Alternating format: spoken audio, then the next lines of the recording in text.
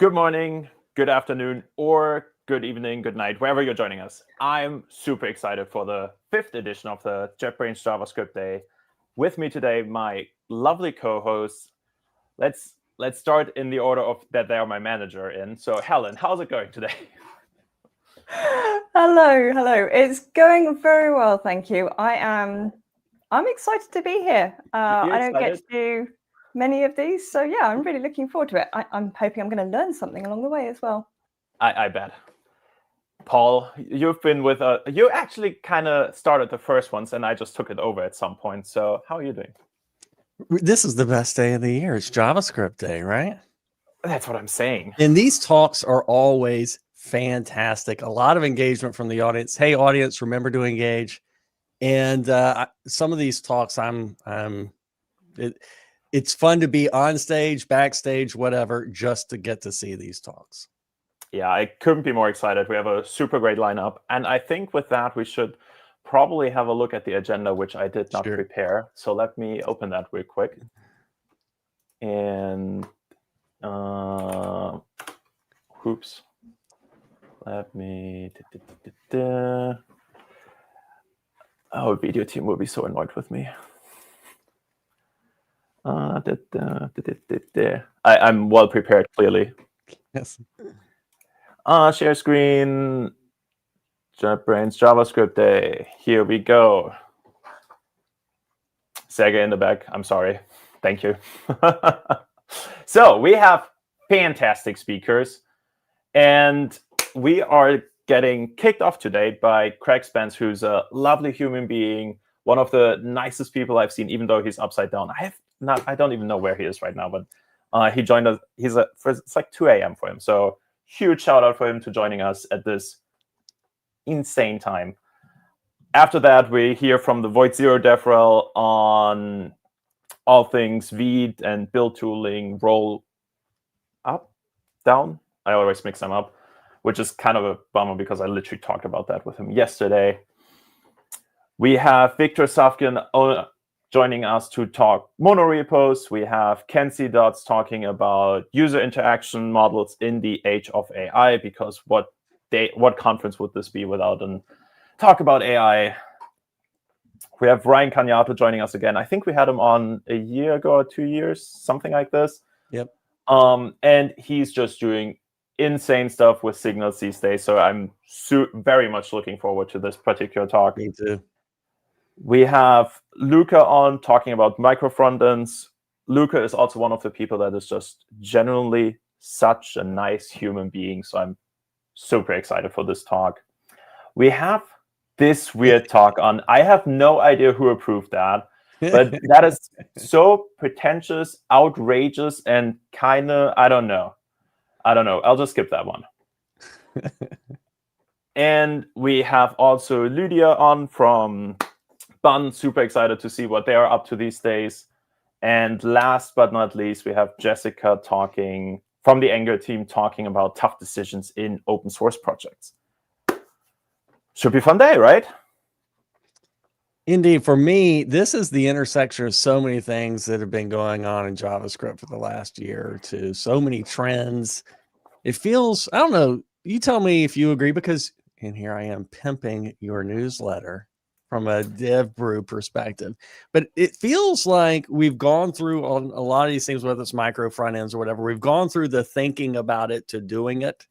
Yes. And getting into practice and getting into the second generation, third generation of these things. Do you agree? Yeah, I very much agree. I think Bun, Micro-Frontends, and also Vite are great stories of that, where it's first like, okay, let's start with a narrow space, and then let's carry this out in the entire ecosystem. And this is also what I try to replicate with this agenda, usually also the last couple of years. I don't just want this to be like all things Angular or something. I want every piece and bit of the JavaScript ecosystem to be represented in one way or another. And I think, don't want to pat my own back, but I think I did a pretty good job. I think you got it, man. I'll do a shout out to the audience. Do you feel like a lot of these big topics, whether it's server components or whatever, do you feel like we're in the beginning or the middle, or we're on the way into production and the finish line on all of these topics? Server components is a difficult one.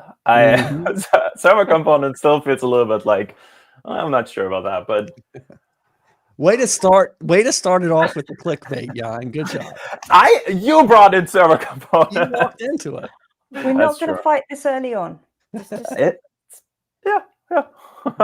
Okay, we are. I do have a couple housekeeping things to go over as well. So the chat is an essential part of this whole thing. That's kind of why we do this on YouTube. So if you have any question, any comment, any feedback, and even if you just want to have a good time, just say hi in the chat, right? That's what this is for. Use it. And we also, after every talk, have a brief session on a Q&A with every speaker. So this is a great opportunity for you to put your questions and engage with the speakers. We have something that I'm particularly excited about this year. Not just because it was also my idea, but we have a Discord server. So make sure to scan that QR code or just go to the link that is on the slide and join the JavaScript Day 2025 channel. The thing what we're doing there is during every talk, we are going to give away some things. So we talked with the speakers and we agreed on a couple things that we want to raffle in their name to our audience. So this includes things like a front-end master subscription. This includes things like Amazon voucher. This includes things like open collective vouchers if you want to sponsor your favorite open source project. So really cool things. I'm super excited for that.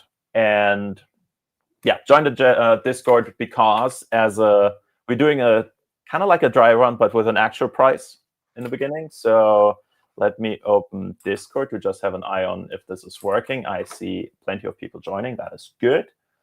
We have the JavaScript Day, and the price is already in there. For the beginning now, we are going to raffle one all products license to whoever wins. There is this fancy party hat emoji. What do you call this emoji? Party trumpet? I don't know. Yeah.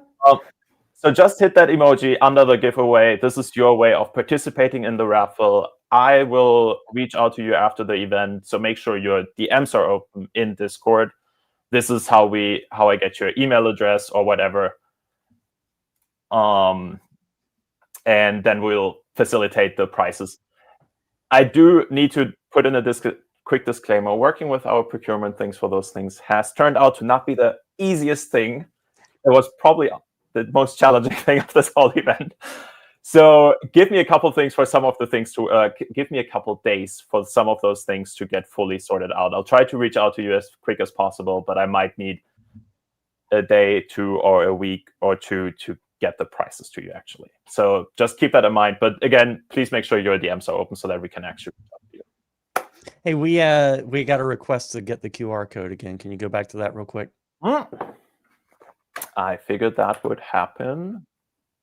Here is the QR code. I will also, yes, we also put it in the chat recently, the link, so you can. Oh, great. Link. And also the Discord server in general is a great source if you have feedback, questions, things you would like to work differently. It's overall a great community, so make sure to pop in there if you have any concerns, etc. Okay, so those were the general housekeeping things. Did I forget anything? No. Helen, I guess you and I are here to help the audience. So, Absolutely. Hey, audience, help us help you. Start saying some things as you go through Craig's talk. Just start piping up, and we will cue things up, and Jan will make time after each talk for going through questions from the audience, right? Yep, that's a plan. Yep. All right. I think having that said, it's the first time we say goodbye to one of our. That was quick. That was quick. I had like this whole nice speech prepared, but I was cut off. I'm sorry. So just for my end of year review, Helen, I had a really nice speech prepared. I think it's time to welcome Craig. Craig. Yeah. Perfect, Craig. Perfect. How's it going? Here we go. Welcome to. It's going well, thank you. How are you guys doing? So it's 2 a.m. in the morning. Did I get that right? 2:10. So we're 2:10, getting into yeah. the small hours, but I'm hyped up on caffeine and good to go. Good. I'm super excited to have you join us. Thank you so much again, particularly to this time. That is just insane, and I couldn't appreciate that more. No, happy to be here. And for a killer topic, right? We'll see. I would love to pick up on our talks about Blink-182 because I literally just saw them live on Saturday, but I think this has to wait a day or two. We can catch up on that later. Paul, Blink-182, that's like music. It's like the Rolling Stones, like kind of just... The idea that the Rolling Stones counts as ancient music to you is like the chef's kiss for that. Have you seen them on stage, though? They're pretty ancient, right? And nothing but respect, but still, have you seen them on stage? All right. As much as I love talking about this, Craig, why don't you kick us off with your talk, and we'll see you in a couple minutes again with some questions. Sounds good. Hey, everyone. This is going to be a fun one, I hope. We'll see how it goes. It's all very new, so welcome. And hi, everyone. And oh my God, it's JavaScript Day. And my name's Craig. I'm from New Zealand. It's pretty early for me, but I'm so happy to be here. Hope to catch you up with some questions and in the chat later. But first off, I have to kind of confess something. I miss university.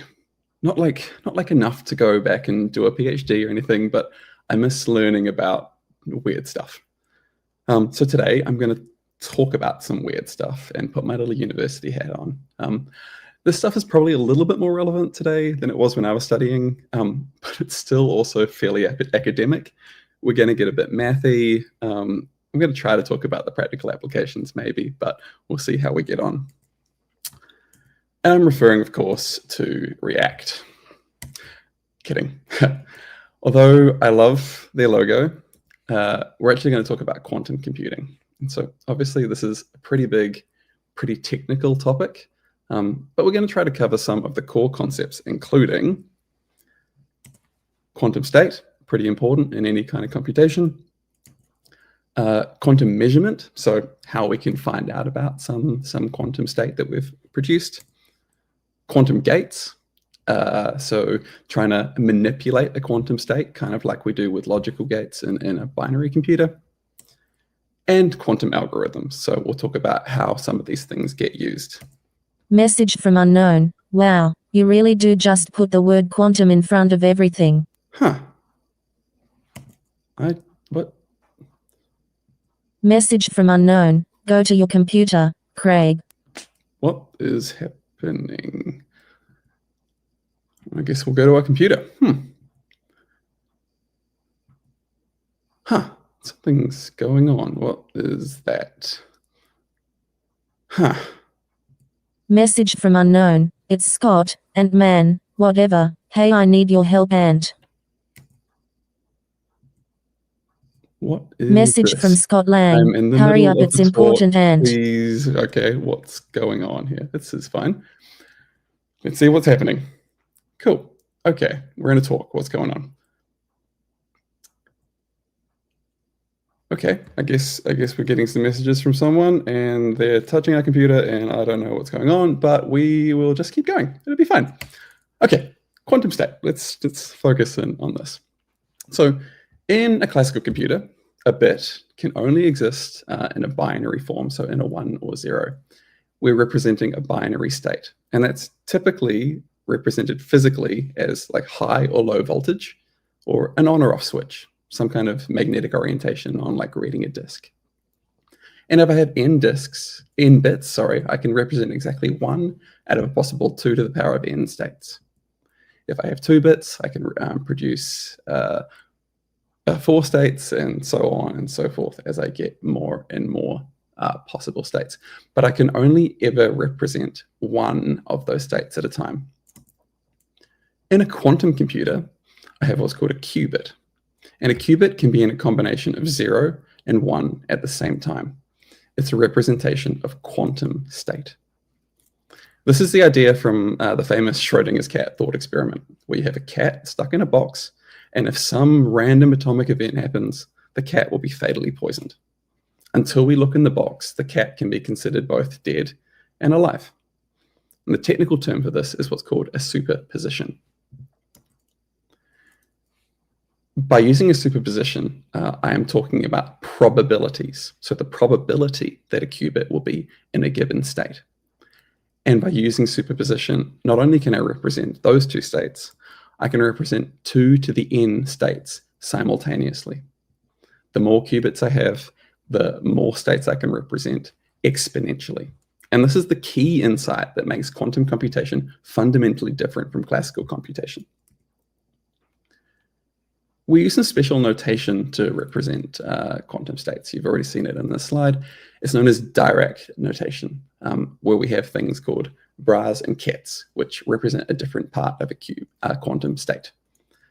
So here what we're saying is that some ket called psi is a quantum state where there is an alpha-sized chance that it is in the 0 state and a beta-sized chance that it is in the 1 state. Alpha and beta in this situation are called probability amplitudes. And just to make everything a little bit more fun and a little bit more mathy, these are all complex probabilities, meaning that the probabilities are numbers that contain a real component and an imaginary component. We can think of these kind of complex probabilities as a coordinate position that exists somewhere within a circle of radius 1, centered on 0, 0 on the unit circle. And so a ket is made up of 2 positions within that circle. As a first example, we can look at 2 positions. So at 1, 0, so right at 1 on the unit circle, and 0, 0, right in the middle. These 2 positions are whole numbers. They're 0 and 1 fundamentally, but they can be expressed as complex numbers, even though neither of them have an imaginary part. And we can use this constraint that we have on the right-hand side, where alpha, the absolute value of alpha squared, plus the absolute value of beta squared have to equal 1, so that they sum up to 1 whole probability, that 0 to 100%. In this case, we have 1 plus 0i squared plus 0i, the absolute value of that squared. And we can compute those that they both equal to 1 and 0, and therefore this constraint is valid. This is a valid quantum state. For an example with some imaginary components, we can look at 0, 0 and 0 minus I. Now, again, we can represent these coordinates as complex numbers, but now our beta value has got an imaginary component. If we take the magnitudes again, so that's what we're doing, we're taking the magnitude of this position by taking the absolute value and then squaring it. Again, we get 0 and 1, so they're flipped around this time. So what we're saying here is that there is, for these 2 sets of coordinates, there is a probability of being in a 0 state of 0, and the probability of being in a 1 state is 1. So we can say that we pretty much definitely are going to be in a 1 state. And in general, we can say that if our coordinates lie on the unit circle, on that around edge of the circle, it's going to produce a definite outcome. So 1 being in the 0 state or the 1 state, so not a superposition. And because we have that 1 value on the unit circle, our other coordinate must be at 0. In this particular case, we have a qubit that is basically behaving like a classical bit, but that's not particularly interesting. As I mentioned before, so most of the magic of quantum computing comes from this superposition, where a qubit can be considered to be in multiple states at once. That's to say that the probability that a qubit is in a given state is not 1 or 0. In this case, if we have 2 coordinates at 1 over the square root of 2 and 0, and another one at 0, I over the square root of 2, if we compute these probability amplitudes, we're going to find out that we actually have a probability of being in either the 0 or the 1 state of 0.5. We don't know which of those states we're in. This quantum state can actually be represented as a column vector, so 2 little numbers like this. And to keep things familiar for us, we can also just use a regular old JavaScript array. It's a couple of values in an array. But because we need to be a little bit more specific, we're going to add a representation for complex numbers. So we have this complex function, and we pass a real value and an imaginary value, and we get some interesting number out of it. The key point here is that a quantum state is probabilistic. With a classical bit, we can tell that a state is either 1 or 0. With a qubit, we don't know what the state is until we measure it. Here we have a kind of more complete representation that we're talking about here. So we have a function that takes a complex, a real and imaginary number, returns an array with the two values in it, and we have the ability to make a k0 and a k1. So that's a ket that is definitely in a 0 state, or a ket that is definitely in the 1 state. We can think of either of those kets as a part of a complex qubit. Message from Scott Lang. Oh cool, maths. Okay, here's the deal. I'm locked up in the quantum realm, and I need you to help me get out and... Well, that explains a little bit more, I guess. Okay, we've got Scott Lang, we've got Ant-Man, and we have to save him again. Message from Scott Lang. Someone knocked me out, and I woke up in a prison cell and... Message from Scott Lang. But I accessed the system that controls the locks, and entangled myself with your CPU. Message from Scott Lang. So I can send you messages and run code and... Okay, I guess this is explaining a little bit more.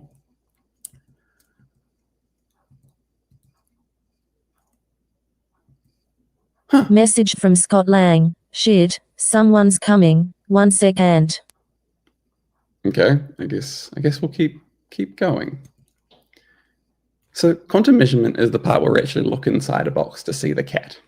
When we measure a qubit, it collapses into one of the possible states based on the probability distribution of these states. In this case, the probability of getting a 0 state is 1. So in a binary system, we know which type we're going to get. If I've set it to false, I'm always going to get false. With qubits, it's a little bit different though. I have to do things like normalize my product so that I don't have any values that are outside of those the possible probabilities. And when I actually want to measure it, I have to account for each of the individual probabilities that might make up a given state. I need to be able to look through every value that exists in my qubit and figure out which one I'm actually in at any point in time, at least when we simulate it. And this is kind of what that would look like in a little bit of JavaScript.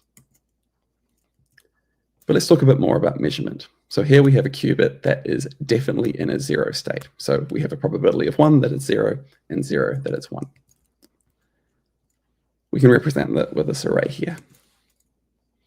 And we have some of these alpha and beta values again. And again, we can see that if we're in a 0 state, we've got a probability of 1 or a probability of 0 that we're in the 1 state. We can measure this in a few different ways, and we're going to see that every time we measure it, we always get a 0, which makes sense given the probabilities that we have. In a slightly more complex example, when we want to convert our complex amplitudes into probabilities, we have a 50-50 chance of either 1 or 0. That looks a little bit something like this. Again, with our alpha and beta values, we have probabilities of 0.5 for either position, or either state, 0 or 1. And so if we were to measure our ket 6 times, we would expect half of them to be 0 and half of them to be 1. Again, this is probabilistic, so that might not actually be the case. It's like flipping a coin. You could measure 0 10 times in a row. We can expand this to a system with multiple qubits. So if we have 2 qubits, then the probability of getting a 0 state is 1 over the square root of 2, and the probability of a 3 state is 1 over the square root of 2. Then we have a 50-50 chance of the state collapsing to 0 or 3, and a 0% chance of the state collapsing to 1 or 2. So we can read our state non-deterministically, as I've said, but how do we change state? Oh, here's, one more example of this is where we might only want to care about a specific qubit. So in this case, we've got a 2-qubit system where the probabilities of getting 0 or 1 are 0, and the probabilities of getting 2 or 3 are 1 over square root 2, which again converts into 0.5 probability. Sometimes we don't care about that second qubit though, and specifically in some of the algorithms we're going to talk about. And so if I was to ignore everything after the first qubit, I would only measure the first qubit and I would always get a 0 back. That's going to be important a bit later. The ignore function looks a little bit like this. Again, don't worry about the implementation too much, but it's basically saying, don't worry about everything that comes after the first qubit. Message from Scott Lang, Craig Ant. Oh, more of this. Message from Scott Lang, Craig Ant. Yes, Scott, what's going on? Message from Scott Lang, I've made some progress. I've got access to the quantum security system computer and... Huh, I guess that's a good thing. Maybe he can help himself get out. Message from Scott Lang, darn it, there's 3 layers of security to get this door open and...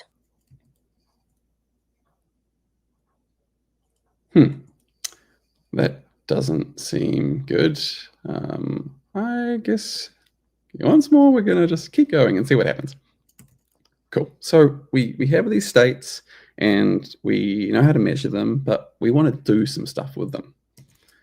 In a classical system, we know what gates are. We're applying a binary operation to a binary state. We have an AND, where if we take 2 bits and they're both 1, we get a 1, or an OR gate, where if either of the bits are 1, we get 1. The exclusive OR, where if it's only one of the 2 bits is 1, we get a 1. Or a NAND, which is an inverted AND operation. We always get a 1 unless both of the inputs are flipped. With quantum gates, it's a bit more complicated. We want to apply a matrix operation to a quantum state. The 2 common gates that we're going to use are the identity gate and the Hadamard gate. With an identity matrix, we can see here we have this identity matrix with this 1, 0, 0, 1, and we want to apply that to our 0 state, where we know that we're going to get a 0 out. The identity gate does nothing. It multiplies the 2 things together and returns the original result. And so we get exactly what we started with. The Hadamard gate is a bit more fancy, and it's kind of where half of the magic of this stuff comes from. That's out of order. Cool. With a Hadamard gate, what we're saying is we want to apply this gate to a qubit, and we're going to put it into a superposition. So we take our gate from being in that definite 0 state, we apply the matrix math to it by cross-multiplying the matrices. Don't worry if you don't know what that means. And we end up in a superposition. With our little helper functions, we can do some stuff like this in our kind of JavaScript simulated land. So we have some matrix called Hadamard, and we have some ket called 0, and then we perform some operation on them to manipulate them. Again, this is just matrix operations. We can just treat them like arrays and move stuff around. In this case, when we were to read our numbers out, we get that we have this superposition state. So we have 1 over the root of 2 chance of being in the 0 state or in the 1 state. Again, a 50-50 chance. As the number of qubits increase, though, so does the complexity of these expressions. So if we were to do a Hadamard operation on 2 qubits, we have to do what's called a Kronecker product, which is, again, some pretty fancy maths. But we've already done one of these, and so I think it's going to make it a little bit easier to explain what's going on. This Kronecker product is the product of a 0 ket and a 1 ket. We're saying the first one Hadamarded with the second matrix. And in some JavaScript code, what you can see is all we're doing is we're taking the direct values of the first and multiplying it by the second. This is kind of a dumb, it's called a tensor product. So not a full multiplication of 2 matrices, but just a light kind of in-between multiplication. And when you have bigger matrices, the stuff gets even more complicated. But thankfully, with a little bit more code, this stuff actually does generalize to a matrix of any size. And we can do the proper multiplication as well, which we're going to need in a second when we do some more algorithmic stuff. Oh, more of this. Okay. Message from Modog. Oh, hi, Craig. It's Darren. I have Scott. Message from Modog. He's never getting out of here. I guess we need to save Scott properly now. Okay. What's going on? Oh, Cassie. Hi, Cassie. Message from Cassie Lang. Craig, it's Cassie, Scott's daughter. Message from Cassie Lang. We've figured out how to open Dad's cell. You need to run some quantum algorithms. Cool. Okay. Message Quantum from Cassie algorithms. Lang. It's Deutsch Josza, Grover, sure, in that order. But we don't know the inputs. Okay, cool. I guess we're going to see how this works. Let's talk about some quantum algorithms. So the Deutsch algorithm solves a problem that isn't particularly difficult or particularly important, but it can be solved faster on a quantum computer than on a classical computer, which is pretty interesting. It simply says that if you have a function that maps from 0 and 1 to inputs, to 0 to 1, we want to find out if that function is constant or balanced. So if I put 0 in, do I get the same thing as when I put 1 in, or are they different? In a classical computer, it's pretty straightforward to do this thing. So we have a function that starts and always returns 0, a function that always returns 1, a function that always returns x, and a function that always returns 1 minus x. If I pick one of these functions at random, I have to evaluate the first function with input 0 and the same function with input 1. If they're the same, it's constant. If they're different, it's balanced.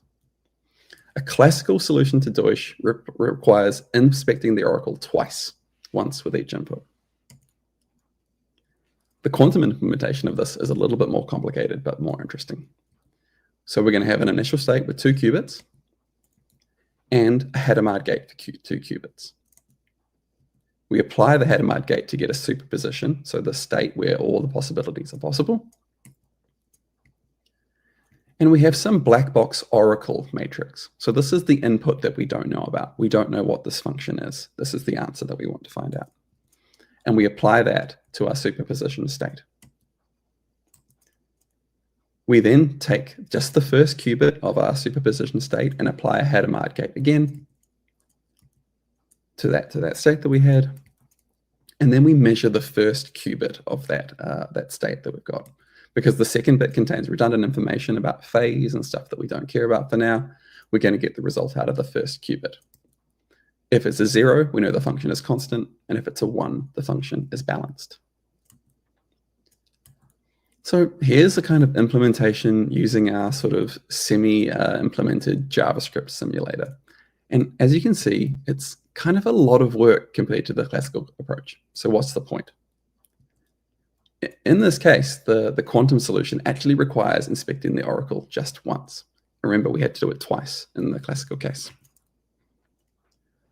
But with the more generalized version of the algorithm is where this gets interesting. So this is generalized for bigger inputs. So if we have a function where there's n number of inputs, all are 0 and 1, if they all equal 0, it's constant, or all equal 1, it's constant. And it's balanced if half of the inputs have 0 as the output and 1 for exactly the other half. In the classical version of this, we have to inspect the oracle 2 to the power of n times. So it gets very slow very, very quickly, especially if you don't know what the function is and how long it takes to operate. But in the quantum situation, we do have some bigger matrices, and we have an initial, and even just the 3 qubit state, you can see how these get pretty crazy. We have a Hadamard gate for 3 qubits. And then we're going to apply that. We're going to get a superposition of all those 3 qubits. So that's 8 possible states. And then we're going to have some oracle, which is even bigger. It's going to be 2 to the power of n. So in this case, 16 by 16 matrix, so pretty memory intensive. And the size is going to increase exponentially with the number of qubits. We can apply that to the superposition state, read just the first n minus 1 qubit to the Hadamard gate, apply that gate to that state that we had. And if we then measure the first n minus 1 qubits, we get rid of that redundant information. If we have 0, 0 as our state, we know that the function is constant, and any other state, we know the function is balanced. Again, in our kind of simulated code, we start off with some oracle that we don't know about. We set up some initial state, we run some gates, we apply the oracle, we run some more gates, and we measure the outcome. In this case, the quantum solution still only requires inspecting the oracle 1 time, much faster than the classical version. Let's run the algorithm and see what happens. Message from Scott Lang. That worked. The first lock opened and Awesome. We got the first lock open. Okay, let's go on to the next type of algorithm. Cool. So we have Grover's algorithm. Grover's algorithm finds a marked item in an unsorted database of n items. You can think of this as kind of like a quantum search algorithm. In the classical case, this requires Grover's inspecting every item in the database once. So it's not particularly efficient. But we have a quantum version of this algorithm too. So this example, we're going to use 2 qubits, but they're in a different initial state than the Deutsch algorithm. So we have 2 0 qubits. We again have the Hadamard gate to apply a superposition, again, where most of the magic comes from. And when we apply that to our initial state, we get this superposition. Everything can happen equally likely. In this case, we have Oracle for a search function, which returns the value 2. Again, we wouldn't necessarily know what this input was going to be. We apply the Oracle to our initial state, and then we apply a special diffusion operator, which is a fancy operator made up of multiple gates and ends up in a matrix looking something like this. We're going to apply that diffusion operation the square root of n times approximately, and it's going to pop out that 2 has the highest probability. This is not going to be a definite result. These are probabilistic. You could still get the wrong output here. Much of the research into these algorithms is about how do you maximize that probability? How do you retry this if you don't get the answer you expected? And again, to run this in our simulation, we have to do that thing in our JavaScript code. So we set up some initial state. We apply the initial transform to get into the quantum superposition. We then run the quantum algorithm a square root of n times. Again, much more efficient than the non-quantum version. And we measure the state at the end to find out the result of our search. Let's see if we can run Grover's and get some more locks open. Message from Cassie Lang. Nice. The second lock is open. Nice. That's awesome. Okay, one more to go. This is the big one. Prime factorization. In a classical system, if you have 2 prime numbers and you want to figure out, multiplied together, and you want to figure out those 2 prime factors of some big number, it's going to take you approximately O of the square root of n. Most encryption works on the fact that this scales pretty badly. We're going to take some number, in this case 391. We're going to divide by every possible number up to the square root of n to try to see if anything is a factor. If we find those 2 factors, we'll have the result, and we can log those out, 1 and some, or whatever those 2 factors are. The quantum version of this efficiently finds non-trivial factors of a composite number n by applying this quantum transform. So a to the x mod n, and then figuring out some period of the cycle within that, and then applying a greatest common denominator onto that transform.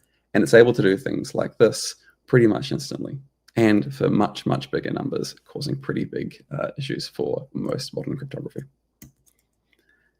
In our kind of JavaScript-y version of this, it all looks a bit more insane. So we start by picking out some initial value. We're just looking for something that is not already a prime number, a prime factor of our search number. And then we need to set up our initial state. This is pretty big. We end up with n times n number of qubits that we need to perform this operation, which is why we're kind of safe for now. A modern quantum computer can't actually do these things yet. We're going to apply some initial operations to get into that phase state that we're looking for. This is that first chunk of the operation. And then we're going to apply a quantum Fourier transform. By running it like this, we're going to get some estimate of the period, and we perform that mod x. And from the output of this, we're going to be able to factorize our prime number into 2 things in pretty much instant time on a quantum computer. So let's run this. And it looks like we've pissed off Mr. Message Modok. from Modok. How are you doing this? Cool. We broke all the locks. Everyone's out. We solved some quantum algorithms. Message from Scott Lang. I'm out. Thanks, Craig Ant. You're so welcome, Scott. I'm glad you're safe. And in the fast version of this, that brings us to the end. So that's a pretty high level, pretty intense little run through of how some of these quantum algorithms work. It's very impractical. We're a long way away from having any kind of computers that can run any of these things, but I think it's really interesting. And like I said, I really like learning some weird stuff. Cool. Thank you so much. I hope that was useful. It's 2:30 in the morning, 2:45, and you decide to kick us off with quantum algorithms and explain it in a cohesive approach. I was like, yeah, that kind of makes sense. So I think that's kind of the thing, is that it kind of makes sense. It doesn't actually make sense. Writing these kind of talks is so complicated, but I think it's really interesting. I like the math part of it too. I don't feel like we get to do that stuff enough. That's true. I love how you still brought like a little bit of humor and wit to your slides and funny animation. That's always what I like about your talks. They're always like, there's a level of detail that you just pay attention to make it interactive. And I like that. I do love a slideshow. You won't believe this, but we have a question. Let's see if I'm even qualified or capable of answering it. Yeah, Paul, why don't you hit the compile time? Good question. So let me just read this. It seems like we're moving the checking from runtime to compile time.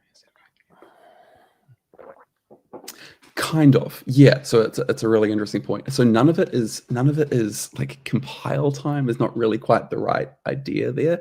It's more about you've got to think of this as a physical system, right? So we've got physical atoms or whatever that thing is that are in a quantum state.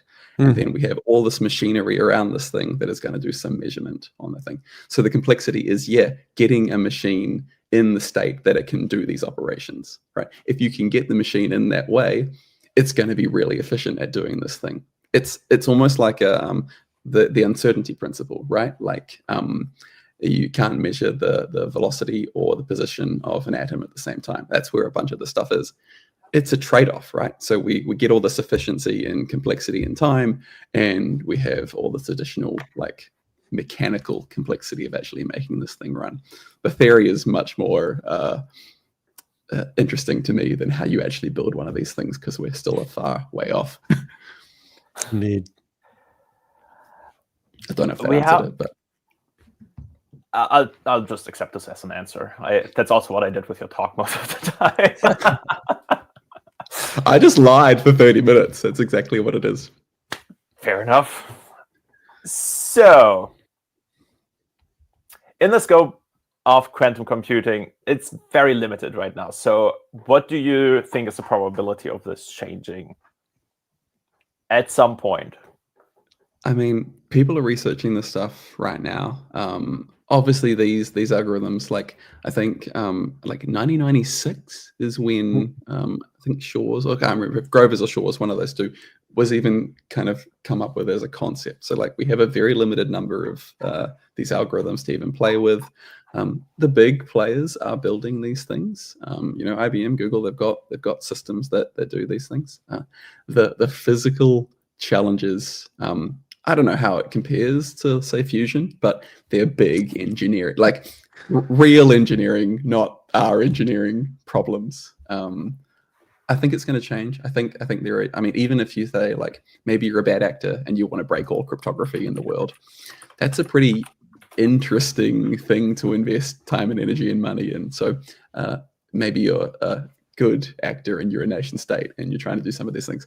I think there's some interesting problems to be solved here. What does quantum algorithm, quantum encryption look like? I think it's good to be thinking about it.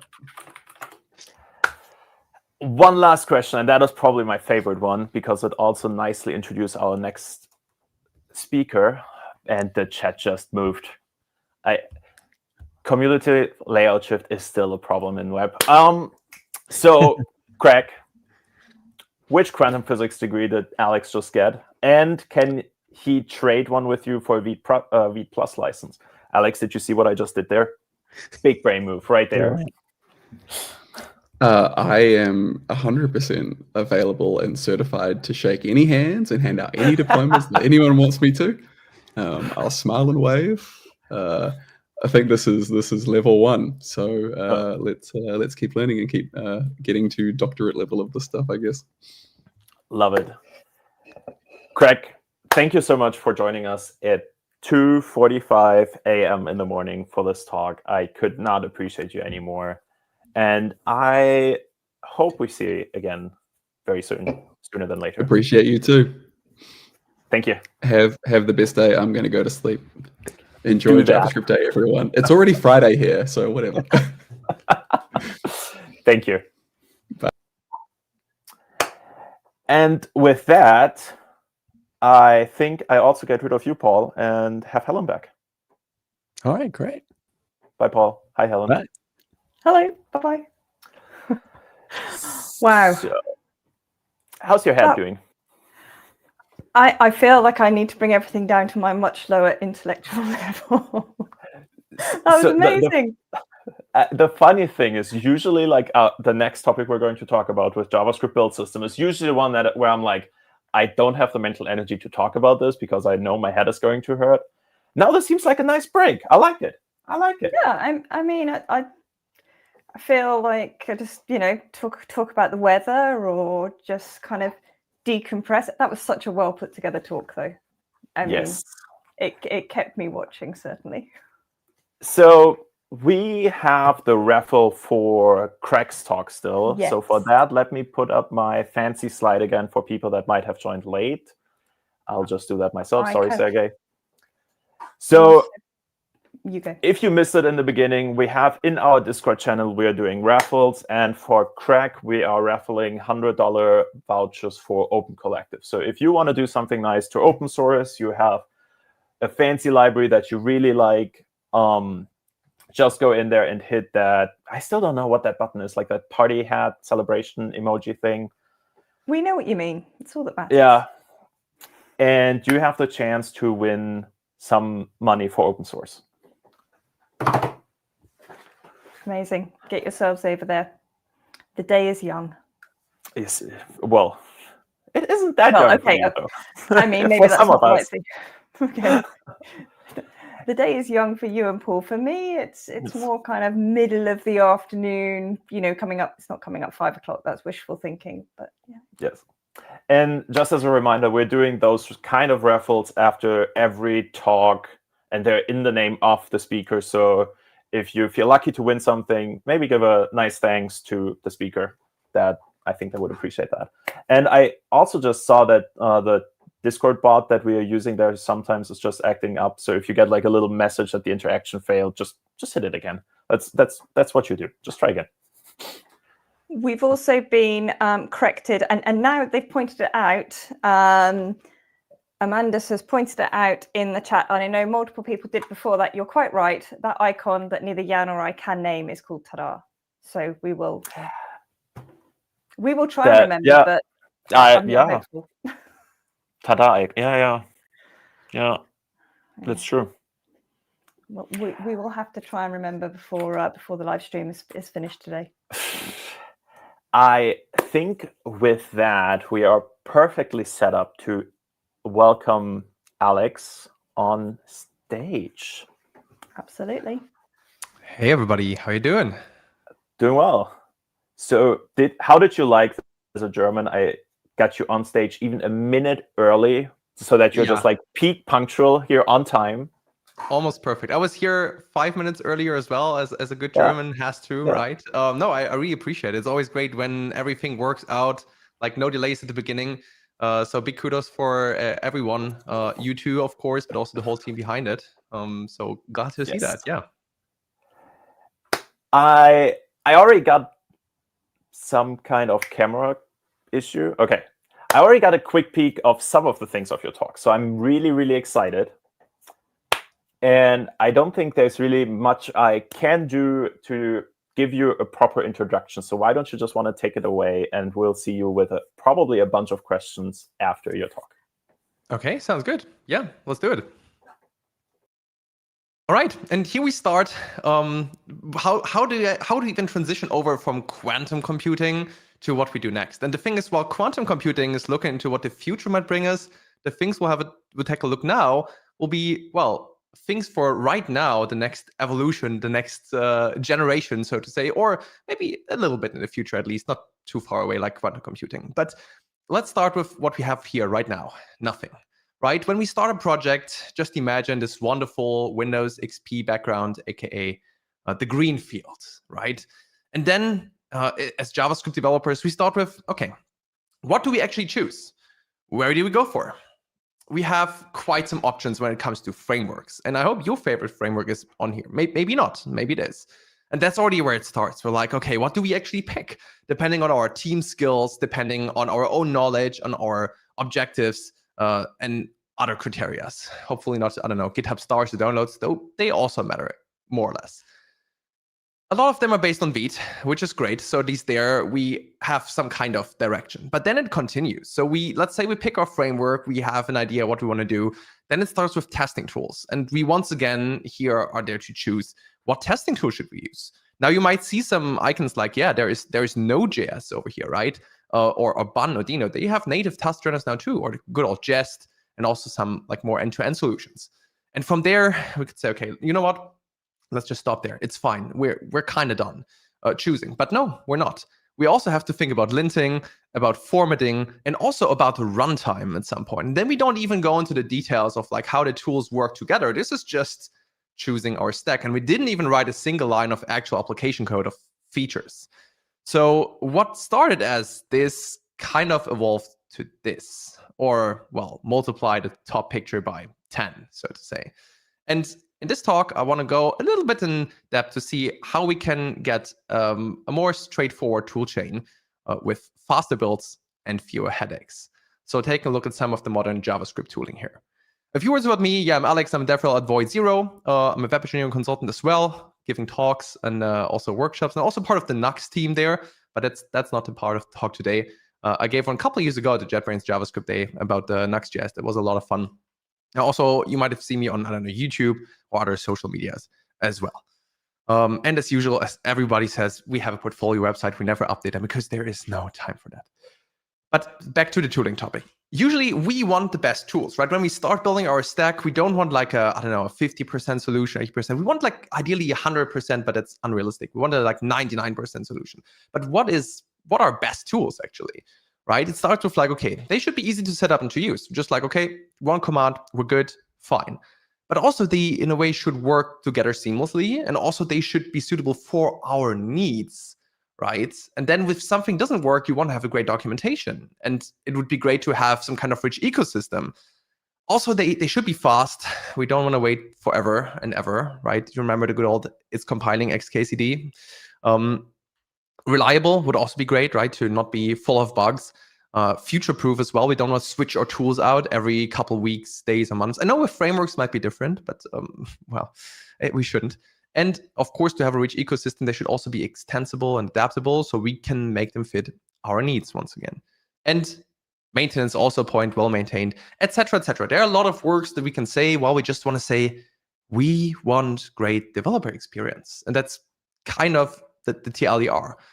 So with JavaScript developer, if we start an application, we already said before, okay, the easiest option, almost no matter which framework you pick, right? Sorry, Next.js in that case, is Vite as the foundation.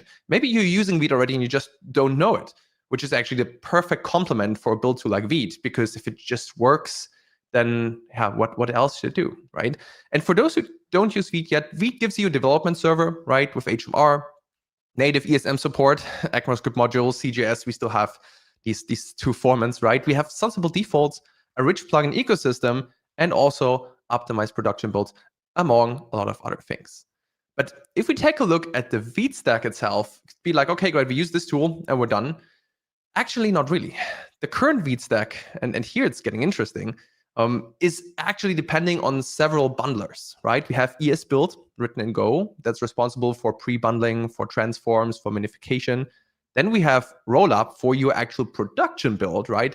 To do the full bundling. There are Rollup plugins, and there's also some kind of chunk control. And for the React users, they can also, if they want to, use SWC written in Rust.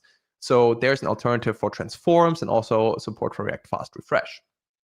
Now, these 3 tools, or well, 2 if you're not necessarily a React user or just don't use it, these tools, they add a lot of complexity for you, but also for the maintainers. So the question there was, why not make things simpler, right? For the end user, this is already quite simple, unless you start like, okay, there's a plugin API, and then we might have to consider certain things.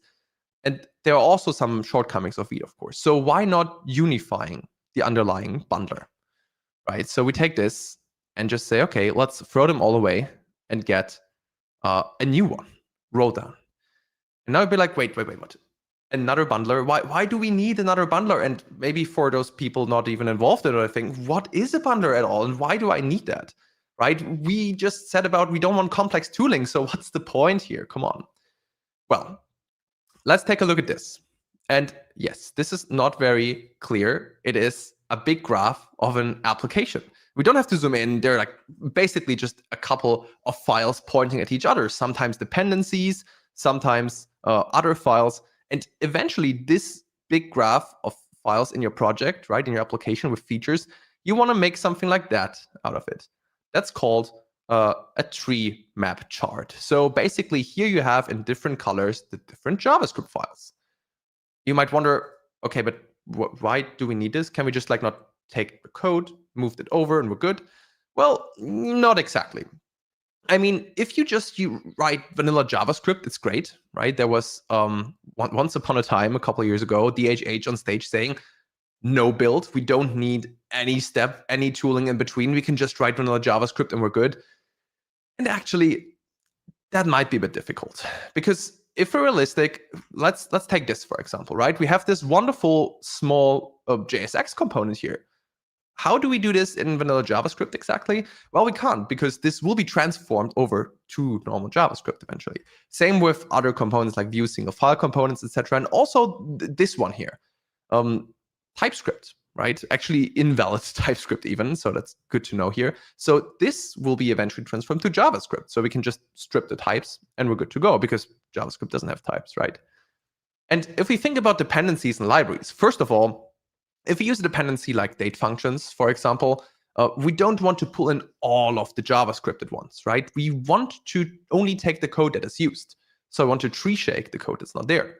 So here we only want the format function and the internal functions that are called. And last but not least, also this here, this large blob of code that you don't have to read, but this is actually the minified version of this code here, funnily. So eventually, we also want to make sure that our production build is minified. So we have a smaller bundler and a faster page. So the question is, what is a bundler and why do I need one? Especially why do I need one? It's like, okay, a bundler is a tool that transforms your non-JavaScript code into JavaScript. It removes unused code from dependencies. And so unused code from the dependencies that you use, right? And it also combines and spreads your code and dependencies into files and these chunks to make sure, okay, JavaScript that's not needed, for example, for if you have one page and another page, you don't need the code for both. You just need for your current page and the global code around it. That's fine. We can put it into different files and load it. That means less network requests, less waterfalls. That's great. Okay, and also eventually we want to have smaller bundles due to minification. So now we have this, why do I need this water bundler? But once again, we want easier tooling. So why another bundler? Why do we do like the standards XKCD and have another standard? Well, there are a couple of reasons here. First of all, multiple bundlers under the hood, they lead to increased complexity, right? And also inconsistencies between development and production that can be solved at some point through roll down. And also, the current bundlers, they all have some limits and shortcomings, and even things that they say, hey, this is out of scope for us. We don't want to build certain features into it. And last but not least, faster builds. We all want to have faster builds. So it's time to meet roll down. Yes, the logo just rolled down. It's important to mention that while this was originally thought of like, okay, we could maybe just take rollup and rustify it, this is more than that. It's always important to emphasize that because in the end, we just take the best parts of prior art. So we take Rollup's API, the API you might also know from Vite plugins, because this is what the plugin ecosystem is built on right now. It's a very friendly user-facing API, so let's make it compatible. Then we also want to have certain behavior and functions from ES-build and also take its speed in a certain way. Yes, ES-build is written in Go, Rolldown is written in Rust, and it's even a bit faster than ES-build. But still taking some features like inject, like define, etc. And eventually, we also want to make sure that this chunking, what I've showed before with the tree map chart, right? That this is easier for you to define, especially in bigger applications. It's super important. And one bundler who did really, really good was Webpack. Now, we don't use Webpack that often anymore. We use Vue nowadays for a lot of reasons, but this was well done. So why not being inspired by that and aligning the ideas that were there back then? And as I mentioned before, there are also some experimental features that are things that are not built into any existing like of these prior art bundlers before, like built-in HMR or import map generation, CSS bundling in the future, as well as first-class module federation. That's work in progress. And minification is also done. Now, while building a bundler, it doesn't really stop there. You need a lot of tools, some kind of foundation, one could say, to do this. And as foundation, we chose OXC, the JavaScript oxidation compiler. And here also some very interesting part for you, even if you're not into the whole like web dev tooling and build system. We'll get to that. Fun fact here, the oxidation compiler is more or less a collection of tools written in Rust, but for JavaScript, right? And if you see the anchor here, it's brown anchor. One could say it's Rustified. And how's Rust being created, right? We have a bit of like water in the background here, and it's also oxidizing in a way, right? Through oxidation. So we have the oxidation compiler. Yeah, always blows my mind when I think about the logo there. Let's take a look at the components. The first few are quite interesting for framework and library authors. So there's a parser. So you can take a JavaScript file, move it over into a technical representation and an AST, an abstract syntax tree. And OXC parser is actually the fastest JavaScript parser out there. It's spec conform, so it just works with JavaScript. We don't want tools that do not work, right? And it's faster than SWC, 3 times faster, and 5 times faster than Biome. There's a little chart. Let me quickly refresh that. There we go. And that looks pretty decent, right? We have quite a good speed up here compared to them. Now to the resolver, because now we have files, and you remember this like module graph. We also have to figure out which files these other files point to. So we need module resolution. And this is necessary for, well, both ESM and CJS still. What is also built in there is support for TypeScript config to say, okay, we have different project references, etc., etc. So also there, you don't need another plugin or tool. That's just built in.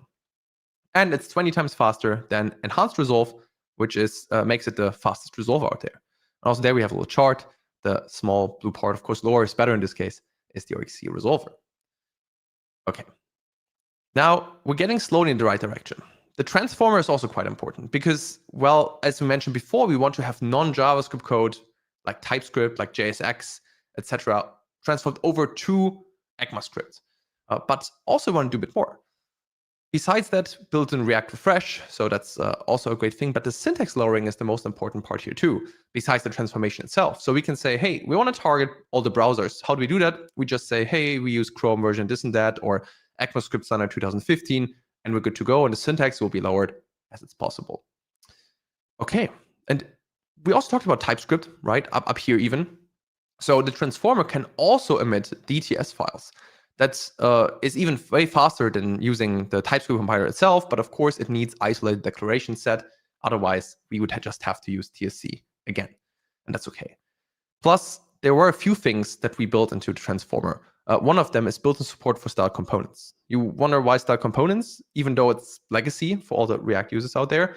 Well, mainly because it is still used in a lot of applications, and it is super helpful because this would be otherwise quite a big bottleneck.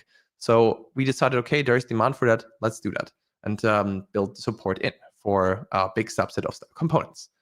In the end, this is the fastest transformer. Also, there will be links to the slides, and here are always benchmarks linked. So feel free to take a look at them. And I have another chart. This is for emitting DTS files. Important, no type checking is happening here. So it's really just stripping the types. But it is really fast. And the transforming and lowering here in comparison also to Babel and to SWC as well. Last but not least, the minifier here. And for the minifier, I must say it's not the fastest minifier. Yeah, it's also not the minifier with the best compression. The reason is the fastest minifiers are rarely the ones creating the smallest files, and vice versa. If you create the smallest files, it will take quite a while. You have multiple passes and run-throughs, etc. So instead, we just chose a good trade-off, and our minifier is the one with one of the best compression speed trade-offs. There's a great detailed benchmark that I want to show you on GitHub here. It's from a private number, the minification benchmark, and here we see what has been benched. This is also automatically updated, and we have a couple of results. So for example, here we see, okay, all right, React, for example, their SWC is leading, then OXC minify is the top. This is also weighted based on time and the minified size eventually, and we see OXC minify often in second and also sometimes in first place. It really depends on the actual files that are minified, because some have different code, obviously, and then different strategies can be applied. So this is definitely worth taking a look, and it's always a bit in flux there. Nevertheless, these are the parts, as I said, that are more interesting for like, okay, I'm building some kind of library I want to use, the minifier, to make sure the library's minified eventually, my own build. But this is ideally also all just built into Rolled on Beat. Now we're talking about interesting stuff here, the linter, right? Recently, I was to a conference, and I was asking like, hey, people, who is using ESLint? Everybody's like, yeah, we're using ESLint. But when I asked, okay, who's happy with their ESLint speed, then nobody really raised their hand. Now, this might not have been the most neutral question in that way, but it's still also with people talking like, okay, ESLint takes a while. And that's not only the fault of ESLint. With type-aware linting, this is also a big point. But nevertheless, we decided to create a linter to tackle this problem. So Oxlint is a linter for JavaScript and for TypeScript, including JSX and TSX, of course. And it also supports custom components, partially for now, right? So the script part of Vue, Svelte, etc. components, because otherwise we'd have to have a custom parser for the template in the future. The thing is, it's 50 to 100 times faster than ESLint, depending on the code base once again. We've ported over 570 rules over from popular ESLint plugins and the core, of course, and it's already used, first of all, with big open source projects like Preact, Bun, Vue, where the PR is open, but CI is already passing, but also companies like Shopify, Airbnb, Mercedes-Benz, and many, many others. The idea is that we want to have fast linting in big projects, of course, and also small projects. And there are some more features we work on. First of all, type-aware linting, like true type-aware linting, which is in preview already. It works already based on a TSGo and some modifications with it there. So you can just use type-aware linting and the TypeScript ESLint rules while not being slow. And JS plugin support, talk about that in a second. But the goal is, here it comes again, the rich ecosystem. ESLint is, of course, the big thing. And we want to make sure to be as ESLint compatible as possible. So ESLint plugins can just run Oxlint without big performance hits.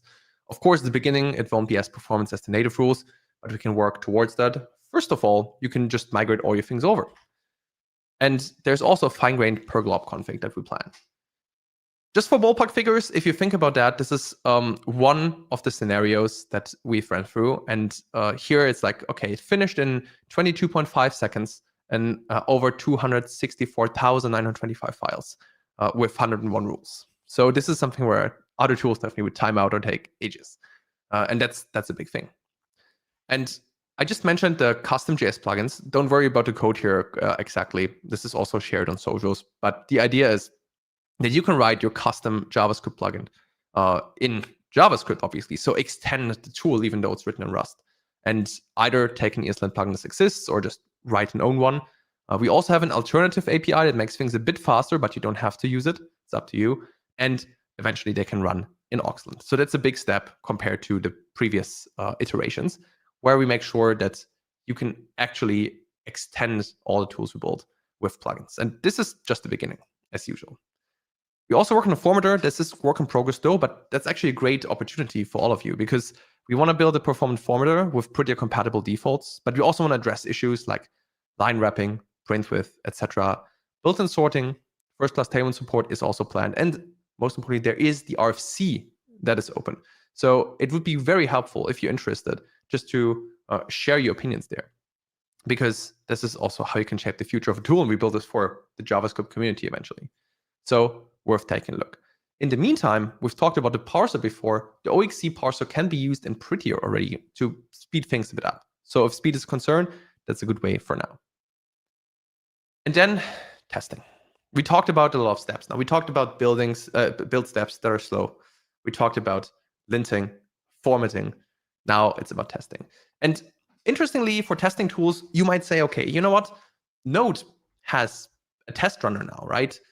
Dino has a test runner. Bun as well. Like all the major JS runtimes, no matter which runtime you use, has a test runner. So that could be a great option.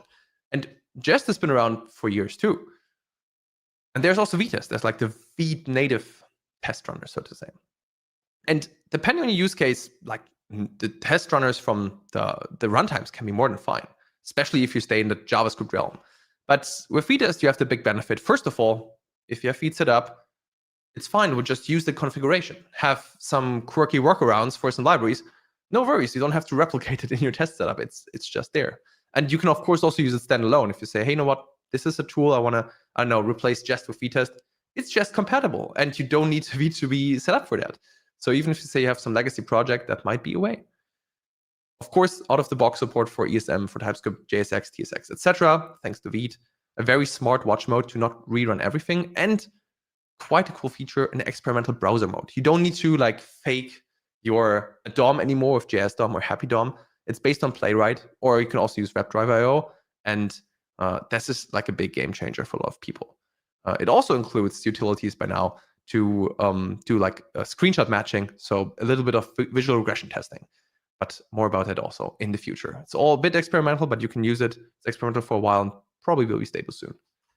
And last but not least, why let me speak, let the people speak? In the State of JavaScript 2024 survey, VTest was the highest rated for satisfaction and also for positivity.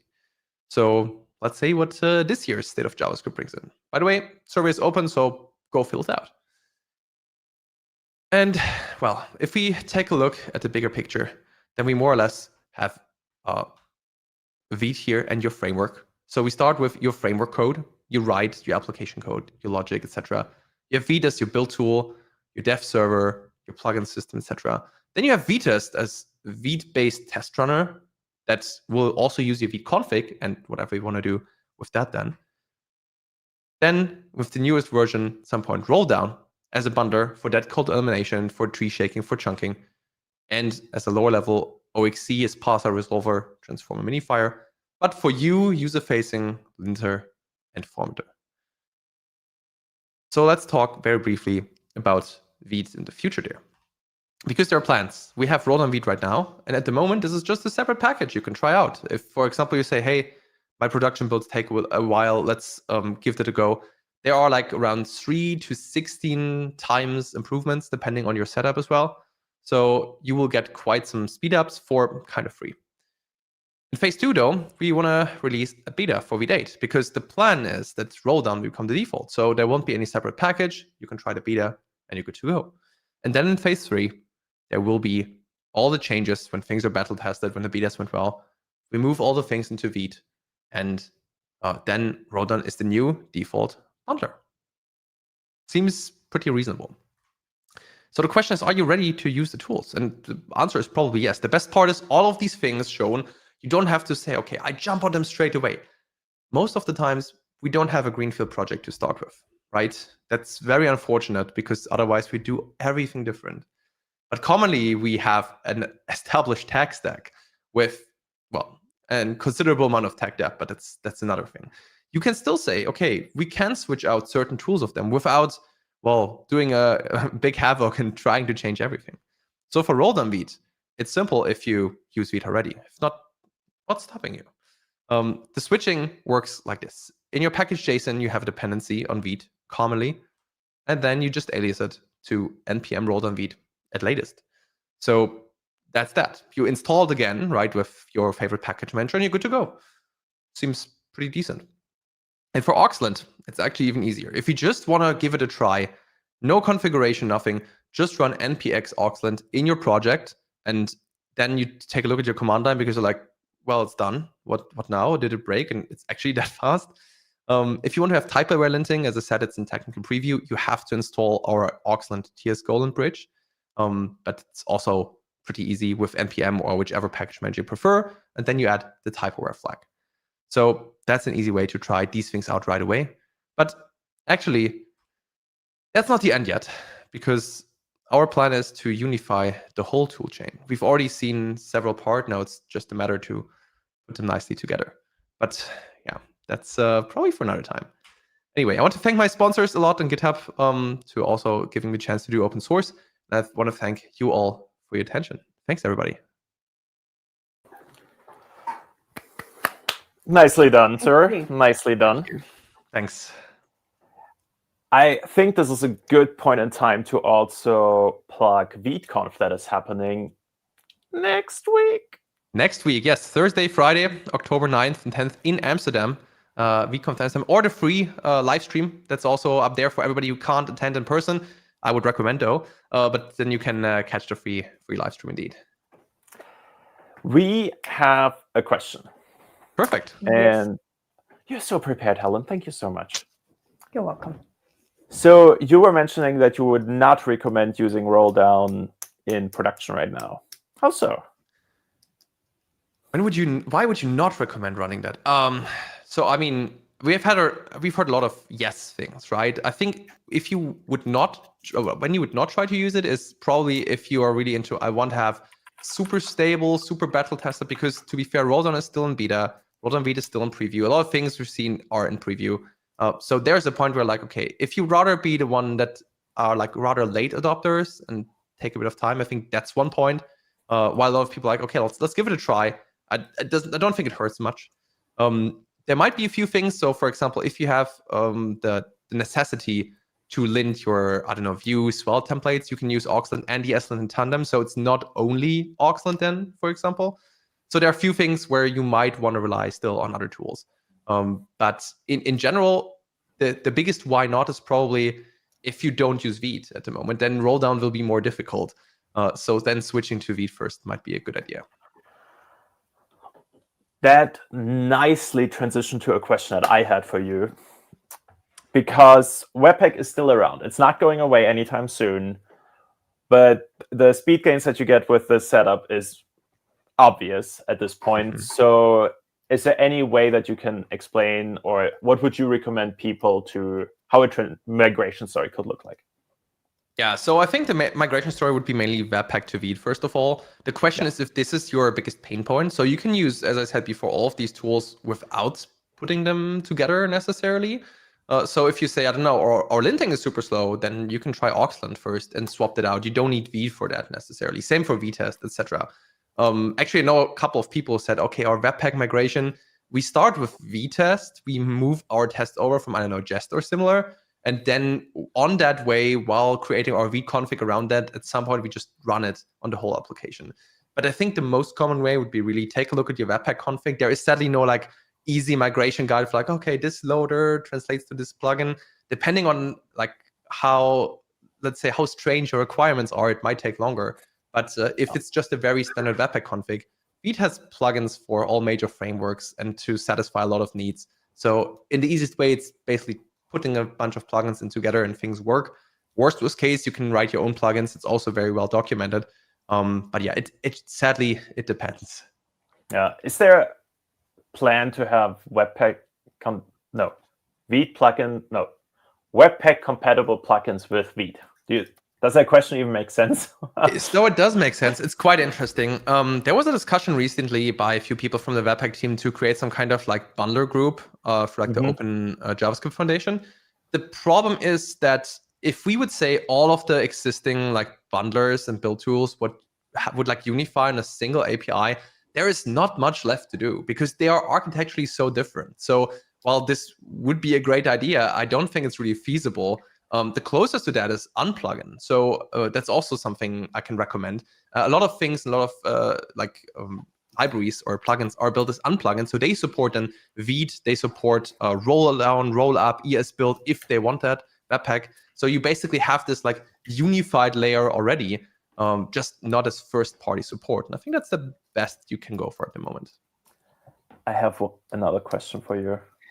Because I know we're like vaguely the same age. Do you remember Grunt and Gulp ages? I do remember. I used Gulp with Laravel back in the days. And okay, I wasn't sure when you got into the Yeah, in yeah. the It was, JavaScript scene. I mean, it was probably the moment where I wouldn't necessarily have to use gulp anymore, but I did. And one of my like highest ranked answers in Stack Overflow was about gulp in PHP. Nice. So yeah, that was wild. Yeah, I'm in a way happy that we're over this phase. And I think tooling wise, we're in a really exciting time, because with everything coming like TSGo, with Rolldown, with all like these native toolings, like the developer experience will be so good. I'm really excited for what you folks are working on. I think it's, I said it literally yesterday, but I think everything you guys are touching literally turns to gold. So I'm really excited to see that. And I don't mean this in a financial incentive, more so from a community perspective. Yeah, I'm also like the happiest is really if people just like, hey, I switched, it's all great. Like all the builds, for example, build cutdowns. Like this in a way means developer productivity, but this also means in a certain way like money saved for companies. So it's also a win-win-win, so to say. We even have like a repository that lists all the people who just switched from Vite to Rolldown Vite and who had like great experience in terms of faster builds. So there's like something from, as I said, 3x to like 18x, I think is the highest, something like that. Nice. It's also there. If you try it out and want to share the data, you don't have to submit a repository. It's fine to just share the data there. Feel free to. Before I let you go, I want to thank you for participating in our raffle and deciding on the open collective gift. I think this is a very noble cause, so I appreciate that. And, yeah, it's great. I think like the opportunity that also JetBrains gives here to support some open source projects, also in the name of the speakers and the people receiving that raffle. So it's really great. I'm really thankful for that. Glad. Thank you so much for joining, and I'm 100% sure I'll see you soon again. I happen to run into you every so often. Thanks, Alex. Right. Thank you. And I think this is also the point that I kick you off the stream, isn't it, Jan? That's a little rude, but I'm also hungry, so okay, I don't mind grabbing breakfast. But you could go and get some breakfast and a nice cup of coffee whilst we welcome back Paul, right? That sounds lovely. Have a nice breakfast. All right. Hello, boss. Hello. That was a fun talk, wasn't it? That was a fun talk. I enjoyed that. It's cool seeing people do all these great things, and to get a mention of Grunt and Gulp. Oh my God, to tie the two talks together. I remember Grunt as a quantum build tool. You occasionally would get your outcome, but maybe you would get something else radically different that you didn't expect at all. Hey, let's go over a couple of things. What do you got on the list for us, Helen? You want to start with the poll results, or yeah, let's look at the poll results. I'm kind of wishing the font was a little bigger, or maybe I need to change my glasses, but bear with me. So how would you describe your current relationship with JavaScript tooling? We have 31% of our folk on the call, just friends. Seems nice. Committed relationships, slightly behind at 29%. Again, slightly behind that, it's complicated. It's, one of my favorite sayings, along with it depends. And 15%, it's toxic. We've got 255 votes in that poll. So, yeah, what are your thoughts on that? I voted for the happy choice. Maybe it's because of all the bruises of the unhappy choices from 5 years ago and beyond. But that big project that you and I have that we work on together, committed to Vite and VTest years ago. And it's been a happy life for us in that. Maybe the friction could be a little bit lower, but relatively it's like night and day from what it was in this space a couple of years ago. And in fact, the next talk will be going into that a little bit more. I feel like I'm just going to pop this comment on screen because I identify with it. That's true. Something that's popped into my head, not because of the word toxic, I promise, but AI. As you want to get your project set up with tooling and this whole thing about JavaScript fatigue that was just discussed and all that, your ability to go to a prompt and say, give me the best practice for blah, blah, Angular plus TypeScript plus testing plus deployment. in the past, that was in the world of scaffolds and things, and now LLMs can do it. But if LLMs start baking in the world as it stood 6 months ago, and nothing really evolves because the models don't train on anything new because there isn't anything new because everyone's using something old. I wonder what that will mean for tooling. I wonder if anyone in chat has any thoughts about prompt-driven development and getting your tooling set up, or any of you asking the agent to go do your thinking for you. Wow, you're going, I mean, already so early on, straight in for the deep philosophical debate there, Paul. Straight in. It's AI's world. We're just living in it, Helen. Oh dear. Okay. Let's give people a moment to give some thought to that. Okay. Shall I ask you some questions, Paul? Would you like Sure. me to give you a platform to maybe have a little rant or have a little chat? So you are right. You're preparing yourself. You are, TED of Talk course. Let's keep the expectations a little bit lower than TED Talk. You are, of course, a Pythonist at heart. What have you been most excited about in the front end space recently? Say, I mean, I know how rapidly it moves, but let's just say the last couple of years. What's really kind of made you look up? Obviously, you're reading Weekly Dev Brew to learn all your fun facts from Jan's weekly newsletter. So, what have you kind of gone? That's cool. Sure. I've been really interested in the move back to the web platform, using modern CSS, modern HTML, modern JavaScript, and less frameworks for things that are more like sites than apps. Another thing that's kind of a crossover between Python and JavaScript related to the previous talk and the next talk, the world of Python, as you've seen with the PyCharm work that we're doing, is also embracing tooling in Rust.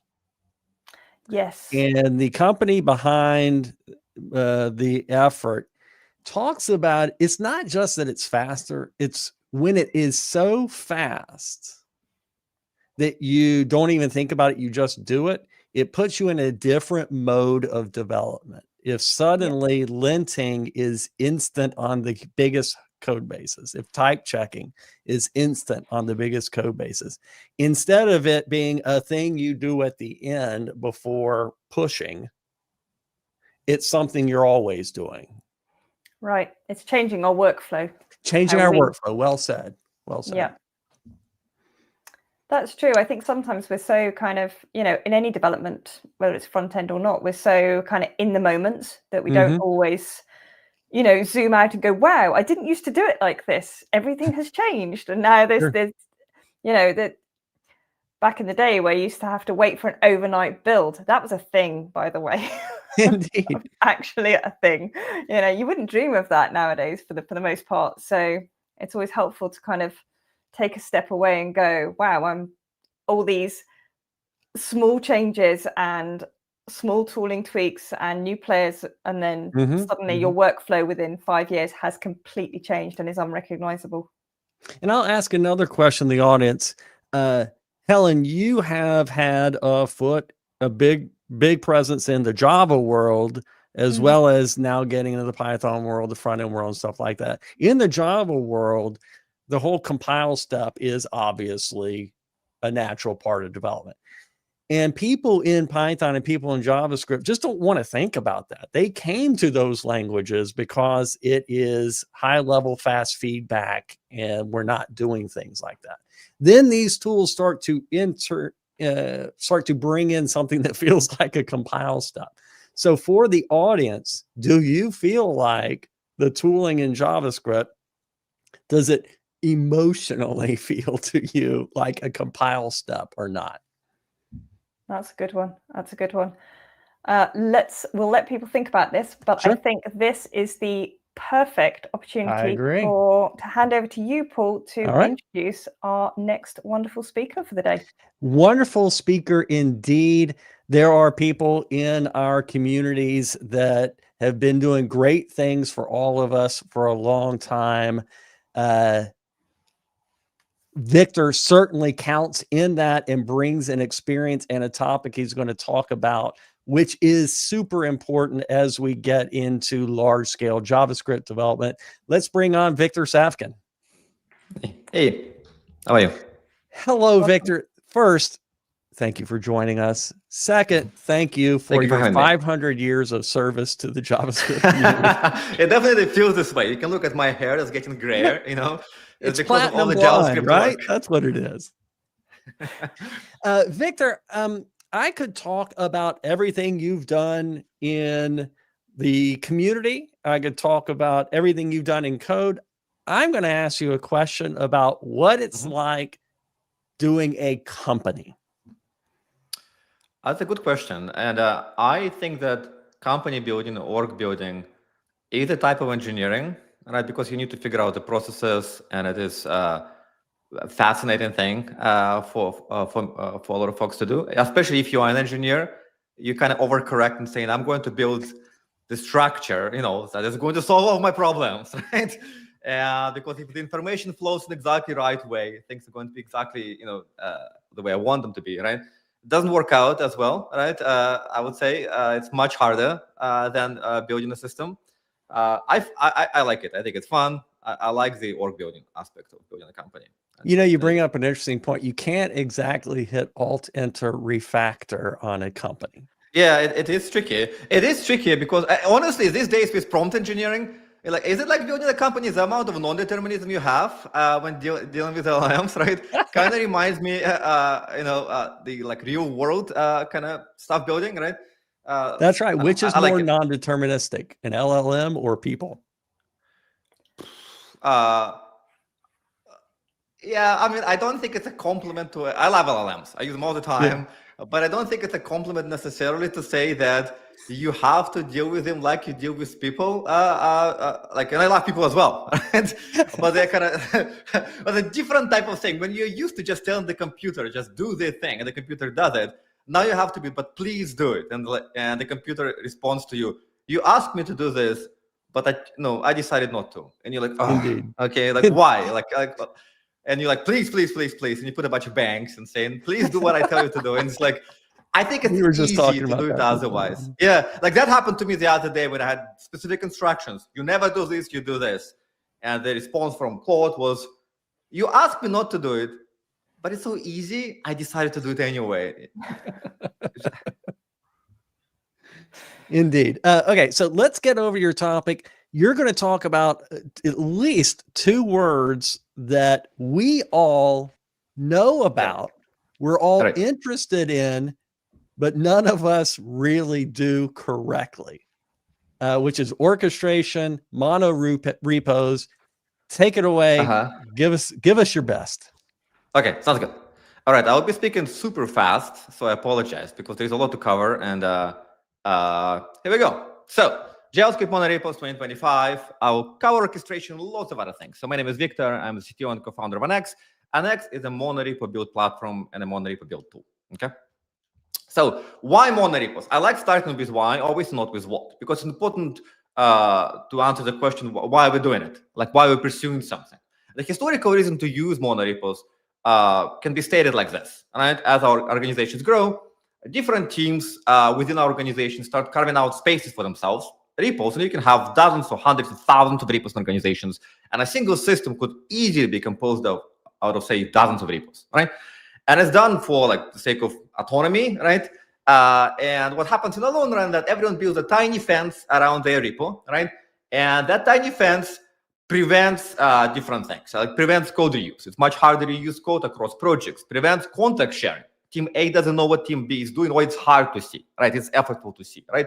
And most importantly, it prevents you from rolling out interesting changes across the whole system because often the whole system is in 20 different repos. So now you have to have this cascading updates across repos, multiple PRs, different releases. It is very hard, okay? And that's what we feel when we move from a small organization, like a startup, towards like a large organization, or we go and like work at a bank or something, right? That certain things are harder, and that's why, right? So the solution that many organizations try to come up with is like, let's group all the things together. Not all the repos, but like connected repos, the ones that are next to each other, that you change often together, right? You put them together in one space, the monorepo, right? And you put some interesting tooling around it to make it kind of work, right? And suddenly, you can see the context is shared, silos are broken, there's more code reuse. A lot of good things actually happen when you do it well, right? It's a wonderful thing, right? That's an old answer. It's still valid, good answer. The 2025 answer, right, is that in addition to the other answer, is that if you use AI agents to work with your code, which a lot of people do right now, and more people will be doing in the future, AI agents really care about context. Like, context is king, right? And if you have a system that's spread out in 20 repos, and your AI agent looks at one of them, it has access to 5% of the context. So it cannot make good non-local decisions, because no local decisions require you to understand the 95% that is not in that repo, right? And AI agents cannot make, of course, code changes across repos easily, right? So it becomes very effortful to take advantage of the main killer feature of AI agents, which is making large-scale code changes quickly, right? Like this mega refactoring tool that they could be used as, right, doesn't work as well, okay? So those are the two answers. So now, that's why. So what are the monorepos, right? It is hard to answer. I wouldn't say people don't do it well, all right, as much as there's just so many different ways to do it, where it's hard to know, are you actually using a monorepo? On one side, you have something like Bazel, which some folks like, and I also like it as well. That is a very powerful build tool that can support thousands of engineers contributing to the same repo very easily, right? But imposes many restrictions on how you do work in that repo, right? For example, single version policy is a common restriction where all your teams working on web apps have to use the same version of React, for example. Right? The problem with those restrictions is it is hard to like drop a project into this repo. It won't work. Everything has to be wrapped, adjusted. The editors don't work, have to be adjusted. AI agents actually don't work really well, have to be adjusted. So a lot of costs, but big gains. And on the other side of the spectrum, you have something like PNPM workspaces or NPM workspaces. That's what JavaScript folks usually think of when they hear the word monorepo. It's very simple, easy to, almost no restrictions, but doesn't scale particularly well because fundamentally what it gives you is basic cross-project visibility and some basic task orchestration, right? And that's useful, right? I use PNPM all the time, right? Just not sufficient for scaling, right? So what we are working on, what I've been working on for, one more thing about the analogy that I like to use crazy analogies, right? The Bazel analogy is sort of like a freight train, right?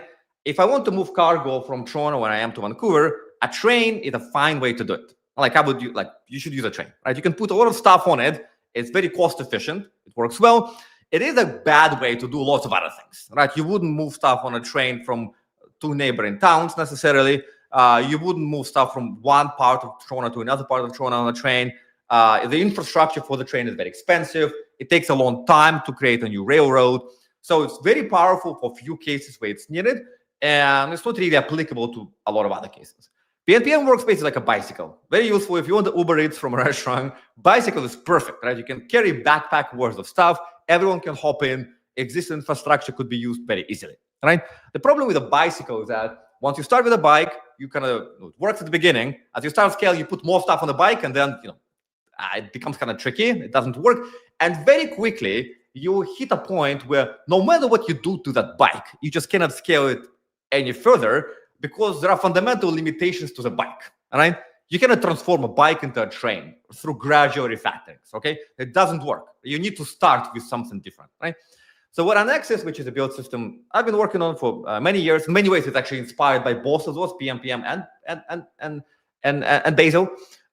It's like the metaphor of the truck, okay? And the pterodactyls attacking it, that's a competition attacking your business or something, I don't know. And the important part, you can move a lot of cargo in the truck. It's versatile, right? And it's very powerful, but it works with existing infrastructure, right? You can use existing roads. You can move stuff from one part of the continent to another one in a truck, but you can move stuff from one part of the city to another part of the city in a truck as well, all right? Much more versatile. Okay, so now the demo part. And the demo is going to be a bit chaotic because I'm going to talk about a few points of value that I would like you to focus on. So just bear with me, okay? So in general, if you want to create an Next workspace to feel what it's like to drive this truck, quote unquote, right? You can go to annex.dev, you can click on get started, create a new workspace, pick a template, give it a name, demo, cool demo, right? And in a second after that, if it works, hopefully it works. Okay, you're going to get this page, right? And you can clone it, and you can like proceed with this example demo thing that you can then grow into a real system, right? Here I'm showing the whole Annex platform, which includes the build tool used locally, but also the CI part. You don't have to use the CI part. I just think for the demo, it looks cooler if I show you this, okay?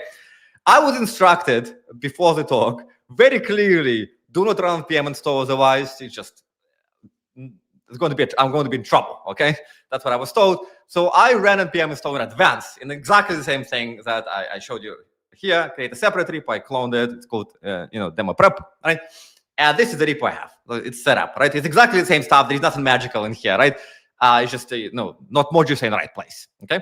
So you can see in here, it's a simple workspace with a bunch of projects in it. There are several applications. There's a show application, an API, and there's a bunch of libraries that the applications are composed of, right? I will show you that this application works, hopefully works, right? We'll never know. Okay, so it appears to be working, right? I can click on this URL, and I will see the app is working, something is happening, etc. The important part here is not the app. We actually don't care about what exactly the app is doing, because this talk is not about building front-end apps, right? It's about build systems and orchestrations and lots of other things. And what I want to look at in here is this TUI or TUI, right? This TUI serves both the front application and the API the application depends on. And prior to that, it had to build two things. It had to build a few libraries that those systems use, right? How exactly it's building it, forget about it for now. Not important. What I want you to think about is just the developer ergonomics the person gets, right? They see this TUI, they're able to pin some outputs, they're able to look at other outputs, they're able to do different things in here that you have to do, right? If you are working on a Monorepo tool, right? Because what Monorepo tools, you can do things like that, etc. What Monorepo tools do, they let you run lots of tasks at the same time. Because Monorepos have lots of things in them. Therefore, if you build stuff, you can easily build 100 projects that depend on each other. If you run tests, you can run 100 tests or hundreds of tests or thousands of tests at the same time, right? So being able to reason through it, search and interact with it is very important. That's a core property of a Monorepo tool, right? So any Monorepo tool that does interesting task orchestration has to come with some way for you to visualize it. And we do a good job at it, I think. We focus a lot on the core experience and being able to see this, etc., is the core experience of a Monorepo tool, right? You should be able to know what you run and run many different things and be comfortable with it and find what failed where, how things depend on each other, etc., right? We, however, are not the only one who care about the core experience, about running things, right? Any Monorepo tool, maybe not as successful as ours, I would argue, but they still try to attack this core experience and make it work really well, where you could see what's going on, right? Everyone cares. You have to care. Otherwise, you're just a bad tool, right? What we do differently from other folks is that we care about non-core experiences as well, all right? The experiences that are very interesting at scale, but some people ignore, right? And here I'm going to open an X console, which is an extension we have for WebStorm and IntelliJ, and you can get the same for other editors like VS Code. And I'm going to open a project graph. And here I'm going to look at the same workspace I'm just showing you, right? The exact same stuff, but in a visual way. Right? I could see that there are applications. I could see that there are libraries applications are composed of. I could see what libraries, some metadata about the libraries. I can click on the edge between different projects, between application and libraries, and I could see how this edge is constructed, right? Meaning that one project depends on another one because these two files mention that project. Therefore, the edge was drawn, which is important for any Monorepo tool, which always works with graphs of projects, right? The important part I want you to focus on is not exactly what this graph is showing. It may be a little bit hard to read, but don't worry about every single thing that's written here. It's not that important. The important is to understand the value proposition. And the value proposition is that at some point, as your repo starts growing, being able to look at it in a visual way and make decisions about it in a visual way becomes more and more important, because otherwise you end up in a mess where everything depends on everything. You have this crazy spider web dependency graph, right? And being able to do it for this repo, the small repo, doesn't matter. For a real repo with 1,000 projects, it does matter, right? It makes a big difference. And there are other affordances in here that would make a big difference, right? And the affordances such as I'm able to look at circular dependencies. This repo doesn't have circular dependencies, but a lot of real repos do, right? When we see people adding an X to say PNPM, you would see how many circular dependencies projects have. A lot, right? And you want to probably disentangle them because that's usually not a good sign of design, right? Being able to visually see it, figure out where the circular dependencies are drawn, and what files add them, and come up with strategies of removing them to make the graph a nice cyclic graph, right? Is something that is an important capability. That is not a core capability of a build tool, but it's an important one at scale, because without it, you'll be in trouble, right? I'll give you another example of this kind of the focus on auxiliary capabilities that we have, right? If I open package.json for the show application, which is a small web app, and I click on this button on the side, right? And you will see, I'll make it a little bit smaller because the font is like massive, okay? So you'll see that Annex, the build system, looked at your folder, at your application, right? It looked at it, it examined everything about it, it deeply understood it, and it figured out all the things it can do with it. Like you can build this app, you can dev it, you can land it, you can run tests, you can type check it, you can do lots of interesting things with it, right? One thing here that is missing is npm scripts, right? So often if you use JavaScript monorepo tools, you would have things like this, right? Go on to see, okay? You have npm scripts that do things. They would invoke it. And you can see them here as well. Annex sees your npm scripts. You can run npm scripts via Annex. We, however, don't recommend you to focus too much on npm scripts for one reason. Every npm script is a black box. If you invoke vit build via an npm script, essentially you're saying there's a process that can do anything in there, right? So you need to configure your vit, and then you need to configure your monorepo tool to understand what you do with vit inside an npm script. And that's not great, right? So we don't like this developer experience. It's very error prone, and in general, it's not the best thing you could do. So how do other things handle this case, where you have essentially the core tool, vit, right? And something that is around it, right? And so what we did, we look at editors like IntelliJ, WebStorm, or VS Code, and what they do, they don't require you to configure a 20-line thing before you run a test. If you go to a project that has a Jest test, for example, you just right-click and say, run this test, and it runs this test. How does it work? In this case, the editor, IntelliJ, WebStorm, or not, looks at your project, figures out that you use Jest, and uses kind of plugin system or intelligence, whatever, to figure out that it can run those specs, right? And provide you affordances to run them, right? You configure Jest. You don't configure IntelliJ to use Jest, generally speaking. IntelliJ can figure out how to use Jest on its own, right? You get the value for free, right? We have the same developer experience, which we borrowed from the editors. You configure vit, right? And then Annex would look at your vit configuration, it would configure itself, and you get the value, optimizations and stuff for free, right? So for example, here I have the build target that Annex deduced for this project because it knows you have vit, therefore you can build stuff. I can run the builds, right? And it will work. I mean, it's already local caches because I tried it right before. Anyway, it will run, it will work. It will show you what's going to run. It's going to run with build.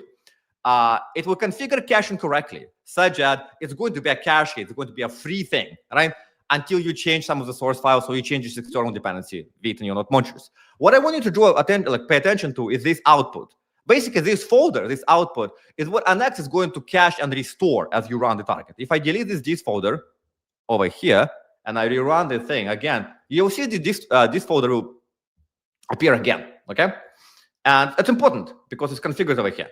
Like, how did we configure it? Did we have to tell Annex that there is a this folder that vit is going to create, so we need to cache it? No, you configure vit to write to this. If I change this folder to this 1 to 3, it's going to be this 1 to 3, probably. Oh yeah, this 1 to 3, fantastic, it works. So let me change it back. Right, that's an important property. Again, we were inspired highly by the editors. Do not configure anything twice. Configure your bundler, your compiler, and let the monorepo tool figure out what the bundler and the compiler are doing, such that they can configure, itself, and you get the value for free, right? And it's not just the value for free in terms of like ergonomics or amount of typing. It's also important for performance, right? If I look at the other projects here, which is an end-to-end set of end-to-end tests, right, for this application, right, and I look at package.json, I will see that in opposite to a more simple build tool, which would just have a script that runs all end-to-end tests, like the editor, Annex would look into your folder will figure out which test you have and would let you run, like it basically would reason about each test separately, right? So you can see this is this particular test and all the tasks that have to happen for this test to execute, right? This ability to reason about your tests separately in here is a key capability, not just in terms of developer ergonomics, it's convenient, that's fine, but also in terms of performance and scalability. Because now, without you having to do anything, all of those tests could be spread out and run in CI across different machines. They could be cached separately, they could be deflaked separately. We can do a lot of this stuff separately with each of those tests instead of the whole suite, right? So that's kind of the important kind of capability in here, okay? So just a quick summary at this point. So what's important? Core experience is important, right? TUIs, performance, etc. Being able to create big graphs of tasks you orchestrate, it's very important. We care about it. Everyone else cares about it, right? So yeah, you need to do it if you're a build tools engineer, focus on those. However, what I think people should focus more on, like build tools engineers, right, is to look at auxiliary things like this, right? Something that is not a core experience per se. You don't have to have it, right? But it actually makes a big difference, especially at scale. Once your repo gets bigger, you actually need to figure out what is going on with it, right? Why is it slow? What is configured how? What are the dependencies, right? By the way, I'm showing you everything here in the editor, but if you are not an editor person, right, not an IDE person, but you like to work in the terminal, which oftentimes I do as well, you can run commands and you're going to see the same exact UI just in the browser, okay? So the exact same experience will be in there, right? That's an important part. The auxiliary stuff matters, and often matters more than the primary stuff. Think about, say, TypeScript. When TypeScript launched, did it become successful because the compiler was so amazing, or because you had LSP and editor support and refactoring, and the overall package was very nice? I would argue it was the latter, right? Lots of languages by that point had fine compilers, right? The compiler wasn't the strength of TypeScript. It's the auxiliary stuff that was the strength of TypeScript that, you know, that made it what it is today, which is like a dominant thing in the JS space, right? Okay, let's keep going. So everything I show you so far in terms of kind of ergonomics is human-centric, right? Humans configure stuff, humans look at graphs, humans do all of this stuff, right? 2025, so we have to talk about AI because, you know, everyone uses it. I use it myself every time, right? And I like this quote by Alan Kay, whom I really like, which is context is worth 80 IQ points, right? And I think he didn't say it in regards to AI, but I actually think it applies. Like, context is everything. And as I mentioned, generally speaking, if you are in an enterprise that has 20 repos that comprise one system, like one banking app, for example, if your AI agent looks at one of them, it's missing most of the context, right? Its utility is very limited, right? So if you do what some teams try to do and say, I'm going to have my basic monorepo tool, right? And I'm going to just throw a bunch of code inside, right? And wait, maybe my AI agent will figure it out. Well, it won't figure it out really well, right? Because it's just a big pile of code. And LLMs don't actually do that well with big piles of code. And agents don't do that well. They get overwhelmed. No matter how big the context window is, they claim, the degradation of quality is substantial once you pass a certain number of tokens, like 30K tokens or whatever, right? So you don't want that. So what I showed you with all the graphs that you can see as a human, LLM we also see with an X. Like, we are going to feed the same graph to your LLM. That's an important affordance right now, such that when LLM looks at your monorepo, it sees what you see. You see a sophisticated graph with a bunch of metadata. LLM sees the same metadata just as a massive JSON document, or like maybe small JSON documents, right? And the outcome is actually quite interesting. So what we see as an outcome, this is a metaphor I use, is that without this kind of extra metadata, an LLM thrown in a big monorepo, or like an AI agent thrown in a big monorepo, it's sort of trying to navigate a big city, but only using the street view. It kind of knows where it needs to go, but it doesn't have a map. So it has to drive around and figure it out. And it may figure it out, but it's not going to be the best experience, okay? What you want and what we try to provide is build a very comprehensive map, right, with a lot of metadata, and feed it to an LLM. And then with that map, the ability to navigate, in this case, in this metaphor, are drastically improved, right? I will kind of show you just a little bit what I mean. This workspace. This is not a very good example. It will just illustrate that it works. But the important value in here that I don't want too much time, demo it, because I just don't have time to demo it, but it's really cool, is that once you start asking questions like, create a new utility for the API, it will know what API depends on what packages, which teams build it. and it will create utility in the right place using the right samples, right? That kind of contextual stuff that you don't normally have, you will have in here, right? And it's a big deal, makes a big difference, okay? So in general, the AI stuff is important, right? You have to do it for agents, not just for humans, okay? Okay, last part, that is the most exciting to me because I really like talking about CI, and that's kind of the main struggle with Monorepos, I think, is CI, right? Monorepos can break all your silos, everyone, is together happily, dancing, sharing code, and everyone is happy, and it's like 1960s again or whatever, right? And but an AI is happy, can see everything, and it's super powerful, and great things are happening. Okay. The problem though is that Monorepos by construction get more and more useful the bigger they become, right? You don't have to be massive, but you have to have enough of the stuff in there for you to see the magic when suddenly you can make large-scale transformations efficiently. However, the bigger thing becomes, the bigger headache CI becomes, right? So you have to solve CI. You just have to. Otherwise, Monorepos is going to be a strongly negative experience, okay? And solving CI requires a couple of things. The first one, you have to make CI fast, right? Because you just run a lot of compute sometimes because you change a lot of stuff, right? Fast, by the way, is not the hardest thing to do.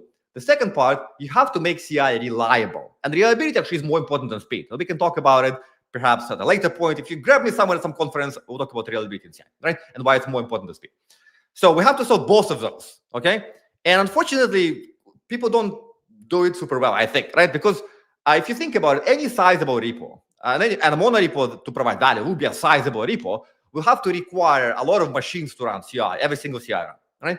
How many probably should vary based on the PR size. Some PRs will be small, maybe require a couple of machines. Some PRs will be massive, maybe require 50 machines. I don't know, right?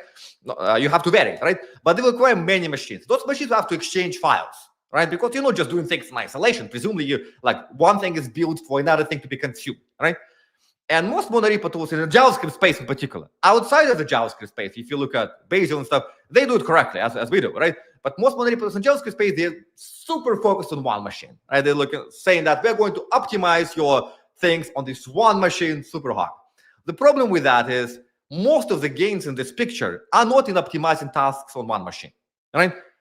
It kind of almost doesn't matter, and also all tools do it reasonably well on one machine. It's not that hard to lay out some processes correctly, etc.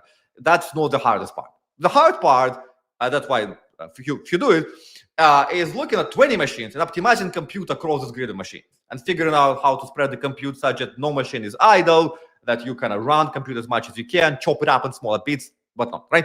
That's the hard part, but where the gains are, right? So it is a hard part. So I think that sometimes the monorepo tool authors kind of the famous, you look for the keys under the light sort of thing. We are solving this small problem that is not a problem, but the real problem is this, and very few people try to solve it, although some do. We're not the only ones. So to show you how it works, and I'm going to very quickly pretend to submit a PR. The reason why I pretend, because I don't want to waste people's time. So essentially, the original title was this. I added something to this application, and I sent a PR, okay? This is the PR, okay? I did it again in advance to save people's time of my trying to type in, opening pull request, and other things, okay? This is the pull request. It's very simple. It changes the title of the application, okay, so it's very good for illustrations, okay?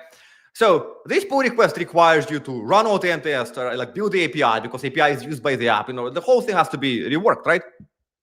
And if I look at this CI execution, you'll see that it took about 2 minutes to run it or whatever. But it ran across 3 machines. It was 3 machines, 3 agents in this case. We call them agents, those are not AI agents. So agents as in compute agents, okay? And those 3 machines took the compute required to run the CI and divided between themselves in a smart way, okay? And they ran this compute. You as a developer don't care. From your point of view, the flat list of tasks, it could happen on 1 machine, it could happen on 30 machines, it could happen on 50 machines, doesn't matter, right? It appears flat. There is a single machine experience you get, but actually compute is spread out, right? And it's spread out without you having to configure very much, right? So the only thing I have to do is basically say, hey, I would like to, in this case, it's a static number of machines. In reality, for a real project, it will be a variable number of machines based on PR side. It will be different classes of machines for different types of tasks, etc., right? So all this stuff happens automatically for you, right? There's crossing distribution without you having to do very much, right? And you get kind of the scalable CI that doesn't require you to think about it very much. The important part here is, though, if you look at it, you will see that my CI failed. I screwed up, right? I forgot to update the test, right? I changed my title, but I didn't update the test. And I'm super out of time, so I'm going to be speaking even faster right now. So get ready, folks, right? I forgot to update the test. Thankfully, right, we fixed it. We figured out that you forgot to update the test, and we provide a solution. How this happens, we can talk about it separately, but it's a tricky problem to solve, right? Good in-flight CI fixing that actually runs on the right machine and does the right fix and considers the right context is a hard problem to solve. It is more important for monorepos, because in the monorepo case, those type of failures are a lot more common because you tend to do a lot more stuff, okay? Let me go through my conclusions and we'll be done. One, core experience matters. What matters more is secondary experience, because a lot of tools can nail the core experience, do stuff around it. People love IntelliJ. I do love IntelliJ. Not because necessarily it like runs my compiler super well. It's all this stuff around it that makes it an enjoyable product to use, right? That's why everyone is so loyal to it, right? Don't ignore the auxiliary experience. Steal ideas from people from adjacent domains, like we stole from editors. Toyota stole its ideas from American supermarkets to do just-in-time everything, and they became the most successful car company in the world. So not steal, borrow ideas, okay? Be inspired. Provide symmetric experiences for humans and AI agents. Everything you do has to now target both things. There is no choice, right? 4, monorepos can really make your agents 10x more powerful because they can affect a lot more code, but it has to be done right. You have to give them the map. Finally, CI is not an afterthought, right? If you're building a build tool for monorepos, it has to solve CI. No matter how cool your AI is and TUI is and whatnot, if you cannot merge, it does not matter. Go to websites and follow me on social. Thank you. Hey, that was fantastic. Let's bring us all on screen real quick. Especially that last part, CI, it is not an option. It is how you get to production. A great way to end it. That slide where you said, I wish I had more time to talk about fixing that test. I wish you did too, because I thought that topic would have been absolutely fascinating. That is actually the coolest thing. We can maybe someone will ask a question, we'll see. Yeah, sure. Or come back next year and fill us in on that. I thought it was hilarious about you having to be told not to run npm install during your demo. Yeah, npm install, lots of things could happen. Okay, I could be hacked. You don't know. So sure. We have a question about what are people seeing with monorepos. I just want to flash up one of the answers that was given. Forking and merging is the hardest part of repos, and I just wonder if other people out there have a similar feeling about that. I also wanted to bring up a comment on your point. Not only is he the GOAT, but your point about context is 80% is fantastic. Well, can I say, honestly, anyone go to YouTube and just search Alan Kay talk. Find any talk by Alan Kay, no matter what the talk is. It's brilliant everywhere. Just watch any talk by him. It's just great. Okay, honestly, the guy, I will ask you. I'll ask you one of the many questions I wanted to follow up on because I'm really interested in this. You talked about this is the directory where NX will cache things. And then you started talking about caching. How much of the performance win comes from having a reliable cache? This question comes from a former Gatsby person who could never trust their cache. It's a very good question. So first of all, you never trust your cache a lot of the times, right? If you have to configure your cache by hand. Right? Because that's kind of one of the things I try to point out is that you never configure the cache. The cache should be derived from the tool that you use, right? Because you have to configure your tool to work correctly. The cache should be just a byproduct of that, right? If you have to configure your caching by hand, it means you have to configure something twice, and humans are not good at configuring things consistently. It's the reality, right? That's one thing in terms of you need to trust your cache. Now, let's say your cache is trustworthy, and I think you can get to a trustworthy state. Cache is a good thing for P50 of your CI times, right? Because you get kind of partial updates. Some parts will be cached, some parts will be loaded. Very useful. You have to have the cache because that's kind of cache is very easy. Very easy. It's reasonably easy to build, right?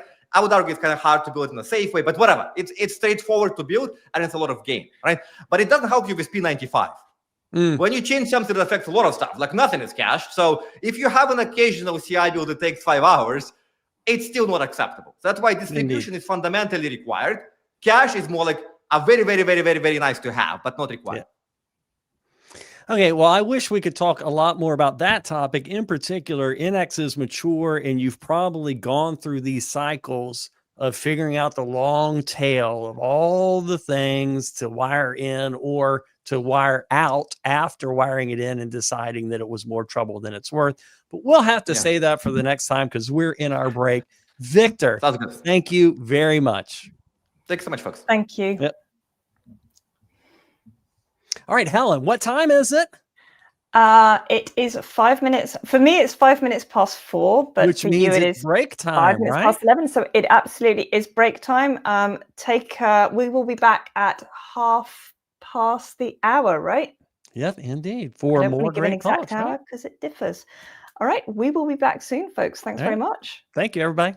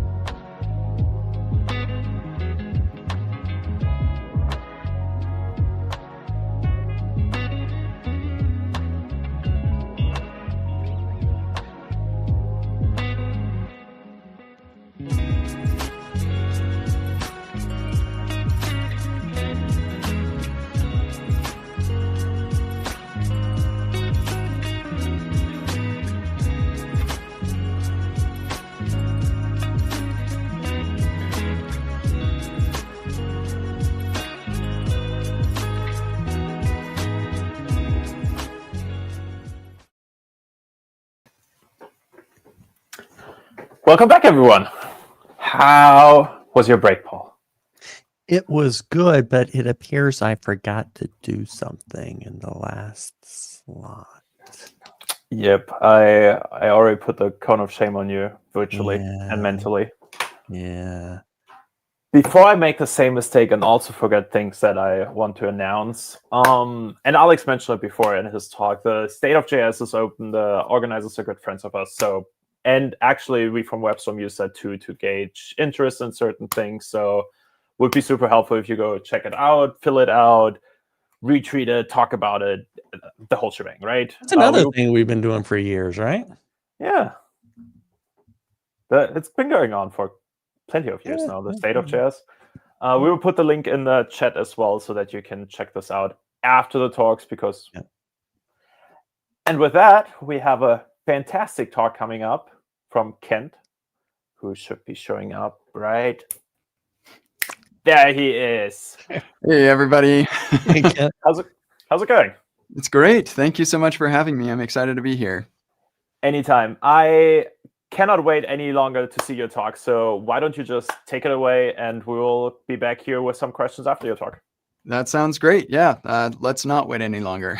I want to talk about the future of user interaction. I'm very excited about the things that are going on in the world.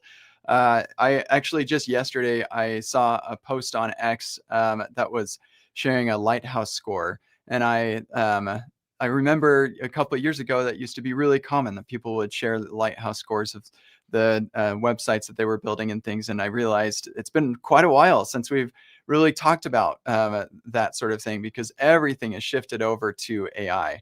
And for better or worse, I know some of you are like, I kind of like the old Lighthouse days, but the new user interaction model is just so compelling and it's so interesting that I think that there's a reason that all of our dialogue has shifted over to this new frontier. So my talk is the future of user interaction with the subtitle, Making It So Jarvis Can Do Stuff. So let's talk about Jarvis here really quick. Jarvis is just a rather very intelligent system. This comes from Iron Man, the comic book and movie series. Tony Stark is Iron Man, and Tony Stark is a brilliant engineer who created an AI assistant to help him with all kinds of things. So what does Jarvis do? Well, he's a personal assistant, managing schedule, handling communications, scheduling flights, all that stuff. Combat assistance, because of course he is a superhero and he's going to fight the bad guys. He helps with system control, like managing the sprinklers and stuff, right? Emergency response, engineering support, research and analysis, and even companionship. Jarvis is a very personified AI assistant. Really, Jarvis does everything for Tony Stark. He's always there, ever present. And that's kind of what I want to talk about next is the experience that Jarvis offers. So Jarvis is a natural language experience. So Tony doesn't have to worry about different user interfaces or anything. He just talks to Jarvis. That said, Jarvis is also multimodal. So sometimes Tony is going to be interacting with the user interface.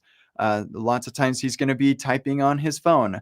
Most of the time he's talking, just like he would talk to another person that's in the room. Sometimes Jarvis uses cameras to be able to see the environment. So Tony can just talk about, hey, what is that? And Jarvis knows exactly what he's talking about. Jarvis gives immediate response, even if the task at hand requires some time. So Tony says, hey, could you do that overnight? And Jarvis is like, yep, I'll let you know in the morning. And that's the other thing is that Jarvis is proactive and says, hey, that thing that I was working on, it's done now. Here's what we can talk about now. Even anticipates needs like, hey, there's somebody at the door, maybe go and actually here's who it is because I've got facial recognition, which I don't know, maybe that's a little bit scary, but yeah, just very proactive experience. No configuration needed. In fact, Jarvis even writes programs to handle unique and interesting use cases, which we see simple use cases for things like that all the time now. And Jarvis is everywhere, in his suit, in his car, in his house, everywhere that Tony is, he's got Jarvis with him. So he and it synchronizes across all of those different environments. So I think, as I was talking about, we used to talk a lot about browsers and websites, and now we're talking all about AI. And I think that this represents a paradigm shift where users don't want to use browsers and websites anymore. They want to talk to agents. They want to have an AI that can control things in the world. And the thing that is making this possible is MCP, Model Context Protocol. So the ability to connect the services that you offer right now through websites and connect those to agents, that ability is made possible through MCP, which is a standard. We'll talk about that. So let's talk a little bit about what can Jarvis do that we cannot do? What is holding us back from this paradigm shift being complete? Why are we not already in that spot? So really nothing, there's nothing that Jarvis can do that we can't do, with the exception of like some of the holographic stuff and whatever, but pretty much everything that Jarvis can do, we can do. So the question is, why don't we already have Jarvis? Where is Jarvis? What's going on?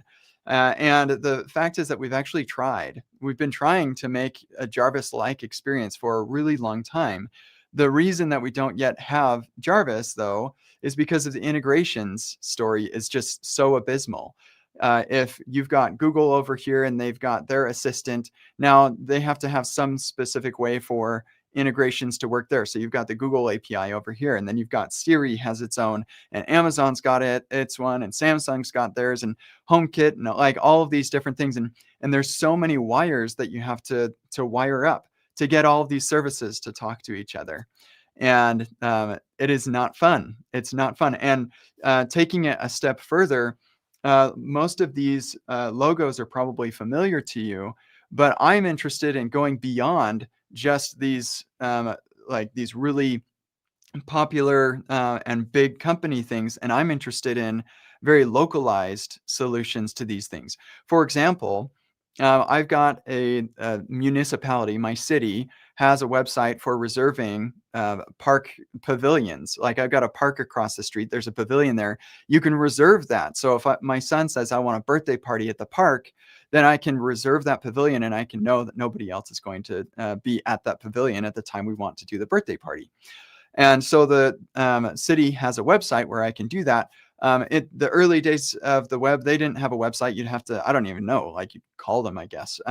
But over time, the web just became so ubiquitous and so everywhere that even the city built a website. But what made the web so ubiquitous was that the city didn't have to make a specific integration with the browser for this to work. The city built a website, and then every browser that supports the web is able to consume that website. And they don't have to talk to each other. Those teams don't have to integrate.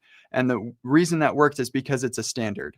So my city didn't have to talk to Google and to Apple and to Mozilla to make sure that their website works on those browsers. Instead, we have a standard that can be used to communicate between these servers and clients that in such a way that as long as they're both building to the standard, they should work together. And so while it's great that we can make specific integrations, like GitHub can make a specific integration to work with Google's Assistant, that's not going to work for everybody, because some of these, like my city, probably has just one developer working on the website. And so they can't just be building for every single possible integration. So what I want is, I do want to be able to use these services, but I want a robot to manage the integrations for me. And that's what the Model Context Protocol is. So let's get a little history and overview of what MCP is, what the Model Context Protocol is all about, where it came from, and what it looks like.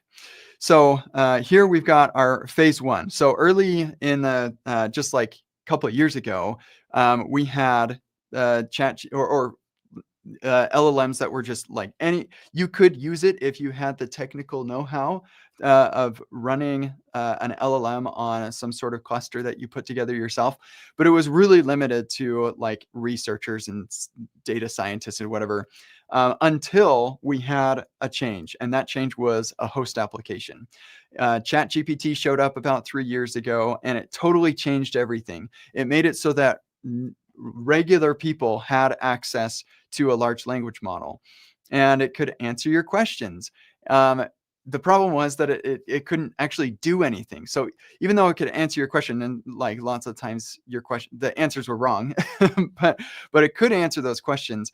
It couldn't actually do anything in the world. So there was the knowledge cutoff date that you have to worry about and say, oh, well, yeah, who is the current president of Uganda or something, like whatever. And it wouldn't actually know who the current president is or what the current state of affairs is anywhere. And so because it can't actually do anything, it's limited in its capability. Now, it's still really powerful and could help, especially with historical things in answering questions. And for myself and for all of us, using it to help us write code has just been a huge change to the way that we develop software. And in my mind, very positive change to the way that we develop software. And that's very exciting to me. But still, not being able to do anything means that I have to copy paste my code into ChatGPT or whatever, and it generates new code. I say fix the bug, and so it fixes the bug and maybe introduces 3 more, and then I copy those back into my code base. And that manual stuff is a big pain. And so here's where we get into phase 2, where the host application says, okay, I'll tell you what, we will make it so that you can call tools. So we're going to build specific integrations with specific services, and then the LLM and the host application have some mechanism for communicating when the LLM decides it needs to call a tool to go get additional context or to perform some change in the environment. And with that, we go beyond just ChatGPT into IDEs like Cursor and Windsurf and et cetera, et cetera, et cetera. And now these things can actually perform mutations or change things in the real world. The knowledge cutoff date doesn't matter as much because now you have a tool that can go get the latest information. And with that, now it can actually do stuff. And that is mind-blowing. Super exciting stuff. The problem is it can't do enough because we still have the integration problem. OpenAI has their own way to integrate with ChatGPT, and Claude and Anthropic has their own way to integrate with Claude, et cetera, et cetera. And so we're still not to the Jarvis level where it unlocks us to be able to do just anything and to allow my municipality to expose their services of reserving pavilions for me to reserve for my my kid's birthday party. So it can answer questions, and it's getting better at answering them accurately, in large part because of tool calling. It can do stuff because of tool calling, but we're still stuck because of integrations. And so now we get into phase 3.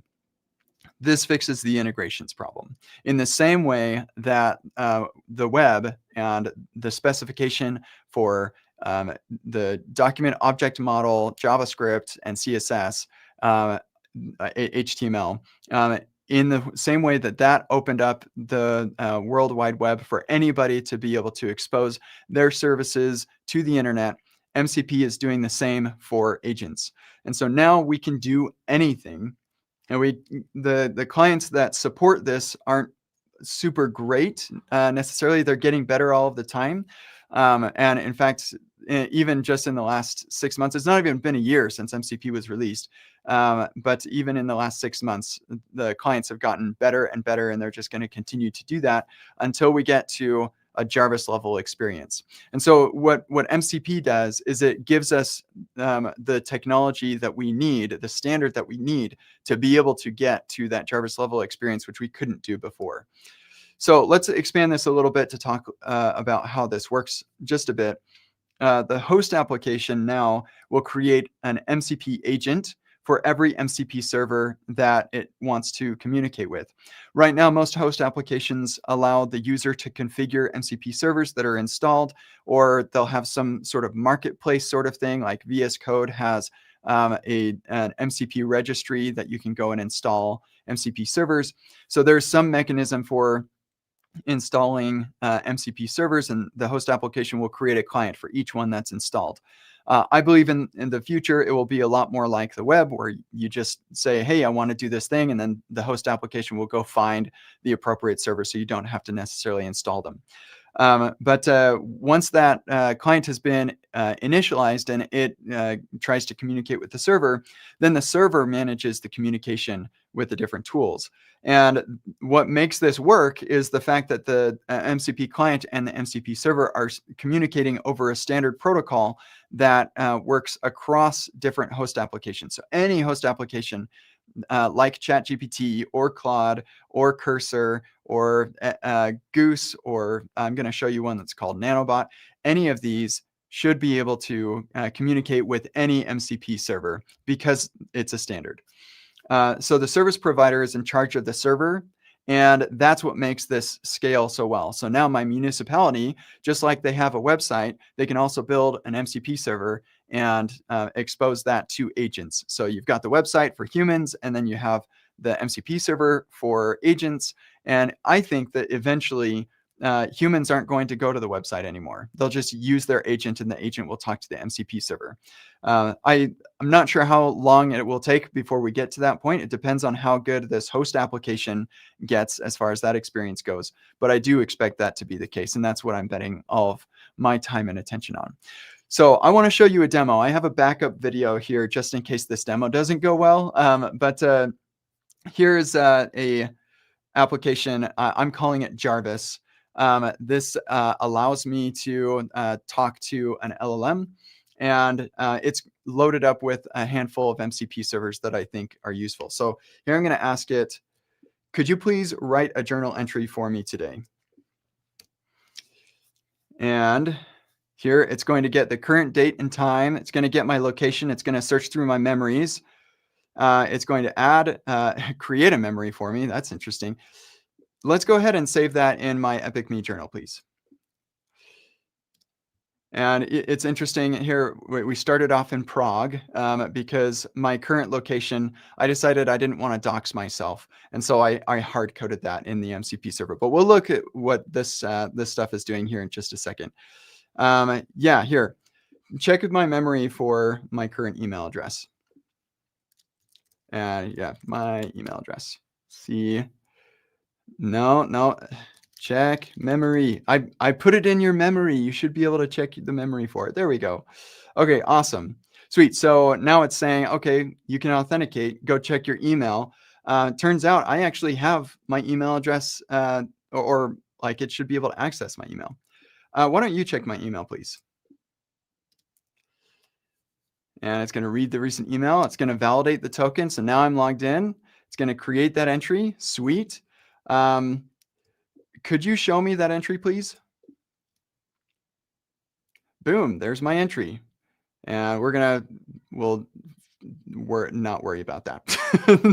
This is, things are still in progress here. But let's walk through this conversation and see what happened through all of this stuff.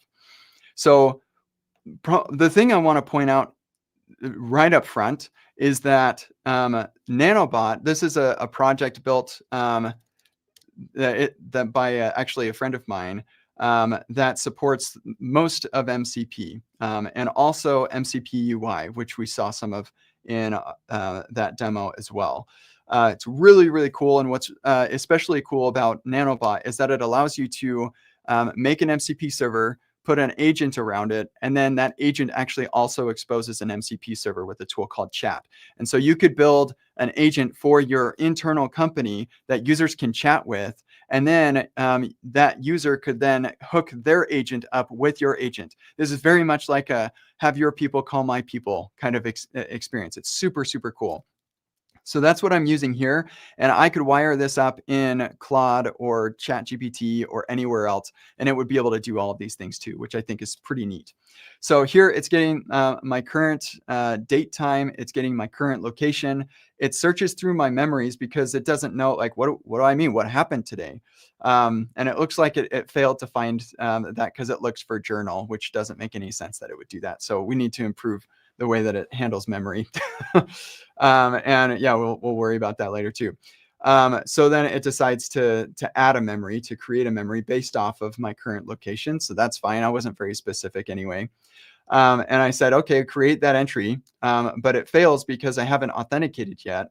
And so it says, okay, well, I told it to check my memory for my email address, and it tries to call who am I on the Epic Me MCP server, which it's like, no, you need to go on authenticate. Okay, I don't have it. Check memory. And then here, now it's like, okay, there's your email address. And so then it calls the authenticate tool on Epic Me, and the authenticate tool returns UI. And so here it's like, here, this is what that authenticate tool returned. So what's neat about this is that we're used to users just having to chat through things, and text being the input and output mechanism. But just like with Tony Stark, not always is talking the best interface. Sometimes Tony actually wants to have an interface that's specific to the task at hand. And that's what MCP UI enables.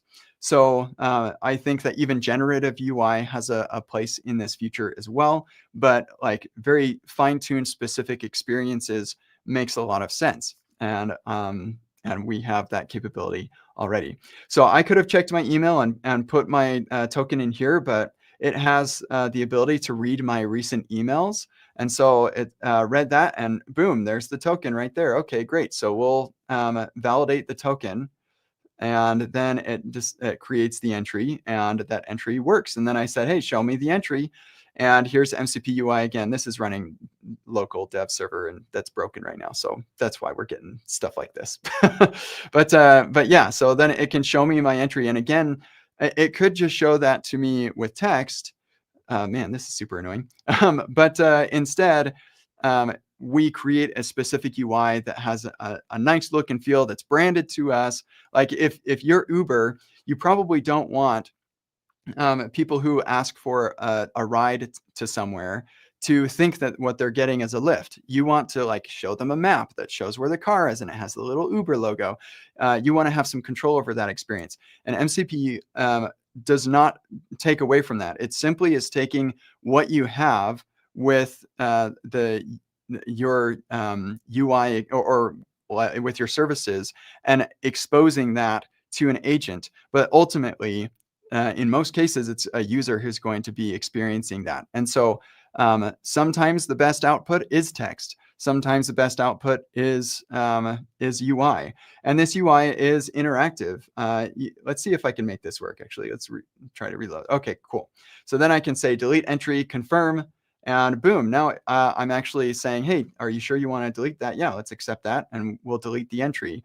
And so that UI actually is interactive. And there are some clients that actually will have the UI be kind of a sidecar to the conversation. So it doesn't end up being a whole bunch of pieces of UI as we go, but instead a persistent UI over on the side. And then you're chatting over here and that UI is updating, which I think is pretty cool. So anyway, there's a demo. Actually went better than I expected. Yeah, just shout out to Ido and Leon for putting together MCP UI. I think that's a really important piece to all of this, to making the best user experience possible. So with that, I'm getting close to the end here. Excited to answer any questions that you have about this. But we've got a lot of clients already that support MCP. All of the right players are playing in this game. And that's the important thing when it comes to a standard. There are so many standards or things that people call, anybody can call anything a standard. An important key to that is that it's an open standard with a good governance model, which MCP has. It was created by Anthropic, but now has a steering committee that is comprised of mostly non-Anthropic employees. And all of the right players are there. ChatGPT is there, or OpenAI is participating. Amazon, Microsoft, all of and Google, all playing in this space to make this as good of an experience as possible. And so there's really, really good buy-in. There are tens of thousands of quality servers, well, varying degrees of quality, and that's something that I'm trying to help with is teaching people how to build quality servers for this. One criticism that I've heard recently is that MCP is the one technology where there are more builders than users. And I was thinking about that this morning. People like to joke about that. And my thought is, when you're building a road, you don't have very many users on that road. And so we are very, very early on this new user interaction model. It's completely changing the way that users are interacting with things, and they want to do that. And like, I don't know about you, but I Google a lot less. I just go straight to an AI assistant and ask my questions there because it's just so much faster. And with the tools that it has now, it's able to give me really, really useful information. It hallucinates a lot less. And actually being able to do things in the world is a really nice evolution to that. And MCP is right at the center of that. So this is the future that I'm looking forward to. This is what I want to experience. I want to just talk to my agent and have the agent do the hard stuff of talking to all the other services. I do have a couple of resources to share with you. So the Model Context Protocol specification is actually a pretty good read as far as specifications go. So you can take a look at that. I also have written a whole bunch of stuff on epicai.pro, where I'm producing all the content I am about MCP and AI in general. Feel free to dive into any of those subjects if they look interesting to you. I'm actually in the middle of a cohort. Today is actually the second to last day of this cohort, teaching people MCP with a whole bunch of like everything you really need to know about building MCP servers. And so it's too late to join this cohort, but go to Epic AI Pro and sign up, and you'll be notified when we start the next cohort. It's really been awesome. I've got really good workshops there. With that, I am done. I just want to tell you that you're all great. Thank you so much for having me, and I hope you have a really great time at the rest of this event. That was a great talk. Thank you so much. Thank you. There were a couple of questions in the chat, so without I would love to do some chit chat, but let's get some questions on. Sure. Paul, you may take them. All right, cool. Hey, before I gotta say thank you for testing library. Oh, you're welcome. Doesn't exist in the world of Python. Accessibility-based testing doesn't exist. This weekend, I asked Claude Code to port it to Python, and it did. Wow. I had to do a lot of coaching, but it was a revelation for me. Oh, okay. That is cool. First up. Sorry, I've dimmed my no problem. What are the drawbacks to automatically building the MCP server over an existing API? Yeah, so this is actually really it's fitting that this is the first question, because this is honestly the first question that a lot of people ask. And the answer is it would take me a bit more time to really dive deep into this. And so actually, if you can bring up my screen again, I have a friend of mine who posted about this pretty recently. And I'm going to see if I can find, somebody liked it again. So I saw it in my, yeah, right here. So you want to find Alex Booker. I'll put this somewhere. But this is a really good deep dive into why that is so problematic. But like the simple answer to that question is MCP is basically a website for agents. And when we build websites, we don't just give users a long list of forms and links to click to get like data or whatever. We typically are going to structure things in a way that allows the user to explore and not get too much context all at once, because that can be confusing. Often when on your website, you have a button, and hidden behind that button is like 3 or 4 API calls. And if those are not called in the right order or whatever, then bad things can happen to your backend. Really unpredictable and confusing things. Agents, maybe eventually they will get so good that they will just deterministically call the same thing and do it the exact right thing. I doubt that ever will actually occur. And so if given that we want to have a more curated and intentional experience for the agent. And so Alex talks about this better than I ever have. So yeah, give that video a watch.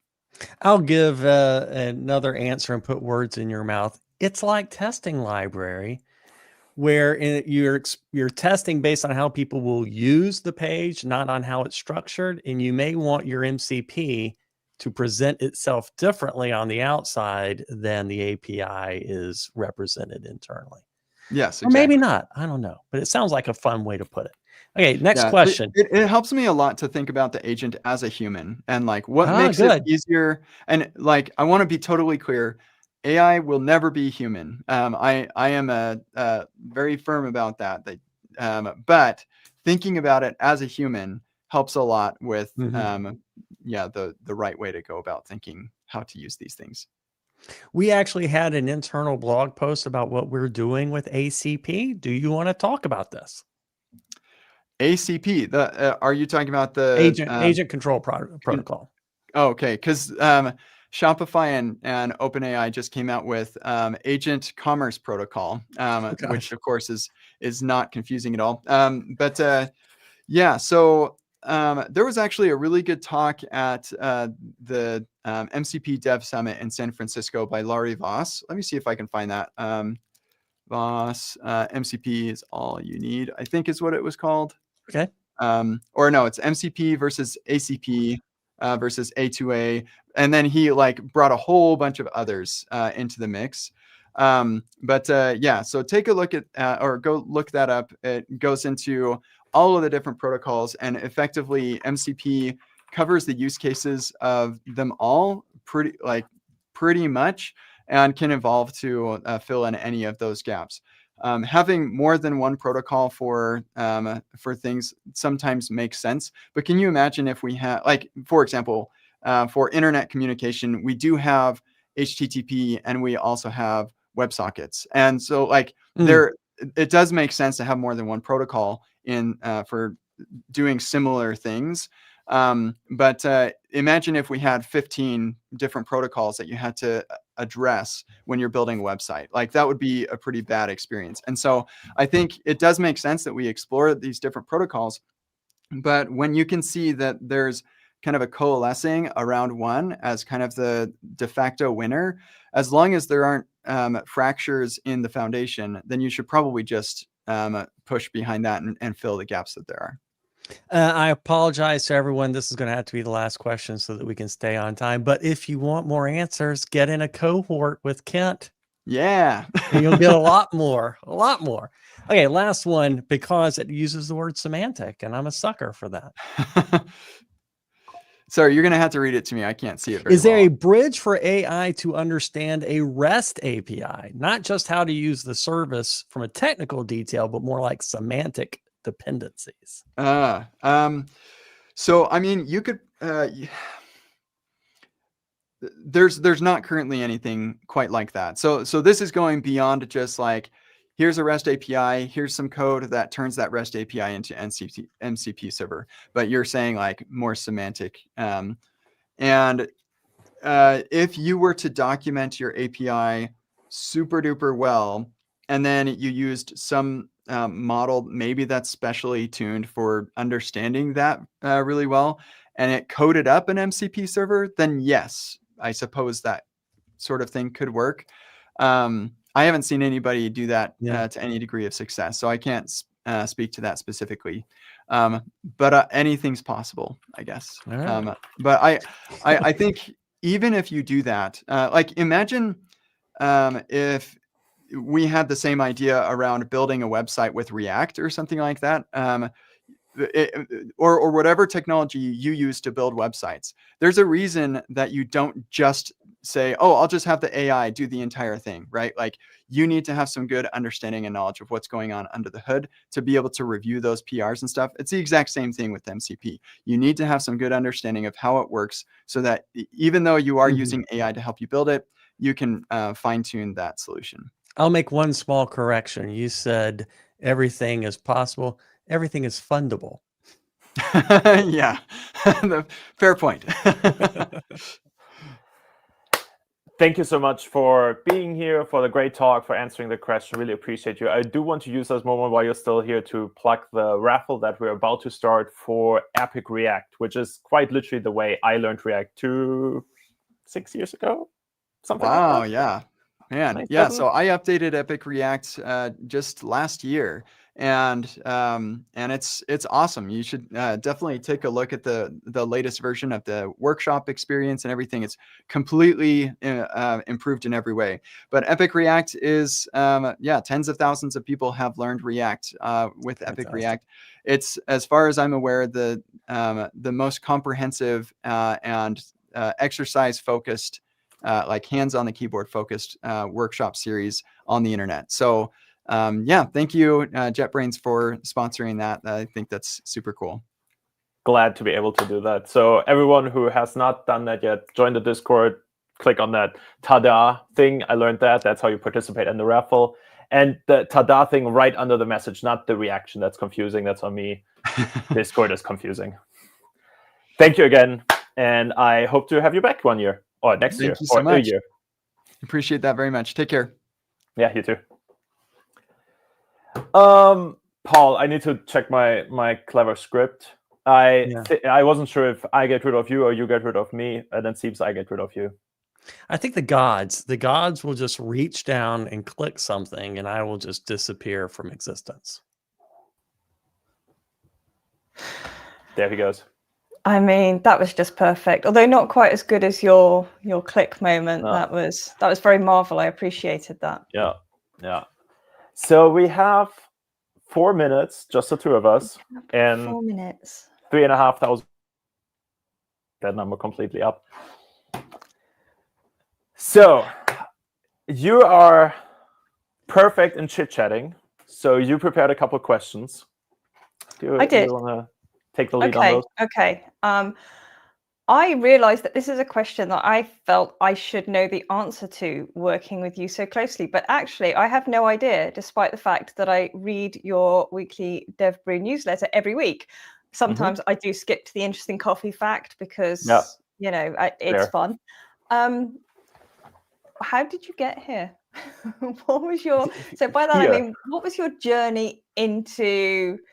not necessarily developer advocacy, but front-end technologies? Like, how did that come about? That is funny, particularly with things that went down last week, but without providing any context or going into details. I started 2013 working for a Ruby on Rails shop. And I was in the R&D department, so we were like 5 people that managed quite a complex software, I would say. So at some point they were like, well, we kind of need a frontend for that. And Ruby on Rails, while providing a decent frontend experience, it's not like necessarily what users expect sometimes. People that use Twitter still know exactly what I'm talking about. And so they were like, well, don't you want to learn this JavaScript thing? That looks pretty cool. And I kind of just, that was actually AngularJS time. And I kind of just stuck with that. I enjoyed the developer experience. I still like the fast feedback cycle. Every time when I do other language, I'm like, do I really need so long to compile this now? I don't want to do this. Just let me, like the workflows I have with like, messing with CSS and just doing it in the console and then applying it in the code. Those things just don't work in other language, and it's tedious and frustrating. I don't understand how people can work like this. And then within JetBrains, everyone is always like, well, how do you work with JavaScript? How do you do that? I'm like, it's just nice. It's overall pleasant. So that's pretty much how I got there. I've done a lot of other stuff along the way. I did some Java, I did some Android, I did some PHP, but I have never said that, and I would never do that again. That's interesting. I'm learning that maybe you like that instant feedback cycle. Maybe patience is not something that really I have when you're coding. I'm known for my high level of patience. Yes. Okay. Okay, I'll give you a pass. I'll let you out of this conversation. I am curious though, how you got here. To this live stream, or I know that story because I asked you. Yeah, I was going to say. Oh, wait a minute. How did you end up in this flawless industry? I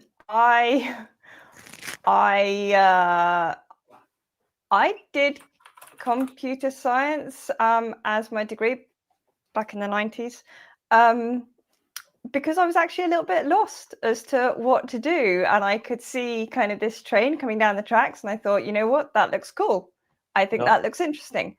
So I got on the train, and I can't continue this analogy because now I'm like, bumpy ride to start with, definitely. Went off the rails a bit. There we go, back on the analogy. But yeah, I don't know. I found my people, and I found my joy, and there's just learning. That for me is it. You can never stop learning. That's why when you're like, do you want to, help out with the JavaScript day? I was like, sure. What could possibly go wrong with that as a plan? I will learn something. So thank you for inviting me. And you're welcome. I will hand over to you to next. I'm not sure if I have the technical difficulties or Helen has. Anyway, I would love to introduce our next guest, Ryan Carniato. Are you back with us now? There we go. Was I back? Were you back? I think you were lost. Someone had a drop, but welcome, Ryan. Hi, how's it going? Pretty good. It's been probably like roughly 6 months since we talked on the Weekly Dev Sprue about Signals 2.0. And since then, basically right after that recording, I was immediately going to our marketing. I was like, we need Ryan on the JavaScript day. What he's working on sounds so cool. And this time I want to see code because there's no screen involved. So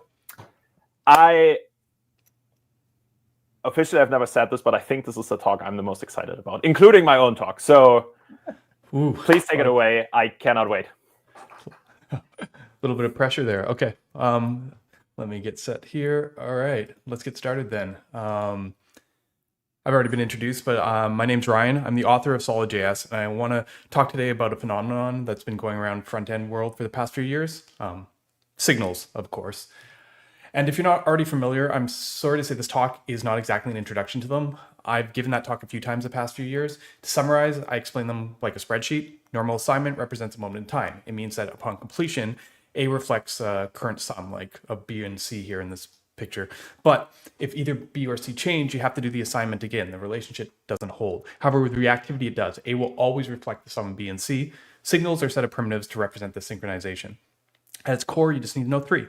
Reactive state, also known as our namesake, signals, which is the atomic data that's tracked. Derived state, in Solid we call these memos, others call them computeds, and then finally side effects, which is how we impact our world. Straightforward enough in concept, maybe even familiar looking, but the consequences of using them go way beyond this. It's no secret at this point when I open sourced Solid.js in 2018, signals were the furthest probably from most people's minds. They'd been around in JavaScript for a better part of like a decade, but fallen completely out of favor thanks to React's component model. Even the few libraries and frameworks that use signals that had survived sort of hid them away under plain looking objects. But with Solid.js, that all changed. And while we can't take complete credit for the shift, I'd say React's announcement of hooks shortly after that was saying like, hey, data primitives are okay, was really instrumental. It's hard to ignore the impact when pretty much every framework other than React has adopted signals first class. So great, end of story, right? Now, signals are just the beginning of a much bigger change, and I'm not alone in this thinking. The post above here is the developers responsible for bringing signals to Angular. We are at the precipice of the biggest revolution in how front-end UIs have worked in over a decade. And I don't mean AI. AI makes things easier to build, but it can only use mechanisms available to it. The way things are today, people still need to work on the low-level architecture problems if they want to be able to get the most out of their applications. So what do I mean by that? Signals are not new. You've been able to use them in every framework for years, even React, remember MobX? So what's the big deal? Just having signals aren't enough. Signals are a mechanism for change, but how you use them makes all the difference. I'm going to approach this in a few different directions, but the common thread of what makes signals so powerful is the knowledge of the data graph that powers your application. With that, we can do incredible things. We wouldn't be able to do easily otherwise. I'm going to talk today a lot about the future. Many of the code examples will be referencing upcoming features in Solid that haven't officially been released yet, so just keep that in mind. Let's start talking about performance, as that's both the easiest thing to highlight and arguably the least important. This starts with debunking a common misconception. I'm using signals, so my app framework must be faster. Unfortunately, it doesn't really work that way. Adding signals, like adding any sort of state management, actually lowers the performance ceiling of your framework. Like the React compiler, it might allow you to write more optimal code, but it doesn't have a meaningful impact on absolute performance. This is an excerpt from the JS Framework benchmark, but it's also pretty intuitive to realize this case. Adding MobX or Legend State or Jotai or Redux or whatever you want to React, or even adding signals to Preact isn't guaranteed to improve the performance in all cases. In fact, on average, it actually makes it slower, because even with the signals, they still have a whole system for doing updates with the virtual DOM. You aren't escaping that. Sure, in some cases you can avoid component re-renders, but optimal code would do that as well and without the additional overhead. To answer how signals get better performance is fine-grained rendering. It's what you can get rid of, using the reactive graph to only update what has changed. Components don't matter anymore, no virtual DOM. I need to thank Misko Hevry from Angular Quick for this graphic. It doesn't tell the whole story, but it's a start. Think React, think Svelte 4, think pretty much every framework before a year ago. Picture some application where you need to pull state up high so it's available at multiple points, like a shopping cart in the header and a buy button deep in your page. You update the state, you trigger re-renders down the whole tree. Only the shopping cart really needs to update, but we do all this extra work. So what can you do? You can memoize. You can realize that the data you send down to the buy button isn't changing and only run down the one path. Much better. This is what Svelte 3 and 4 did automatically and what the React compiler will do for you.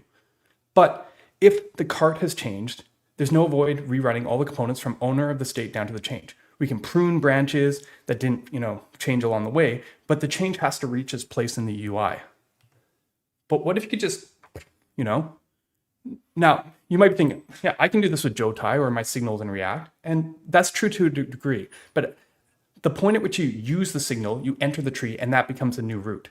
However, with fine-grained rendering, all props just work this way by default. You can declare state at the top of your app, have it pass through a few components, and get this exact same result. And it doesn't need to rerun whole components or parents or just the parts that change. The whole category of will my component rerun goes away. Performance with composition becomes a non-concern. The takeaway, when the dependency is decided on read rather than on write, your application has a lot more knowledge on how to update. The other takeaway should be that absolute performance isn't the most important thing. But I still want to highlight that it's real, and it's a product of architecture, not effort. This year, two other frameworks, for the first time, have actually joined us on the fine-grained rendering train, Svelte and Vue. I think they may have even improved things slightly on our 7-year-old implementation. So if we haven't been looking at performance with Solid for 7 years, what the hell have we been doing? Glad you asked. Lots of work into building out our ecosystem, but a decent amount of work into understanding implications of this render model. Everything from HMR to SSR to hydration has never been done before with this model. We built a meta framework, introduced the world to server functions, single flight mutations. But more recently, we've returned to our roots, reactivity. So let's talk about the next topic here. I want to talk about mutability. I think there's still some non-believers here in the audience. There always are. Mutability is often seen as some evil, especially from functional programming side of things. I looked online, and apparently they make t-shirts and stickers like this. But this is one of those topics where compilers and VDOM libraries can't really easily follow. It's honestly what started me on Solid in the first place. With mutability comes stable references. You don't need to clone everything along the path of change. It just means less work, which is good for performance and good for your sanity. It's not that they don't have a point in terms of unchecked mutation, but control mechanisms like read-write segregations do 95% of the work here without being immutable. And it isn't like immutable doesn't have its own issues of traceability. Ever so often you hear a horror story where someone has used use effect to DDoS themselves. Usually it's a business or a user racking up infrastructure costs, but when it's Cloudflare, a company itself known for DDoSing, it gains attention. Now, this could have happened with any framework. Loss of referential equality on dependencies cause signals to over-execute as well. But there's a reason this tends not to happen with fine-grained solutions. Many, but not all signal frameworks have a mechanism for creating deep reactivity. This is an important part of the solution. In Solid, we call them stores. They are proxies, which each property has the potential of being its own signal. And this has consequences. A signal like state in React is generally immutable. But a store, being nested, keeps references for what hasn't changed, and in so is mutable. This is important because we don't want to over-notify when things change. If you update the street number of the street number of an address on a user, we don't need to tell the user it's changed. Each field updates independently. It's why the DDoS is way less likely to happen, and why when you update the state of the done on like a toggle on a to-do, we don't need to rerun any components or do any diffing.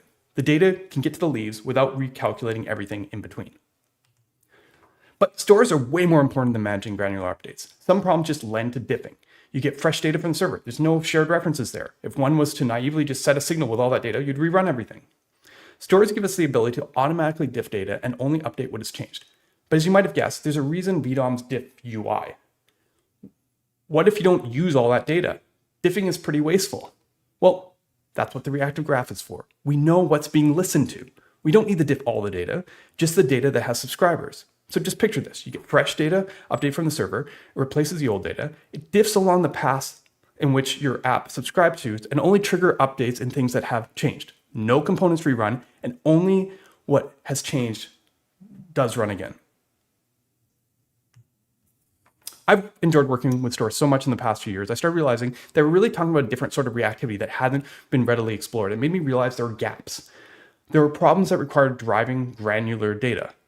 There were places where you start from a single source, but want to fork or split the reactivity. It's a ways to check every row when you're changing the selected class on a table. But it isn't always practical to include an is selected on every row of data, especially if that data is shared. Sometimes we need to project the reactive data onto other reactive data without mutating the source. Sometimes we need to be able to create ephemeral state extensions of that data, like merge in, say, optimistic changes without committing them. So we've been developing a new primitive for just that. We call them projections. And while you probably won't use them often directly, we've never really had a good solution for this in the front-end framework space. A primitive that's both, mutable, granular, and derived. Being derived is important because it removes the need for synchronization and like using effects to write to state. Effects really should be the end of the loop, the exit of the system. And it means that mutating it won't mutate the underlying source. Being granular is important as it means we finally have a way to fork reactivity. Memos converge reactivity down to computed values. Projections expand and split reactivity back to multiple sources. If that isn't clear to you yet, that's okay. I'll show this off a little bit more later. Speaking of reducing the need for side effects, it became pretty clear over the last few years that derived signals you can write to are pretty necessary for keeping state without needing to call effects to set them. And honestly, we're not the only ones. I believe both Angular and Svelte have these kind of linked signals. I used to call them writable memos, but these days I just call them signals because in the next major version of Solid, you'll be able to derive a signal from something else, say like props, by just wrapping it in a function like I have in the second example here. That'll automatically update the signal whenever the prop name changes. And now that we have projections, we can actually also derive stores in the exact same way. But probably the most important thing to avoid unnecessary effects is having primitives to manage async. So on to our next topic. I know I'm going very fast here, but I have so much to show you today. And it starts with understanding the role of async in UI frameworks. There's a lot of tools to help handle async better, process events or streams, etc. But for a UI framework, all we really care about is maintaining consistency within what we display. UI frameworks tend to be synchronous to provide guarantees, and so are signals, which make them a great choice. We only care about async at the edge of how it enters and exits our system. What we need to handle to maintain our synchronous model. And yeah, as I said, it always comes down to consistencies. These are all valid options, all four here. Show placeholders, hold in the past, show the future, or don't be consistent tearing. Like even tearing, which is inconsistent, is an option here. Ever use a type ahead? That's generally a form of tearing. Each only applies to certain scenarios though. You can't feasibly show the future for data you haven't loaded yet, but for data mutation, you may have enough information to mock it. That's what we call optimistic UI. Similarly, there are challenges to staying in the past, because how do you load the present or the next state if you can't update that state because you're showing it on the screen? Do you duplicate it? How do you know how do you let the user know something's happening in the background? And then showing a placeholder, well, it's pretty jarring if you've loaded that data before. Ripping the UI right out from under someone is really disorienting. The truth is, this isn't a one-size-fits-all, and any of these as defaults has an issue, which is interesting because different frameworks have made different choices here in terms of defaults, but all of them should handle all four of these situations. But what does any of this have to do with signals? A UI framework's only responsibility is UI and only needs to block when it doesn't have the data to render it. This flips the conventional model on its head. Async is about reads, not write. We're so used to set state or assign value rerun component. But async is more like asking the question, can I render this yet? Is what I'm showing out of date? Look at them API-wise, suspense or wait components or the use hook. These are all reads. Know what else is all about reads? Signals. The way signals can be read independently anywhere in your app, well, that's a superpower. For us, this starts with introducing an async primitive, a derived async signal. It doesn't need to be derived, but at its core, it tracks sources and reruns when they update, while communicating that the value isn't ready to the rest of the graph. And this is powerful because it piggybacks on all our fine-grained benefits that we already have, which brings us to our first demo here. This is kind of a basic demo that I've set up in a playground using some solid 2.0 code, but I just want to kind of show the idea of this demo. Basically, we have a component, function A, and I'm using some stuff for tracking. You'll see why in a minute, but each component fetches its data, which basically just fetches time in 2 seconds, and then it renders its information depending on that time. See, we have this async value that we get the time difference from when the page loaded and put it in here. And it also renders a child component. B, similarly, looks very the same, except it renders C. And then finally C at the end just renders its own information. But each one of these fetches its own data in cascade. A fetches, reads that data, renders B, fetches, reads that data, C, and so on. And I put the whole thing under a nice little suspense boundary. And I drew them so you can kind of see how they're sitting each other. But what you're going to notice is we're going to load the page. We're loading. And maybe you might not expect this, but they all load in 2 seconds, even though the fetching takes 2 seconds. They all actually render in parallel. And the reason for this is because we're fine-grained. We only need to block this expression. We can continue to render its children, even though the async is blocked right here where we render it. We can push it down to the reactive expression, fine-grained style, which is super powerful because it turns children into siblings, essentially, which means that if you're not blocking in the UI, you don't have to block the data fetches. You can nest the fetching wherever you want in your components.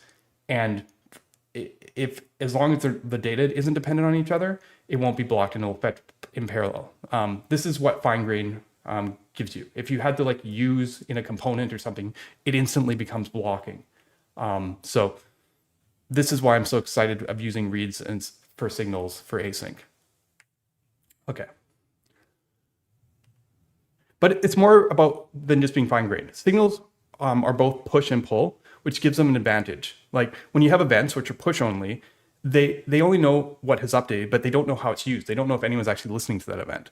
Or say only pull-based, like a BDOM, it knows what's being used, but it doesn't know what's updating without checking everything or diffing everything.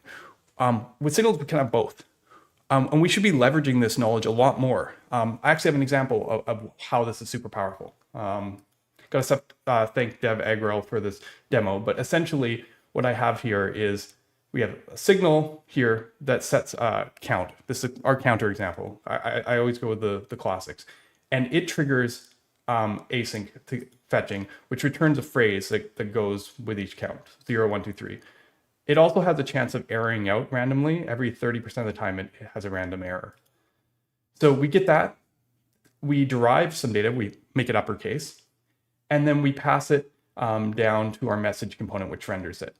First thing you're going to notice here is that our suspense and error boundaries are below the fetching. Again, because we don't need to block until where we read. So suspense just has to be above where we do our data fetching. And then our error boundaries can catch the errors in case the async errors out. Inside our component, the props are normal. There's no promises. It's not aware that it's even really an async component, other than it has the ability to show a loading state for our purposes. But generally speaking, because the framework already knows how to handle signals, and a component already knows how to handle async. So I'll just refresh the page so you can see it loading the phrase, and then we have our 0. Now, what we're going to do here is we're going to click on it until it errors, which 30% of the time it should error. Sometimes we get pretty far without it erroring. Come on, error. Oh, damn it, I went too fast. Okay, that's fine, we're here. So we error message random async error. Now, you notice that the error boundary has a retry. What do you think happens when we click this retry button?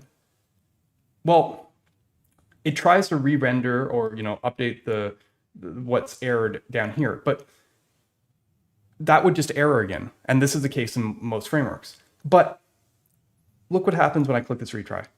It's actually refetches the value. And the reason is because it knows a reactive graph. When it pulls the value, sees that the node has failed, it goes, okay, why am I failed? Oh, upper phrases failed. It walks back up the graph. Why did you fail? Oh, phrase failed. Walks up the graph. Phrase goes, oh, I'm async and I failed. Let's retry it. So we can basically use the graph to self-heal our async here. And also in the case of, we can also use it the other way too. If we don't click reset and we just click the next number, it also has the ability to heal itself. I think what's really powerful about this, and I'll show this really quickly if I can, is when I refresh the page, you see that we have console logs for when it renders the original components. See on the component body here, rendering phrase counter. Obviously this is fine grained, so whenever I click it, generally it'll fetch. Oh, it errored out. When we retry, we actually still don't end up re-rendering the components. Like Spence, error boundaries keep the nodes off screen and then just fix the parts that errored out along the reactive graph. So we have fully healing data fetching and rendering without re-rendering any components. Pretty cool. All right. So back to the topic of consistency. As you can see in our last example, solid actually tears by default after initial load. When I click the number, I mean, I can show really quick here, but when I click the number, it moves before the data loads in. That's kind of the default behavior after initial load. It doesn't, even though it does that, it doesn't tear internally in the graph. If async depends on other async, we won't fetch the second before the first results. We only tear in the UI rather than just freeze it or going back to a loading state. So what if we want to hold values in the past while we do work off screen? Well, like React, we have transitions. And transitions are great because they also can tie together mutation and async fetching to remove weird race conditions around your data and pending states. So I actually have one last demo for you today. I hope this ties everything together for you all. I'm going to use all the features we talked about today to accomplish something pretty powerful. And it starts with a demo I hope you've all seen in the past, To-Do MVC. Everyone's built or played with the To-Do app. I think it's very illustrative of like what it feels like to use a framework. And here we have a store, fine-grained store, where we hold our to-dos, and then we have a method to add to-dos, remove to-dos, and toggle to-dos. I got rid of all the extra functionality to keep this simple. Whole example fits in a single component in 80 lines of code. But generally speaking, we have the header, we have our input, where we on key down we add to-do, and then we iterate over each item, set a completed class if it's completed, checkbox, thing, and delete button. Not much else to it. So, and you've seen this thing before, right? Hello world, yes, whatever. And then we can toggle, we can remove items. Okay, that's our to-do app. Now, here's the challenge. We've all built this before, but now we want it to have a server backend. You saw like when I refresh the page here, if I go, hey, and I refresh, our data's gone because this is just client-side app. Now we want to persist it, and now we hit async. So how do we do that? Well, I made a silly mock backend. It's made it with using local storage, so it's not an actual database, but I've set 400 millisecond delay times on both saving and fetching the to-dos to make my example work. So this is where we get to use the stuff we've seen today. So first, we can use create async, right? And we can use that to, what do they call it? db.getToDos. We can use that to get the to-dos. Now, you might be thinking, how do I get that into my store? Well, you can derive it, right? In the same way that we can derive signals, we can, I shorthanded it, but I guess to be more explicit, we can do this, right? We can go data. And now, sorry, I haven't got HMR working on this demo. We can see that we're actually loading our data from our server. But the rest of the app didn't actually have to change here. And then I can, add stuff to hey, and it continues to work. Now, obviously, if I refresh, it didn't save it. So we actually have to add the ability to save it. Now, you might be thinking, okay, well, let's do this. And then we go db.add to do, And then I'm just going to go like then. I'm going to go create async actually has a refresh function on it, which lets it refresh the data. So I think this should work. Let's hope that works. Let's go here, hello, and then I'm going to go hey, and it shows up. And after I refresh, they're both there. Beautiful. Logic all still basically works, but if you notice, there's a delay between when I said like, let's put like, okay, yo, it's gone, but then takes the thing to show up. Can we do better than that? And there's also probably weird race conditions. So I actually going to jump a little bit ahead here and show kind of the completed code. But what we can do is two things. We can take our async data that we just fetched, and we can change our store into something called optimistic. And with optimistic, what this does is it tries to put the data in right away. And what we can do is we can actually keep our same methods that we had before to set the store as our optimistic updates. And then we can use a transition to do our operation and call our data refresh. For example, add to do yield. I'm using a generator function here. We also support async, but the problem is you have to resume it and have to call it again. This is something also in React, so we're playing with syntaxes here. But the idea here is you set the optimistic state, you do the action, and then when it's done, you refresh the data. And with this, we actually have the ability to get rid of that, right? We can say, hey, it shows up right away, and then it loads, and it also saved it too, because when I refresh in the background, you're going to see that it actually saved both of these. So we can essentially get immediate feedback and load our async. And we didn't have to actually change any of our logic here. I did add a suspense boundary just to show that initial loading state, but our logic in our component actually didn't, like view, template JSX didn't change. All we did, and even our logic for how we updated the state in the client, it actually is the same logic to do optimistic updates. In fact, we just had to rename a primitive. And then we just add our async logic from the database, and everything just works.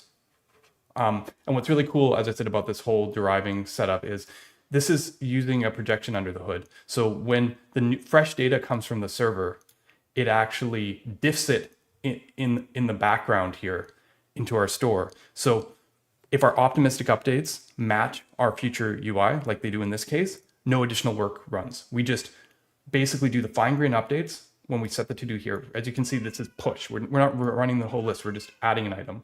We're just toggling. We're just setting checked on one item and doing those fine-grained updates. And then when the data comes back from the server, it matches the data against the data, sees nothing else changes, and doesn't run anything. This way you get the best of basically all worlds. And that's mostly what I wanted to show today. I could demo off a lot more of these features, but you start seeing that how these pieces play together is actually incredibly powerful. And I'm really excited to see other frameworks continue the research in this sort of area.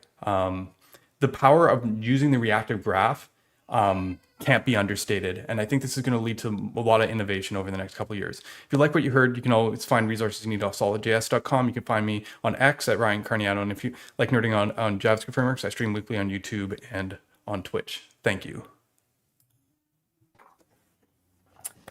We're back. Fantastic talk.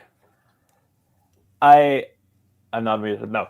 I also want to use this time to plug your JSX, somewhat TSX proposal. That was a super interesting read.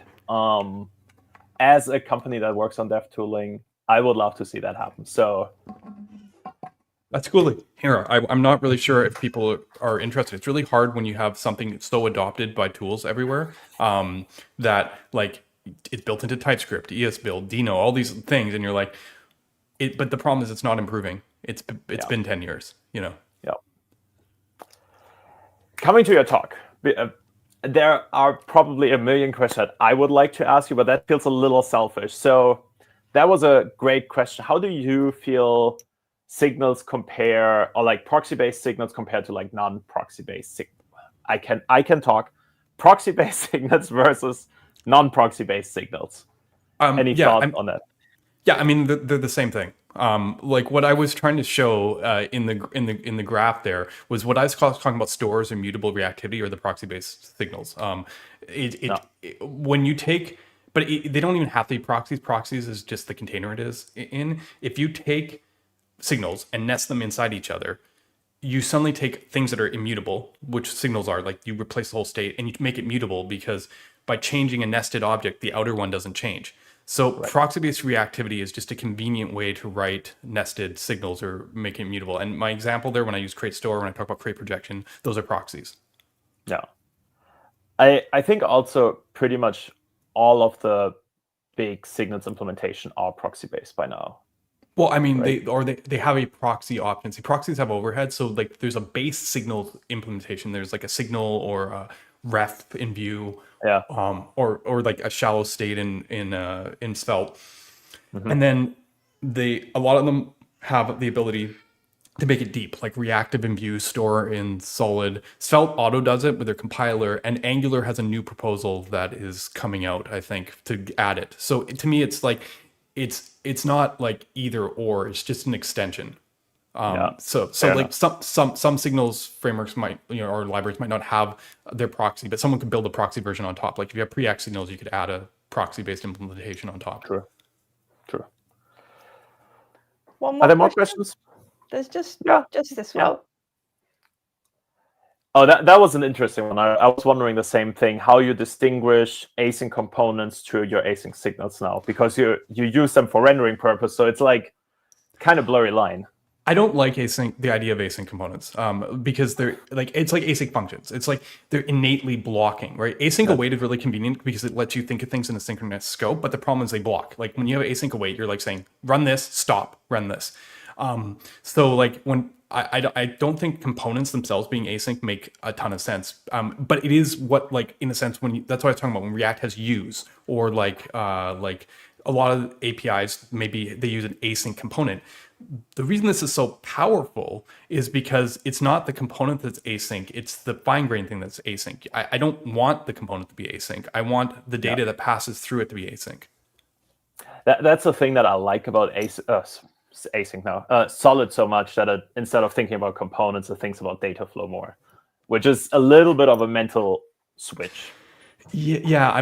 The cool thing is that once you like take that step and we make it ergonomic to use signals places, like the way we like do prop wrapping and all that stuff, the rest just follows, because you can write a component independently, look at it and go like, what's my prop? It's a number and a string or this type of object to do. You're not like necessarily thinking signals there, right? But the fact that the source can be signals, can be even async, just all ends up working together quite nicely, right? Because you don't have to be responsible for figuring out where the read is to be most optimal. We will push that all the way down the graph and block at the last possible moment, which removes the maximum number of waterfalls or cascading of impacts. That's good that you bring this up, because now I selfishly just asked my question. No, put that away. I'll just ask my question. No, I mean it's fine. I mean, async components, React can do async components in parallel because it can see them almost like promise all. It's like, okay, block here, block here, block here, block here. But it can't render the children because it hits that and it doesn't see that it's going to render the children yet. You know what I mean? Right. I totally get it. The thing that I'm wondering is, because there are requests that you do want to run sequentially, there are things that you do want to run in parallel. How do you have that flexibility now with the Solid Signal 2.0 proposal? Or working on? I mean, the question is why do you want to run them in parallel or after each other? It's because they depend on each other. You can trace the data dependency. If you're like, look, I need this to fetch this, then I need this. Like, otherwise, why wouldn't you try and parallelize as much stuff as possible? I have seen janky APIs, and I'm sure you did too. That feels a little naive to be like. Okay, but I mean, if the worst came to worse, you could fake the dependency, or you could literally just like block. True. You can block. You can be like, look, don't render this until this loads in. Like in our case, we have show. And you can like try and block it. What's cool about things like Spence is non-blocking, inversion controlled. You can try, it's like kind of like a try catch. It's like you can try to render this, and unless it all renders, we're not going to show you. What's cool about the Solid version is it doesn't throw it away and then try and render again like React. It actually goes, okay, we'll keep what you rendered, except we'll realize you can't quite finish it, and then we'll just finish it when the stuff comes in. Yeah, that makes sense. Yeah. super excited to play with this. This is probably the first time for the last 5 years that I really thought, okay, might be something that changes the way I write front-end applications, in the way that architects, except for Micro-Frontends, which we will talk about after this. So. Yeah, I mean, the tricky part here, and people don't realize, is the implications continue on like that. You're not building APIs around promises necessarily. One of the challenges is if you fetch high in most frameworks and you want to get down low, you actually have to pass the promises through your components. You have to change the signature of your components. What this does is it automatically lets you hoist high, fetch low without changing the structure of your apps. Yeah. Suspense goes where it goes. You don't have to break it out a separate component if you want to add suspense, or airbounds. You can think in terms of sections of your UI, in terms of when you build your UI, this is where a placeholder goes, this is where error goes, boundary goes. But then you can data fetch wherever you want in the tree. It doesn't matter. Components don't matter. That is super cool. Thank you so much for joining us. I was told in the backstage, I'm super excited, so I keep clapping, but I was told backstage that I should better stop that because it's annoying, but I'm still excited. So that's how this plays out. I want to thank you because you picked for the raffle the Front-End Master subscription, which I'm a big fan of. And I think you have a course on Front-End Masters too, on Signals and Solid.js. So again, Discord, hit that ta-da button, sign up, win a Front-End Master subscription, watch Ryan's course, and know everything about Solid.js that was there when the course was recorded. Yeah. Thank you so much. Thank you. Yeah. Bye. All right. The script says that. You get revenge. You get to boot me and bring back Paul. Yep. I love this position of power that I usually don't feel with you being my boss's boss. Hi, Paul. So, Paul, let me ask you how do you feel about Micro-Frontends? What is your relationship status with Micro-Frontends? You're muted, as always. And you keep even talking over me. You're still muted. Well, so while Paul figures out the mute button, I had a very mixed relationship with Micro-Frontends till I met Luca, who has the most genuine and honest opinions on Micro-Frontends that I've seen ever. So I'm really excited. So, there's Paul! Yeah, there's Paul! It wouldn't be a live event if I didn't stupidly stay muted. That is true. I'd say, we've seen this pattern emerge in a number of ways in another number of implementations. It felt in the first phase like a lot of research in different directions with different trade-offs, different ergonomics, even on things like 11D with WebC, for example, and its islands implementation, lots of different names on all of this. So I'll put it back to you. Do you feel like the patterns are settling down, or are we still in that early stage? I don't think we're in that early stage. I think we have a couple more options these days with things like islands or server components and things like that open up possibilities. Mm-hmm. But I like to look at those more as different technical approaches to tackle unique constraints that you might have. Mm-hmm. And as I learned from Luca, iframes are also a very viable option. So I think this is more a step towards maturity instead of experimentation, if that makes sense.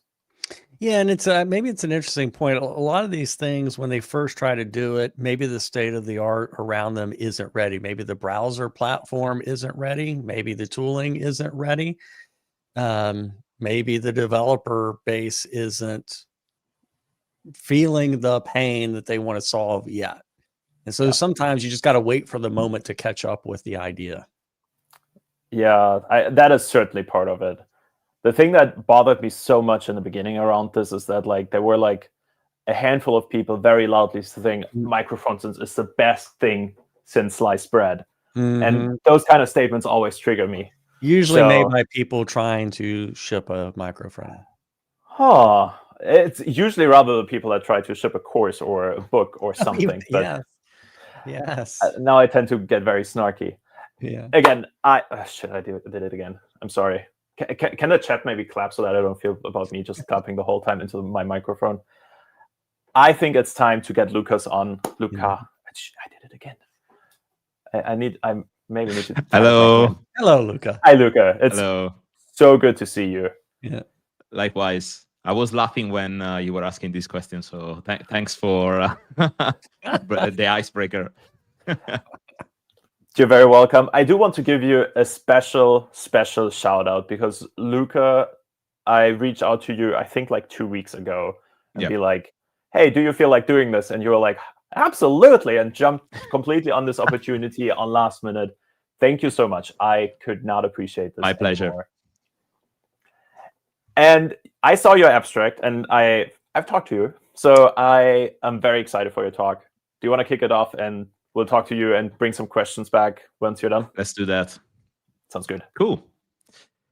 Thank you very much. So in the past 5 years, since when I joined AWS, I had like roughly 100 of teams that I helped overall, trying to migrate to Micro-Frontends after 5 years on designing, thinking, talking with several companies about Micro-Frontends. And there are recurring challenges that I have seen over and over again. So during my talks, I try to gather all together and trying to provide, let's say, a honest view on the trade-offs that you are seeing with Micro-Frontends. So today we're going to talk about a topic that so far, I would say wasn't, let's say, streamlined that much with Micro-Frontends. I think now we are getting in a better position. Okay, so let me see if I can change the slides. Perfect. So majority of the time, let's start with the main problem. When you start with Micro-Frontends, I usually go in a room or a virtual room with some engineers, and they tell me, "Oh, so you know, Luca, this is our homepage for our e-commerce, and as you can see, we have different components. So what we're going to do, we're just taking that, load remotely, and boom, you have Micro-Frontends." Yeah, usually it's not quite though, because Micro-Frontends are different from components, and we're going to talk about that in a second. Who am I? I'm Luca. I'm a serverless specialist in AWS, international speaker, and published author. So that's me in a nutshell. But let's go back to what Micro-Frontends are. So picture 10 years ago when I was an architect in a company called The Zone, and I had to explain to, let's say, quite a few engineers about this idea that I have on taking the principal microservices and moving to Micro-Frontends. So in order to facilitate the idea 10 years ago, I created this and coined this, let's say, definition of Micro-Frontends that is still extremely valid. So Micro-Frontends are technical representation of business subdomain. They allow independent implementation with same different technology. They minimize the code share and owned by a single team. So there are quite a few things to unpack here. I won't go through all the things, but in order to really understand what the Micro-Frontends is compared to a component, we need to spend a bit of time around these two principles or two characteristics. So first of all, we have a different view of Micro-Frontends. With components, we want to, let's say, have something that is highly reusable. With the Micro-Frontends, we are talking about technical representation of business subdomain. To a certain extent, if you're familiar with domain-driven design, we are leveraging that wave. More simplistic, you need to take a chunk of your logical system and apply into solid boundaries. The other key things is independent implementation. Very often I have seen firsthand Micro-Frontends that are deployed alongside others because otherwise they're not going to work. But that's a problem in distributed system, not only for front-end, but also on the back end, trust me. So let's talk about components. Let's take the most simple components that you can find in the world, a button. And the button usually exposes a property, the label. And then imagine that your button starts to get a bit of traction inside your company, and now it's using another portal, and finally you have also the icon that you can set. Great. Then you start to have new requests like change the border color, different rollover animation, auto size dimension, and disable by default because you're going to use in an amazing form. So as you can see here, the button has a lot of capabilities. And as I said before, what we are trying to do is reusability. We don't want to have different teams that are building exactly the same code, reinventing the wheel, and all the nice principles that we have learned in the past. But the problem is that in distributed system, reusability, to a certain extent, is a form of coupling. Don't take my word for that. There are smarter people than me that talk about architecture. For instance, Neil Ford, this director of architecture at ThoughtWorks, probably one of the most visible architects that you can find over there. And the reality is that when you think about components, you want to reuse, you want to abstract certain capabilities, so you don't want to duplicate certain code, and you want to spread that across your code. And when you change once, you have everywhere. Now, with Micro-Frontends, we do something different here. We're not optimizing for high reusability. We want, first of all, to encapsulate the state. This is one of the few anti-patterns I've seen. People that are trying to get the UI decoupled from the state, but the reality is the UI without the state, what it is. So you want to have a state that is encapsulated that will enable you automatically to be context aware. So the Micro-Frontend knows what is trying to render. And if you think about before, in the definition, we are talking about a subdomain, so a chunk of logical system that is living independently. In order to be independent, it has to define clear input and output, usually through events. It can be custom event, it could be an event emitter that you want to use. It can be in a reactive fashion, if you prefer. And finally, are less extensible. I'm not saying are not extensible, are less extensible. You need to be a bit more, spend a bit of more time thinking about how the relation inside Micro-Frontends and different containers of Micro-Frontends are working in order to start to extend, reuse, etc. It's totally doable, but few heuristics that I coined in the last few years in order to think if you are designing properly your Micro-Frontends. But first of all, usually Micro-Frontends, as we discussed before, encapsulate the state, define clear input and output through events.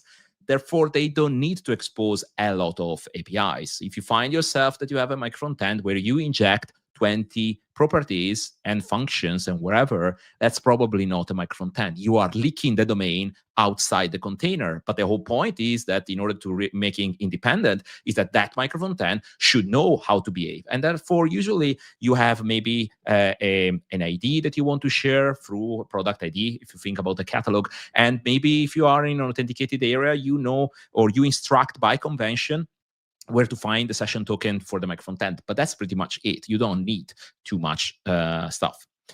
The other thing is Micro-Frontends are context aware. So the encapsulation of the state makes that very crystalline clear.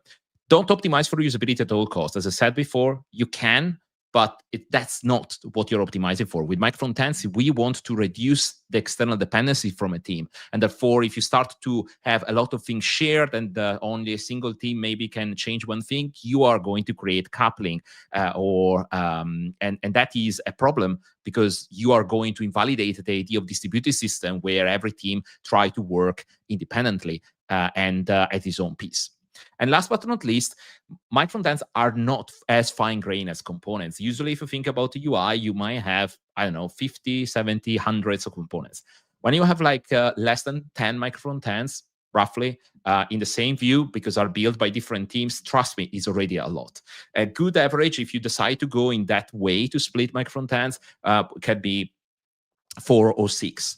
But again, you have to think that are more coarse-grained. Splitting up a coarse-grained Micro-Frontend is easy. The other way around is way more difficult. So at that stage, when we started to discuss about Micro-Frontends, I have also to think about one of the different problems that you find in an architecture. Usually you identify what are your Micro-Frontends, so you identify the boundaries, but then you need to compose these Micro-Frontends, how you can at runtime load these Micro-Frontends, where they live, how you can reach the endpoints. So I created in 2019 this idea of decision framework. And it's basically 4 decisions that you need to make in every architecture. I tested out on client-side rendering, edge-side rendering, on server-side rendering, and any other flavor that you can think. And it turns out that is always the 4 decisions that when you have that clear, you will be able to design proper solution. So you need to identify Micro-Frontends. So if you want to have one Micro-Frontend per view, multiple Micro-Frontends per view, you need to compose them. So how you're going to have something that is remotely living somewhere in the web inside your application. You need to decide how to route. And obviously, there are different ways if you are doing client-side rendering or if you do server-side rendering. And finally, how you want to communicate. So how Micro-Frontends are communicating together.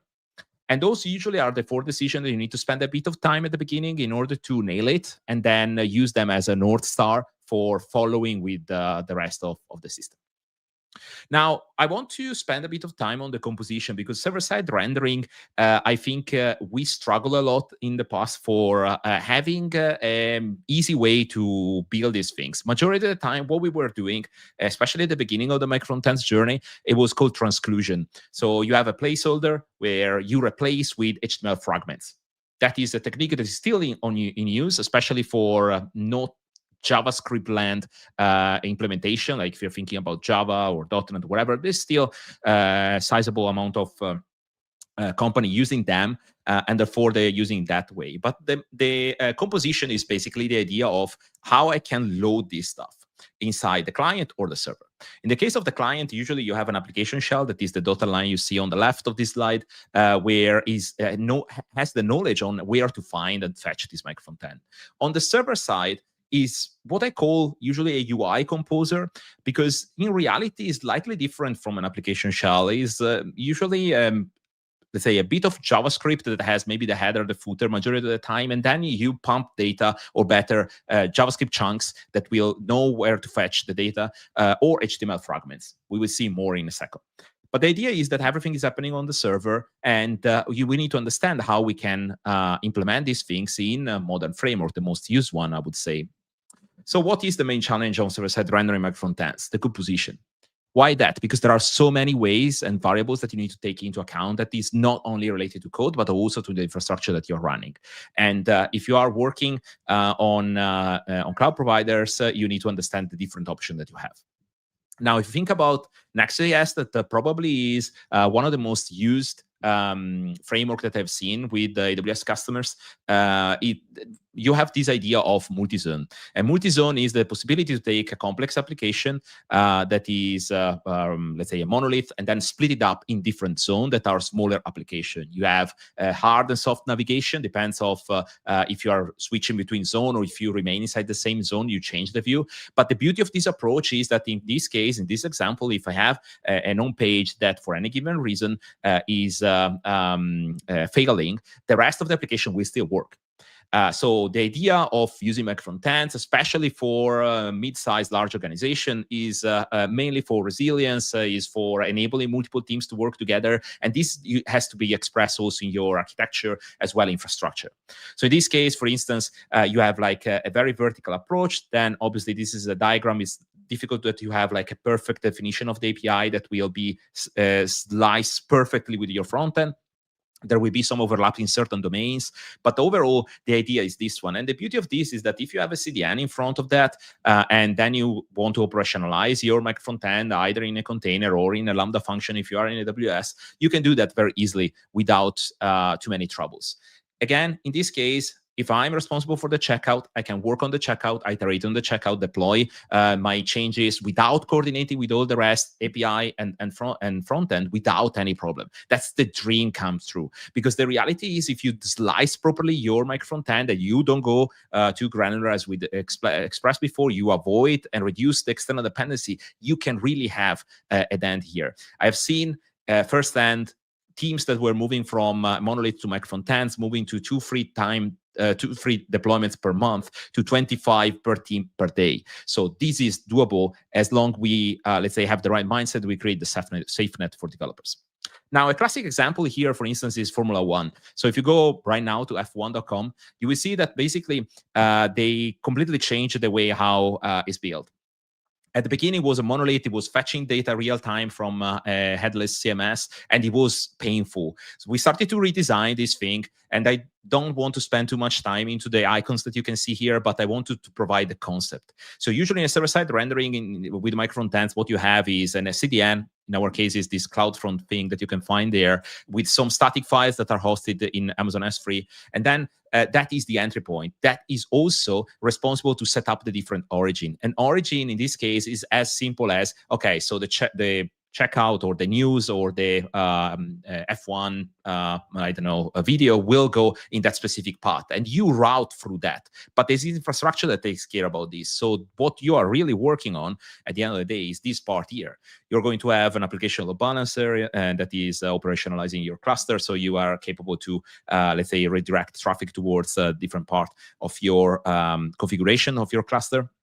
It can be a container again or something else. But the beauty of this is that those are completely independent. One of the beauty and interesting thing that Formula One have done is that then they started to apply different TTL in the CDN, time to live, for different content. So if, for instance, if you are in the news page, obviously you need to be super snappy. You cannot cache for long. But if you are, for instance, in the video page and you are uploading the video only after a Grand Prix, that probably you can cache that part. What does it mean? That now not the entire application needs to address the millions of fans of Formula One, but just the video part needs to have volumetric around that and just have enough capacity for handling the traffic that they have. The CDN will take the heat the majority of the time. And that is, in my opinion, a beautiful approach. Another approach is using module federation, that probably you have heard about it by now, is a fantastic library, in my opinion, that enables you to dynamically run code from another bundle. And that works on client and server side. So if you want a very simple representation of this, imagine that you have on the left multiple Micro-Frontends, and you use Webpack in this case with module federation, but the new version can work also with Vite, RSPack, and many others. And you see that it's basically what it does. You write your Micro-Frontend, Webpack is generating some JavaScript chunks, and then suddenly you're loading React or Solid.js or Angular, whatever it is, and you see that the catalog and my account are using exactly the same chunks. So module federation will take care, if instructed correctly, to load just once. So you don't have to deal with dependency management, and you can also have multiple versions of the same framework or multiple frameworks together. Now, it's not something that I recommend, but sometimes it's necessary. So because of that, with Next.js, I've seen quite a lot of customers that are splitting their Micro-Frontend at the page level. So imagine that you have the catalog page and you have the catalog with all the different session and the details. So you can split them up at the page level, and you can lazy load this page based on the request that is coming. Maybe you have a part of the website that is not hit very hard, and other parts that are always hit. So therefore, you can even lazy load a specific part on the fly.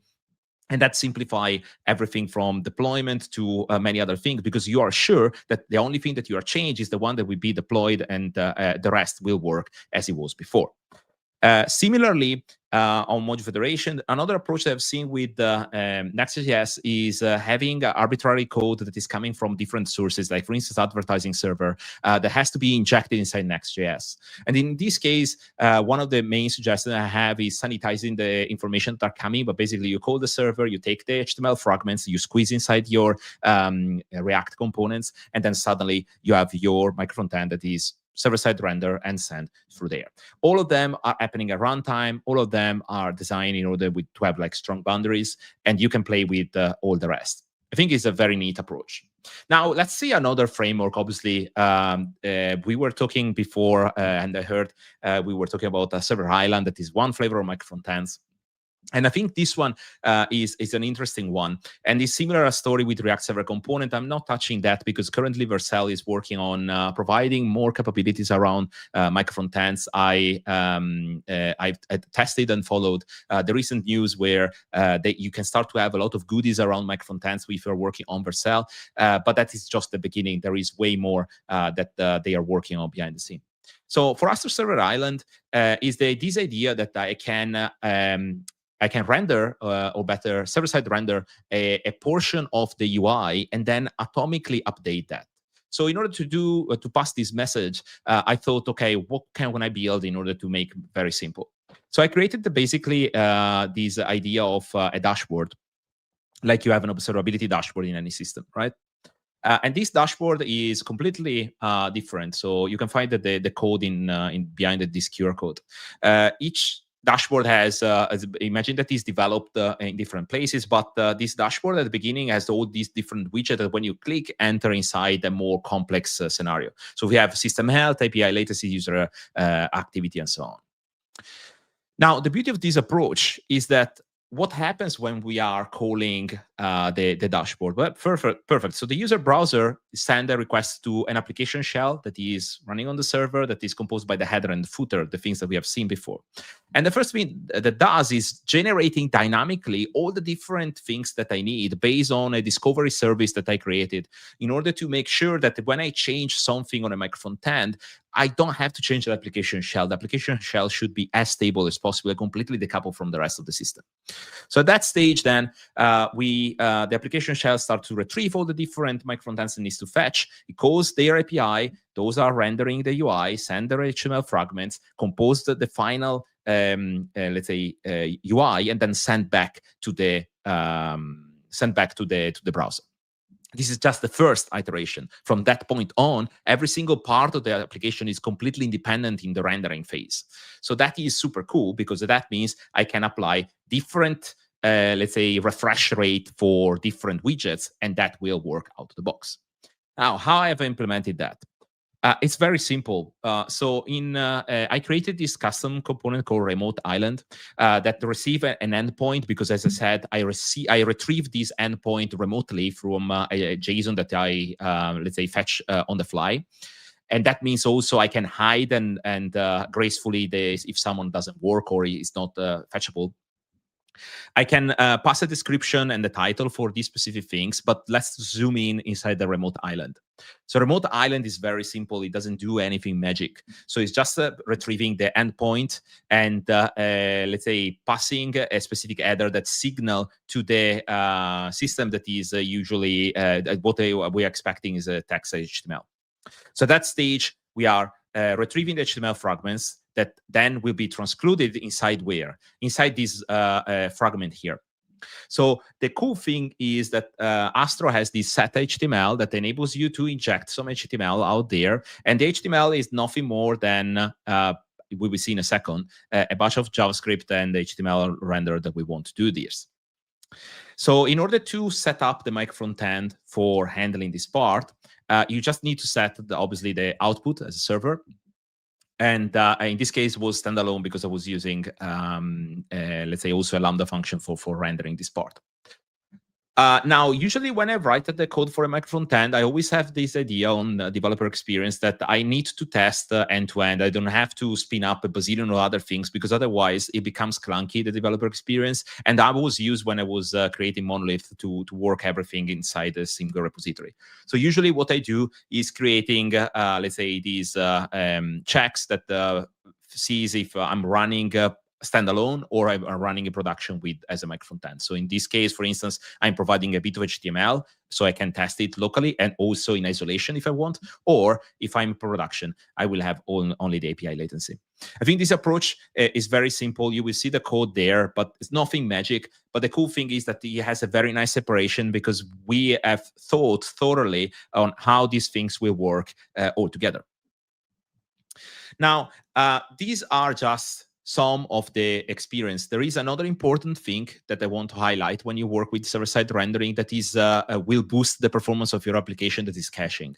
Very often people think that, okay, so we have the cache in the browser, we have the cache at the CDN level, but there is also the memory cache that you can apply. There are, let's say, some of the, let's say, big brand that I had the pleasure to work with is, for instance, BBC, that publicly they shared how they have implemented BBC News. And you will see that in their architecture, they have multiple levels of in-memory cache that are applied also for storing chunk of HTML fragments that are then injected into a UI composer for then rendering the different parts. The beauty of this approach is that it's not only that you need to optimize heavily the code that you're writing, but also the infrastructure around that. Because if you know upfront that certain HTML doesn't have to be rendered every time or every request, and you have a high volume of traffic, why not storing certain part that is, let's say, render, and when the cache is evicted, you start to fetch it again.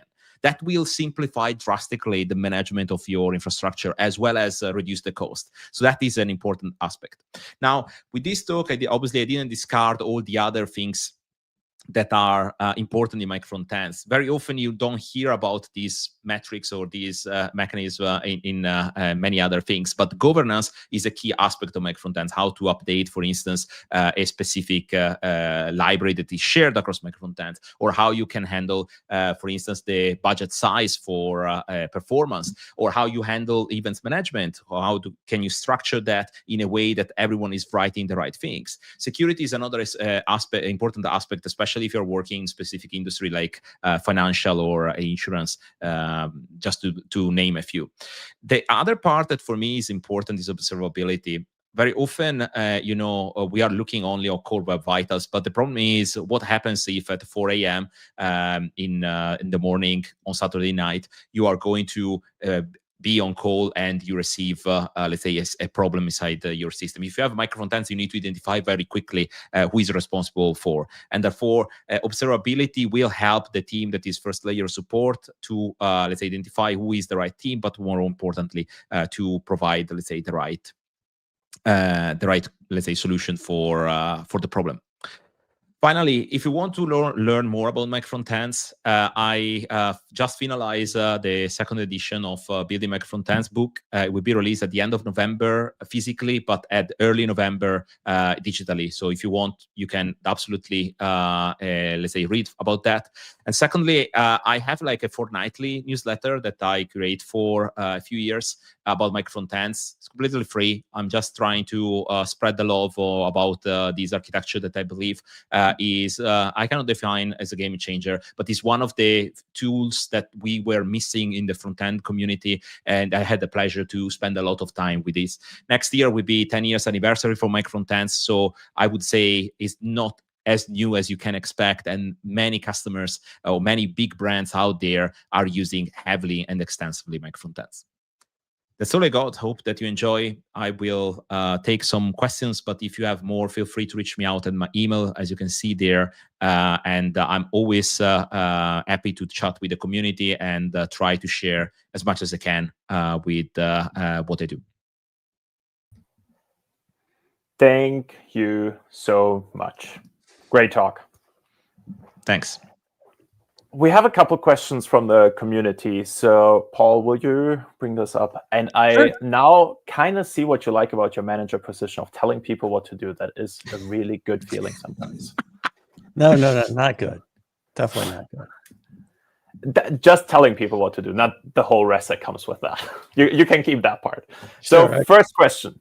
In your opinion, what would be the best approach to use Micro-Frontends built with Vue or React with a template-based frontend like Django or something? It's a challenge. So it depends from your constraint. The problem of everything, as I was discussing in our podcast, it's not that I can tell you, oh, use this library and it will work out of the box. It really depends what you want to express inside your system. So sometimes you want to, for instance, if in your situation you have these React and Vue components that are not owned, or you cannot have a say on how they are built, and you are responsible for the Django part, and you have third parties that are doing that, they're building the Micro-Frontends, then probably you need to have strong isolation. So you need to find something like iframes potentially that could work. Now, iframes are terrible for several reasons, but at the same time offer a security that is unfair at the moment.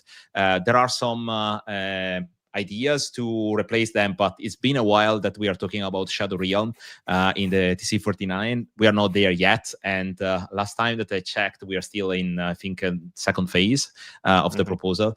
That is annoying, but that will help. It's basically an iframe without all the burden of having all the iframe security without the burden of having all the window and the rendering part that is completely useless.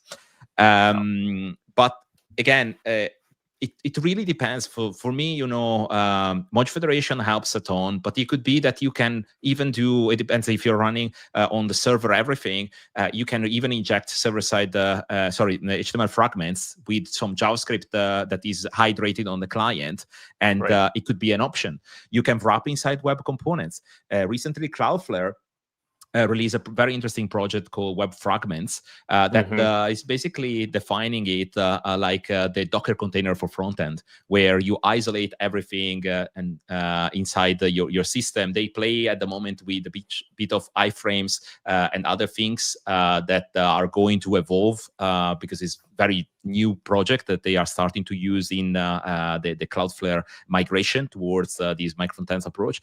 But again, there are plenty of solutions out there. It's difficult to say this is the right one because I don't believe in, probably because I'm old now, but I don't believe in best practice or in a solution that fits them all, because it doesn't exist in my experience. What I have seen is that you can get similar outcomes with different technologies. You just need to understand what you need to express inside your system. All right, love we'll go on to the next one. But Jan, I hope that Web Fragments makes it in the next dev brew. Just saying. Yeah, maybe.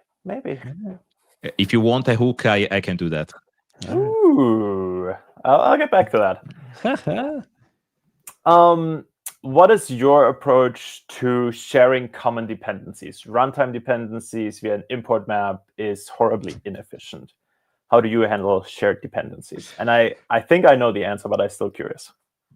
Okay, so let's start from the basics. Because you're loading everything at runtime, doesn't mean dependencies should be loaded at runtime, first of all. So build time is still valid. There is nothing wrong with that. Now, I can tell you an interesting story. So the problem of shared dependencies is not the technical implementation, it's the long-term maintenance. So the reality is you start with all the good intention of the world, and you will create the best code, super polished. But the thing is, in a year time, I can guarantee you there will be a new developer or someone leaving the team that will screw up big times that part. And it will come at the point where, oh, by the way, we have this deadline. Let's take a shortcut and let's squeeze inside the shared dependency a specific thing. And I know that we all been there, all of us. I struggle to see someone that didn't. And the reality is you need to create governance around shared dependency. In my opinion, shared dependency should be loaded at build time, not runtime. Mainly because it's easier to catch up an issue instead of blowing up in the face of the user. So we are building code not for the sake of writing code. And I know that is naive now thinking about that, because I was a developer for decades and I love writing code day in, day out. But the reality is there is someone that is paying us to generate value for the users. And therefore, our first responsibility is try to do the best for our users. So if I can, let's say, avoid a potential issue in production, loading at the build time some stuff, why not? There are certain benefits of doing that, because you will have a set of procedure like, I don't know, integration testing, end-to-end testing. Maybe you have manual QA, so you will have also the manual QA doing that test. And also you will pin out your code working with the specific version of that specific dependency. That is beautiful. In the past, 10 years ago, when Monorepos didn't exist and all the goodies that we talk about nowadays didn't exist. In my company, we created a library that basically we designed in a way that it pinned the major version of a shared library or a shared component. And it was loading at runtime the minor and the bug fixing version. That because if you rely on a major version for breaking changes, then you can iterate very fast for all the different teams that are behind this shared library. In our case, was a video player and the payment Micro-Frontends. They can deploy at the speed that they want, but if there is a breaking change, I force them to get, let's say, a bump up in each single Micro-Frontend using them, because we go through a series of checks, and they can create a governance around that. That could be a request for comment for discussing how the APIs looks like for the breaking change, or how to implement a specific optimization. So these kind of things in distributed system matters, because we are reducing external dependency, but not reducing the communication. Communication has to be high as it was before, even sometimes more than that.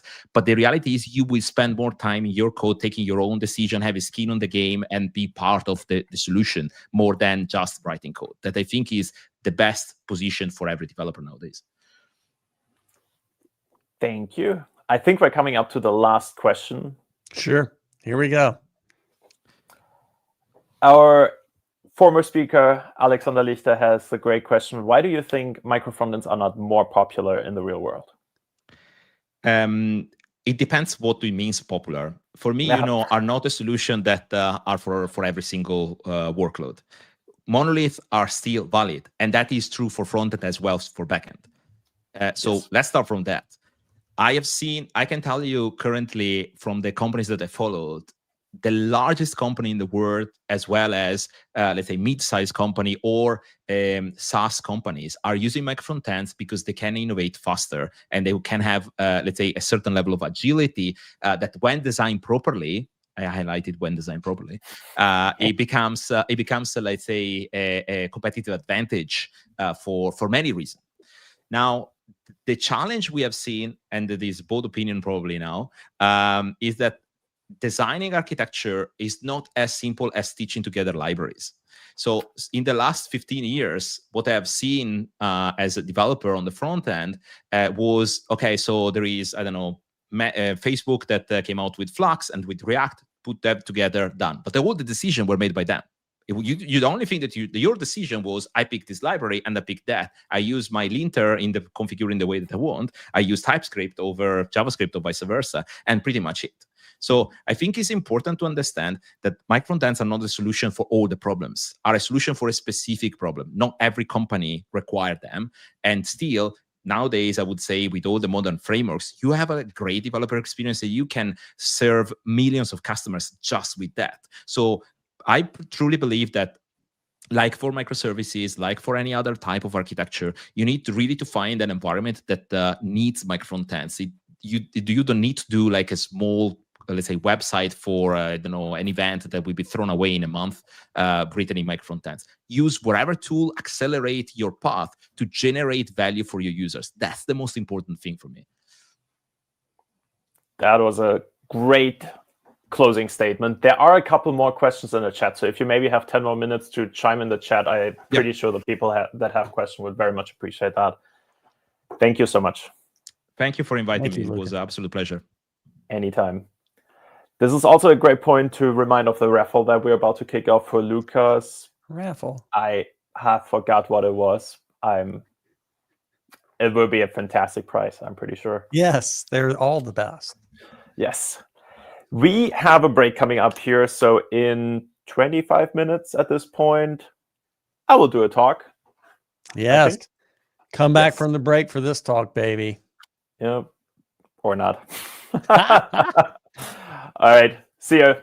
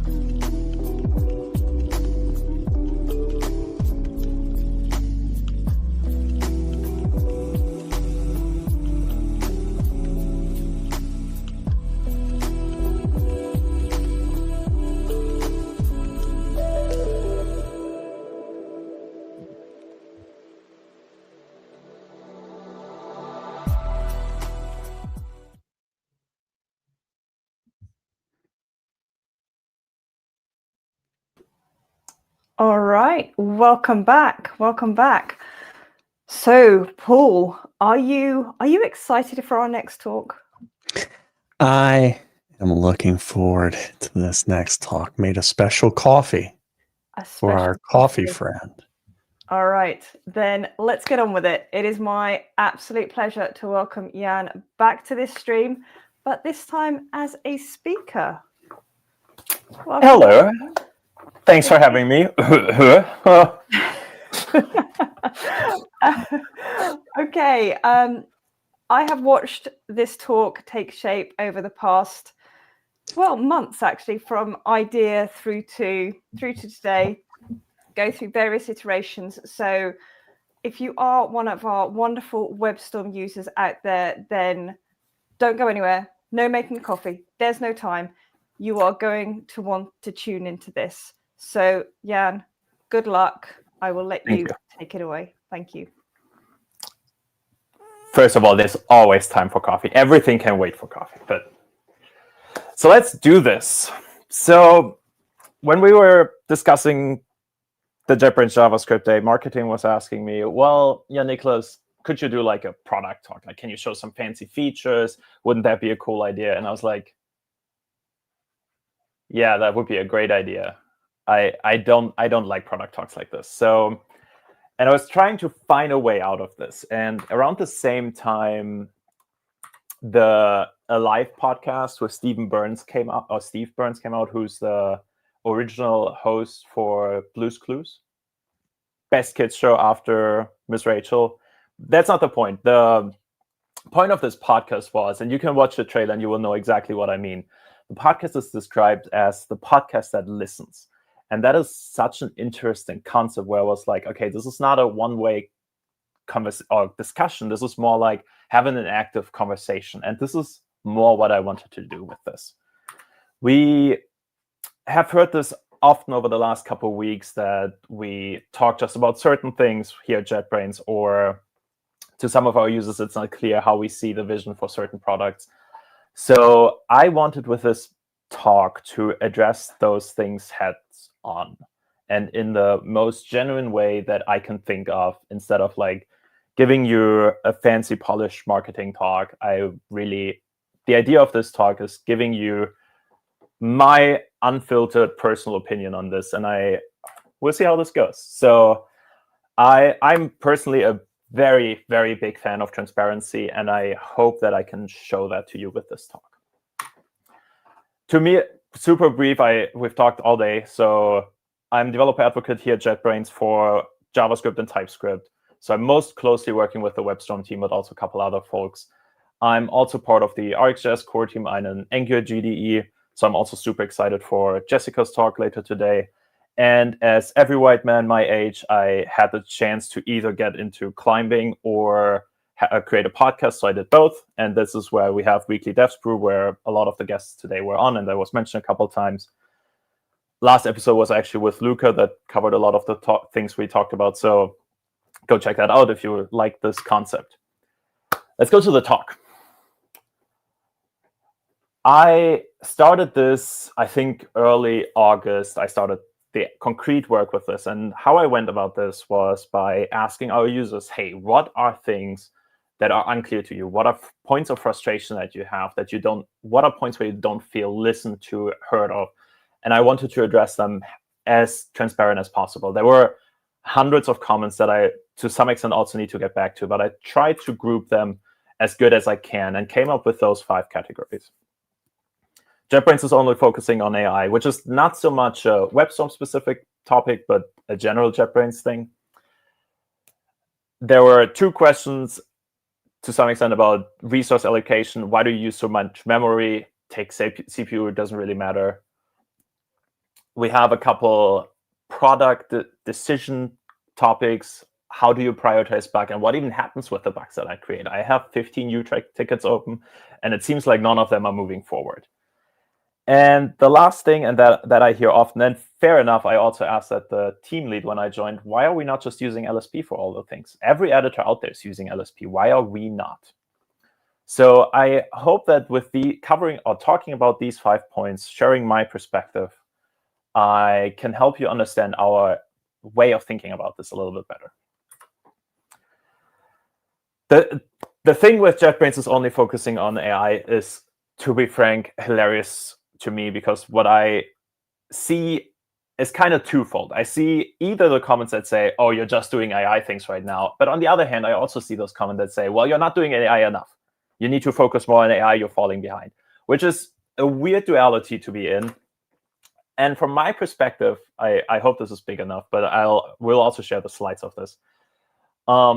AI for developers is a super interesting field, and we kind of have like a wide spectrum of things from kind of, if we look at it on a scale, we have on the very left side, I don't want to use AI at all. I think it's just nonsense. It makes me less productive. I don't want anything to do with that.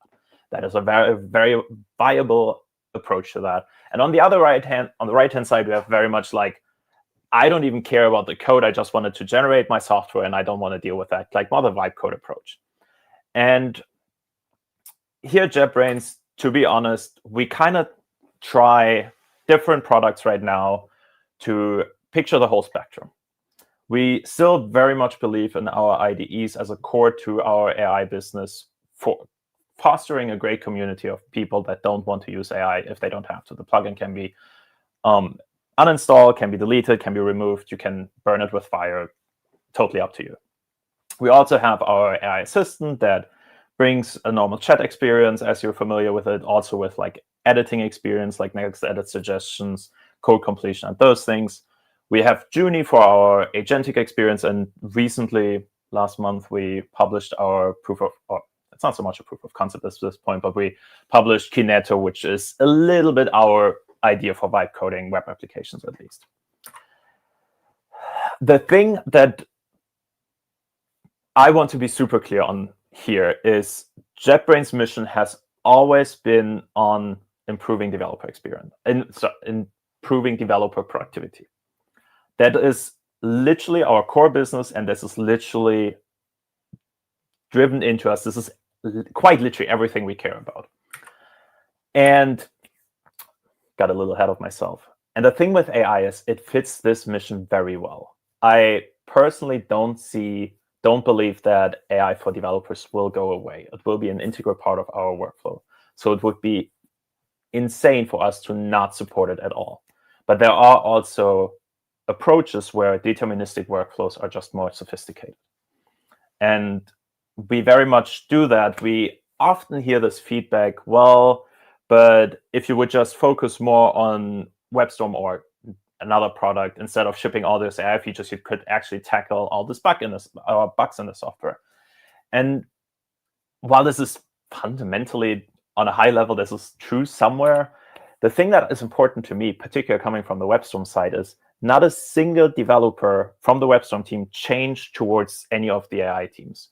So this whole argument is kind of weird when I'm like, well, okay, so do you want some of the ML engineers that we have for AI stuff do bug fixes on WebStorm? It just doesn't make sense.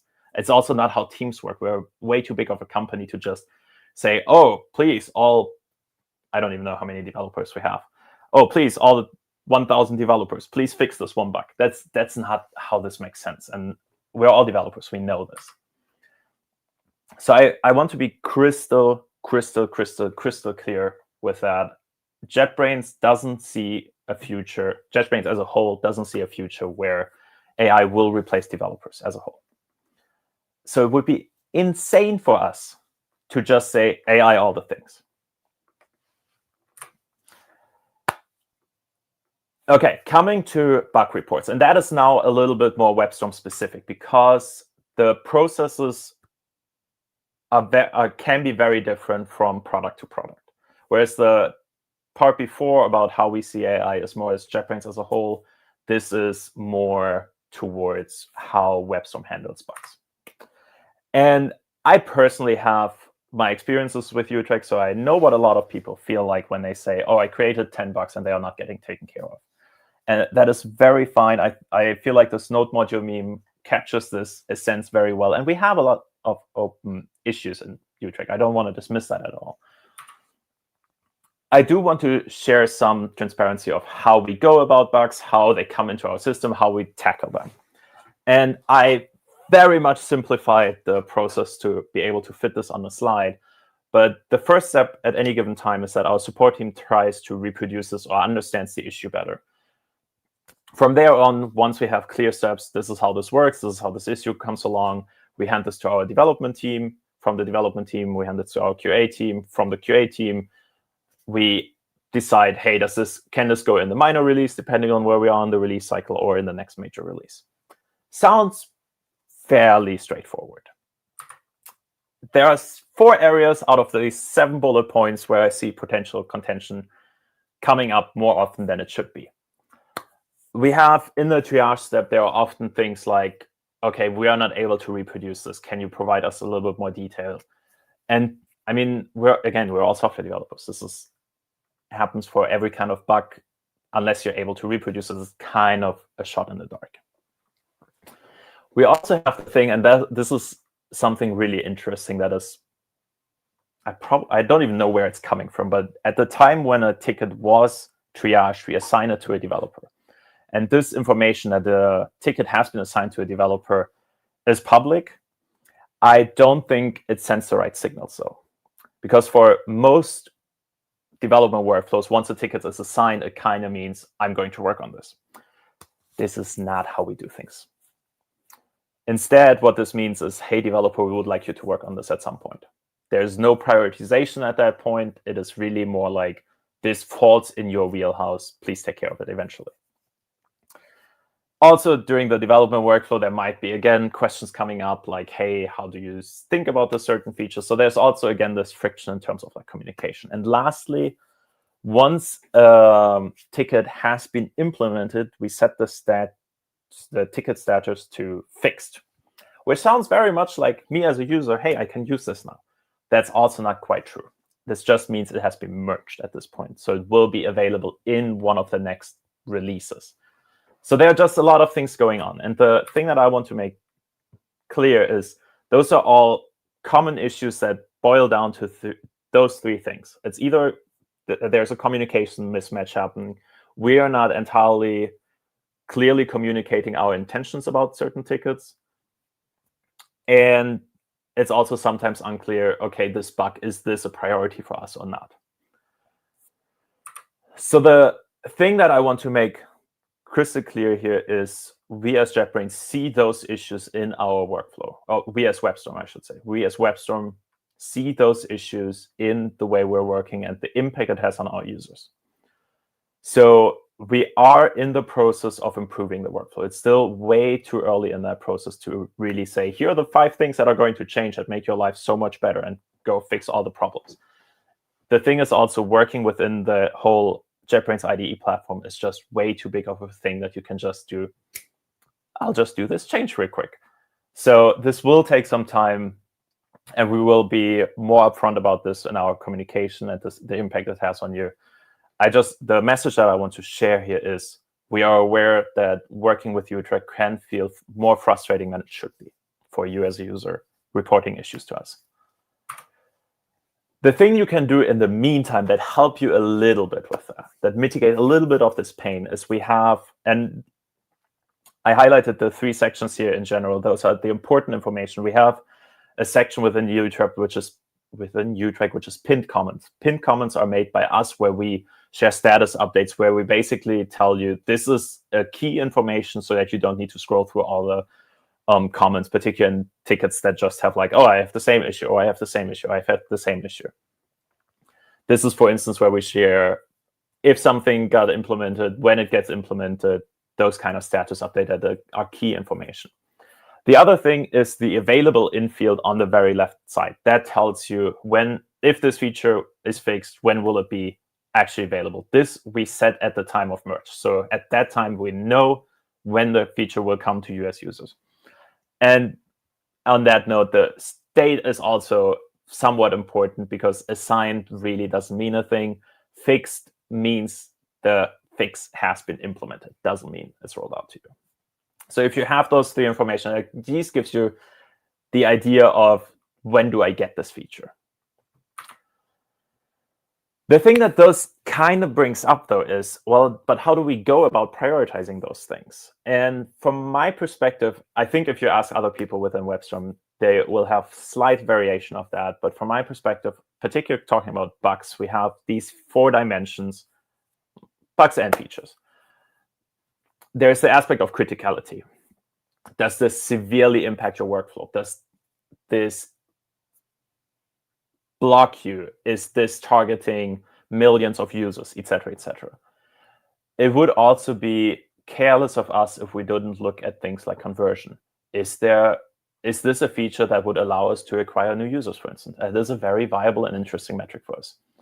Impact and criticality is kind of similar. The other thing that is very interesting coming from our side, effort is very, very, very, very much driving some of the decision. Because while things look easy, they might not necessarily are easy. And I dig through some example user statistics. One feature that I personally love in WebStorm is the capability to extract HTML parts from one component and create a new component from that. We have this feature in React, Angular, and Vue. I love this feature, but statistics just show that those features are not used.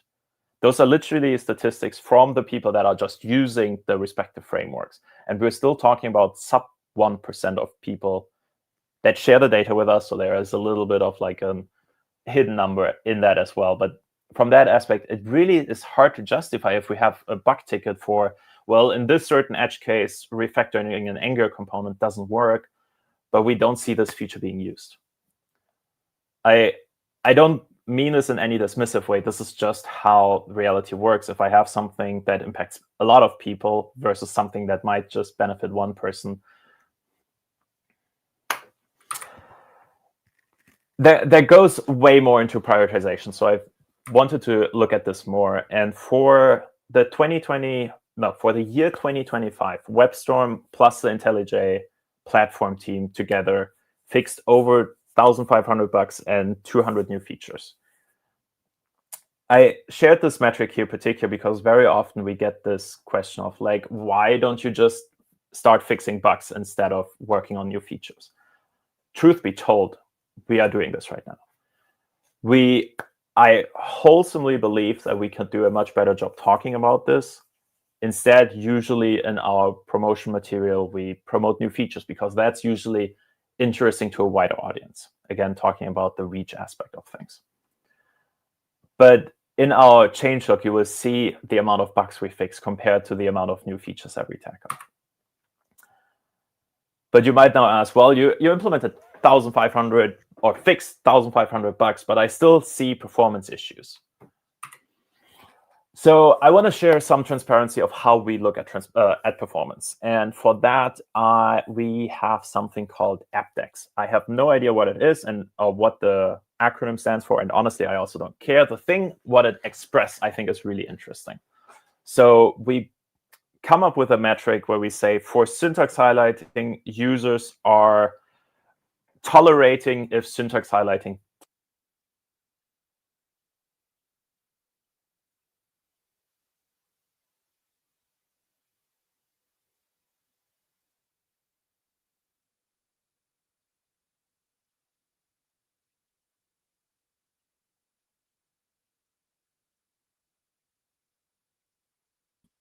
I believe we lost audio for you.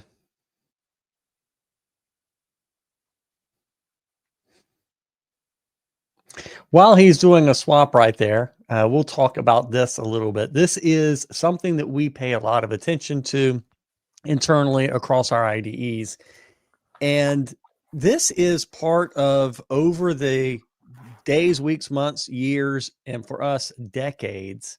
We build up a lot of knowledge on this, a lot of institutional wisdom, processes, and things like that. Jan, are you good? Do you hear me? You tell I me do. to. So I was about to give your next slide, which gave away the answer to this, but I will let you tell the end of the story. I would love you to do my talk. That would be so fun, just me designing the slides. So we came up with this AppDex score. And again, I don't know, I also don't quite know where I cut off, but the AppDex score, I have no idea what it stands for. We define tolerating value for things like syntax highlighting, for instance. So we say if syntax highlighting takes 300 milliseconds, that's tolerating for our users. And if it takes 500 milliseconds, that's what we call the frustration value. That's unacceptable. And with looking at actual users and tracking the time what this takes, we get a value that express how satisfied users are with the performance in our tools.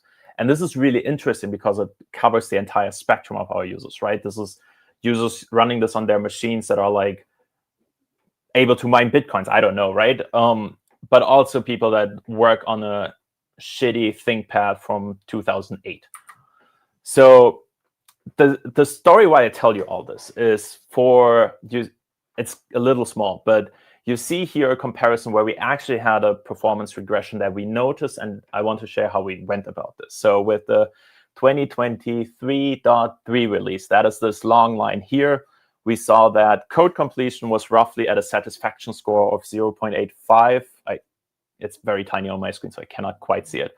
And once we released 2024.1, we noticed this severe degradation.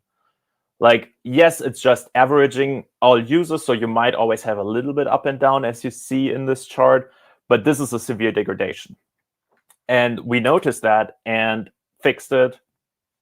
And this is also the reason why back here in 2024.2, we went back to the completion AppDex score that we had before. So what I'm trying to say with this is we're actively monitoring performance regressions. We're also actively doing performance monitoring before we release, during the EAP phase, and throughout the lifecycle of our application. This by no means means that you might not face performance issues. This just means on average, we don't see this. So I do want to encourage all of you, and I've said this multiple times, if you have performance issues, or if you see people talking about performance issues about WebStorm, I cannot encourage you enough to create a ticket, attach logs, and we might have some follow-up questions to fully figure out what's going on. But this is for us the best way that we can tackle your problem. I will talk about this a little bit more in the resource section, but we need those information because on a high level, we don't see it. Another thing, and talking about prioritization of things, one thing that a colleague of mine came up, and I'll just shamelessly steal this here, is we want to give you the opportunity to tell us what you value. So for that, we want you in our JetBrains subreddit to vote for the tickets you would want us to take care of in the next release. We will define a little bit of ground rules because I don't want to provide support for AngularJS again or things like that, right? There are boundaries. But in general, we want you to put you in the position to actively vote for tickets that you would want us to take care of. This can be bugs, this can be feature requests. Just tell us. We want to prioritize your ideas for the product as well. This is an initiative that we're trying for 2026.1, so we will probably announce this in our subreddit in the next days, weeks, something like that. Coming to my favorite topic, memory. And memory is really just a synonym here. Use it as performance. Some people are having memory issues. Some people are having performance issues in general with slow syntax highlighting. Some people might have just high CPU spikes, things like that. In general, I truly believe us taking the resources that are available to your system is fundamentally not a bad thing. On the other hand, it rather ensures that WebStorm and other JetBrains products run as smooth as they can. There are a little bit of the limitations of working within Java, but still, the idea is we take as many resources as needed to make sure that your software runs smoothly. The problem that occurs is if we take too much resources. Many resources is fine. Too much is less fine. And this is where you come into play. In general, how I like to look at performance, particularly if we compare it to LSP-based editors. The idea of WebStorm, and most or more often people are complaining about startup performance. The idea for startup performance, it can be a severe factor for you. I don't want to dismiss this, but we basically try to cache and understand everything about your product as good as we can so that afterwards we can ensure and make sure you have a smooth editing experience in terms of speed, performance, and accuracy. This is the idea. We're waiting at the startup time a little bit to figure out everything about your product. Whereas LSPs is as it just works on file by file basis, it has somewhat of a constant performance comparatively.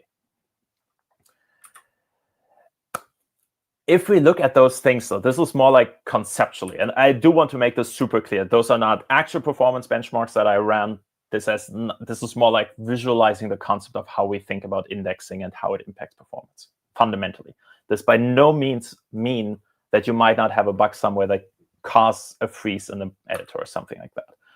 The thing that I want to make super clear, there are a bazillion reasons that can cause performance issues. I literally had issues with a theme plugin that caused performance issues for users. So even things where you would think totally safe to use might not be. So a lot of, and I get this from a developer perspective, like I want to understand how my tool works. I want to figure those things out myself. I would personally still recommend you just creating a ticket and go on with your day instead of drowning hours into figuring out what's happening. This is usually more efficient. Our support team can figure out those things much quicker. There might just be a plugin acting up. There might just be a setting that you can disable to work around it. There are a bazillion things. So again, I want to make this clear. Like I completely acknowledge that you might face issues, but also performance issues are more often than not so specific to your particular code base, patterns you use, setup you use. All those things can have impact. So just creating a ticket will make sure that your issue is getting addressed the quickest. If you see a ticket that might seem related, oh, I have an issue in in TypeScript is causing performance issue, and you happen to use TypeScript too, I would still recommend you creating a separate ticket. Our support team might be mad about me for having to cross-link to tickets, but again, I wholeheartedly believe that this is the best way for us to know about your particular issue. The worst thing that can happen to you is that we say, this issue is already known, we will mark it as duplicate, and please follow this other ticket. So I said this before, I say this again. I would love us to help you in any way possible. So if you happen to have a point of frustration, let us know. And if performance is your point of frustration, please help us help you. And the best way for that is just submit a bug report. And this is now a little bit of a polarizing question. Why are we not just using LSP? And the answer to that is also a little bit more complicated because partially we are. But fundamentally, I want to say that LSP as a protocol is great. Honestly, it's great. It provides a consistent developer experience. So if you have users that use VS Code, if you have users that use NeoVim, they get the same editing experience fundamentally on a high level. It's also a very accurate result because it's literally, if we look at the TypeScript language service, it's written by the TypeScript team. So they'll know what they want to suggest. Totally makes sense. And the thing with language service also, it has a very predictable performance. It's basically, at least for TypeScript, and very much in correlation to your code base. The thing, though, is that it also comes with various limitations. LSP does not work well with cross-language support, for instance. If you are familiar with the experience that we provide for HTML and CSS in virtual files like Vue, Angular, that's something that is really hard to accomplish with LSPs, close to impossible. The specification also has gaps of what we consider a good developer experience. LSP to this day does not consider a concept of testing as part of the language framework.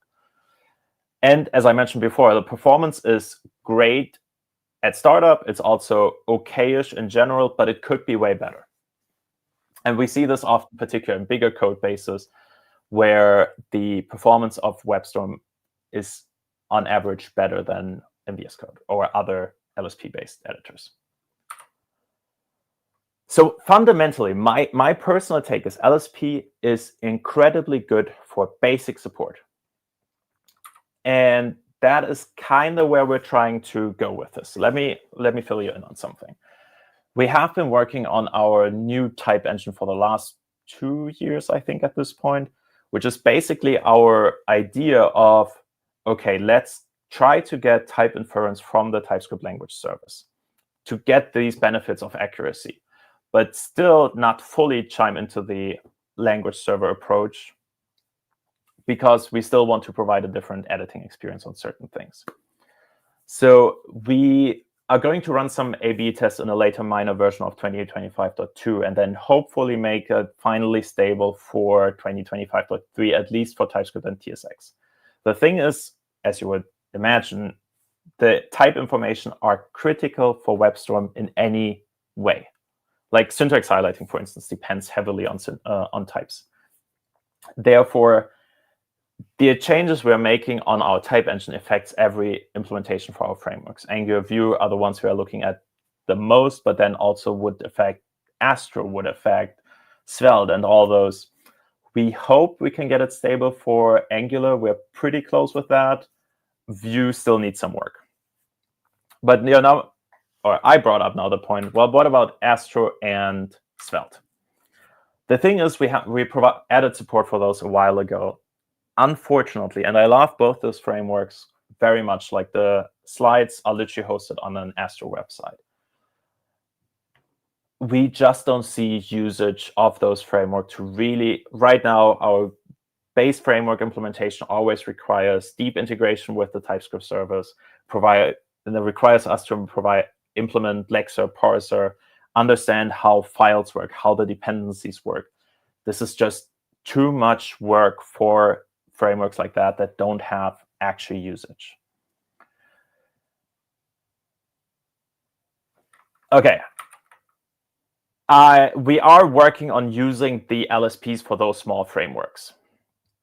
You can follow the ticket for Astro, and I will share more details very soon on that in a blog post while we're still figuring things out. Coming to an end here, because I see in the chat my co-hosts are yelling at me.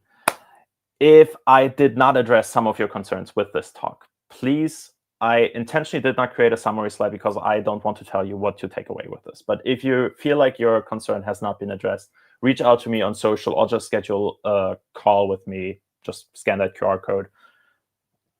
I would love to talk those things through with you.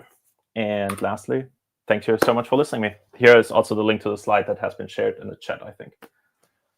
Thank you.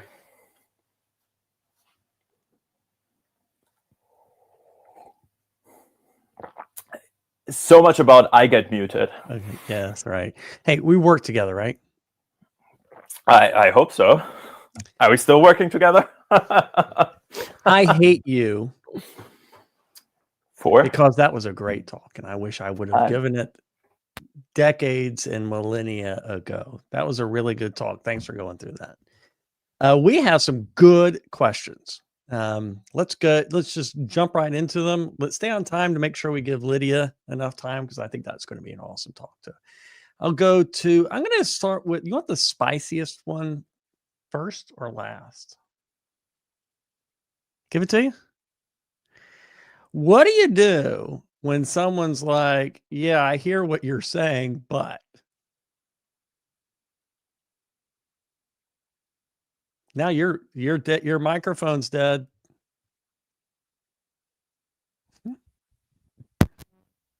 You're back. No, you're not. While he's getting set up, everybody, if you could, go ahead and ask any more questions if you have them. We'll go through as many as we can.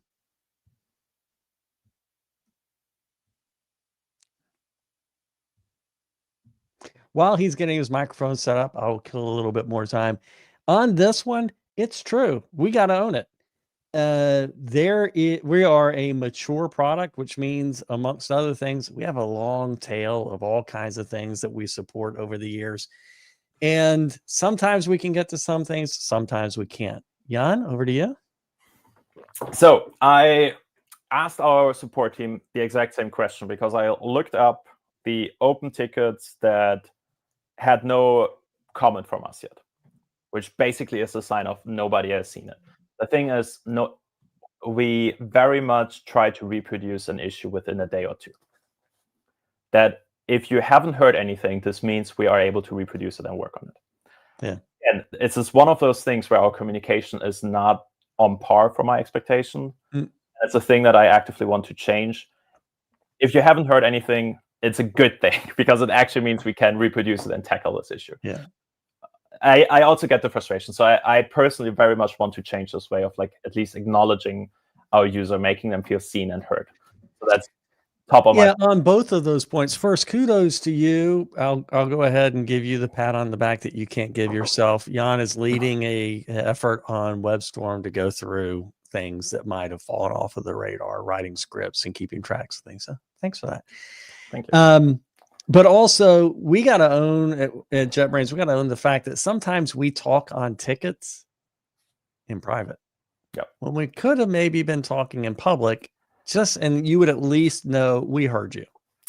The one thing that I also want to make clear that I forgot to mention before in my talk, there are some things that we don't want to do anymore. It's just like that. There are subsystems that we created years ago that still get ticketed that is just not worth maintaining anymore. And I want to make it very clear what those subsystems are, what we take care of, what we don't want to take care of. That is, I hope this is just a minority of things, but I do want to share this. There might be things that we have just not taken care of because we don't want to. That is part of it. Indeed. But again, we should just say it. Yes. Hey, let's do a speed round to get through these to make sure we, in 4 minutes, can get Lydia on. So speed round first, Fleet. Fleet is an interesting one. From the community, it looks weird because we haven't shared updates on Fleet I think the last update was released in spring. The thing that I think is worth sharing here, Fleet is still actively developed. We're just not talking about it enough. Well said. Hey, I'll go over the poll real quick, which reflects the audience's JetBrains basis. 66% say they are JetBrains power users. Sweet. 9% are here for the drama. Love it. All right. Those two are not mutually exclusive. That's record. Okay. This is an important one, and let's talk about ways that we can address this, because there's a follow-up that even file paths might be. Yes. So the thing is, from all the logs that I've looked into, I've not seen pieces of code particularly. I don't want to say there are none because I could not make that statement safely, but I have never seen pieces of code. What we do see are file paths, and that is, we definitely do. We also see like the stack trace that we throw, so we see like the line number and pieces like that. So if those information are sensitive to you and your company, then this might not be a good way. But we have alternative approaches of how we can do this. We can sign NDAs and all this fun lawyer stuff. We have done this with various companies. If you have issues like that, please talk to me. I would love to help that out. There you go. Yeah, there might be a way to one-on-one with you that doesn't leak any sensitive information. Alexandra also mentioned about signing an NDA or recreate the problem in a GitHub visible repo. We know that this is putting work on all of you, but the more we can get, the better. Yes. Especially a reproducible case. Okay, let's get that one off the screen. Probably getting closer to the last one. Maybe we can get a couple more. The thing that is the webbish part that exhibits itself in WebStorm versus all the other IDEs. You want to talk about it? Yes. Fundamentally, I like this analogy. Marketing hates me for it, but basically a pyramid scheme. And now my camera died? No. Which means is all things that are available in WebStorm are available in PHP-Storm, are available in Writer, are available in IntelliJ. We basically have a 3-tier system.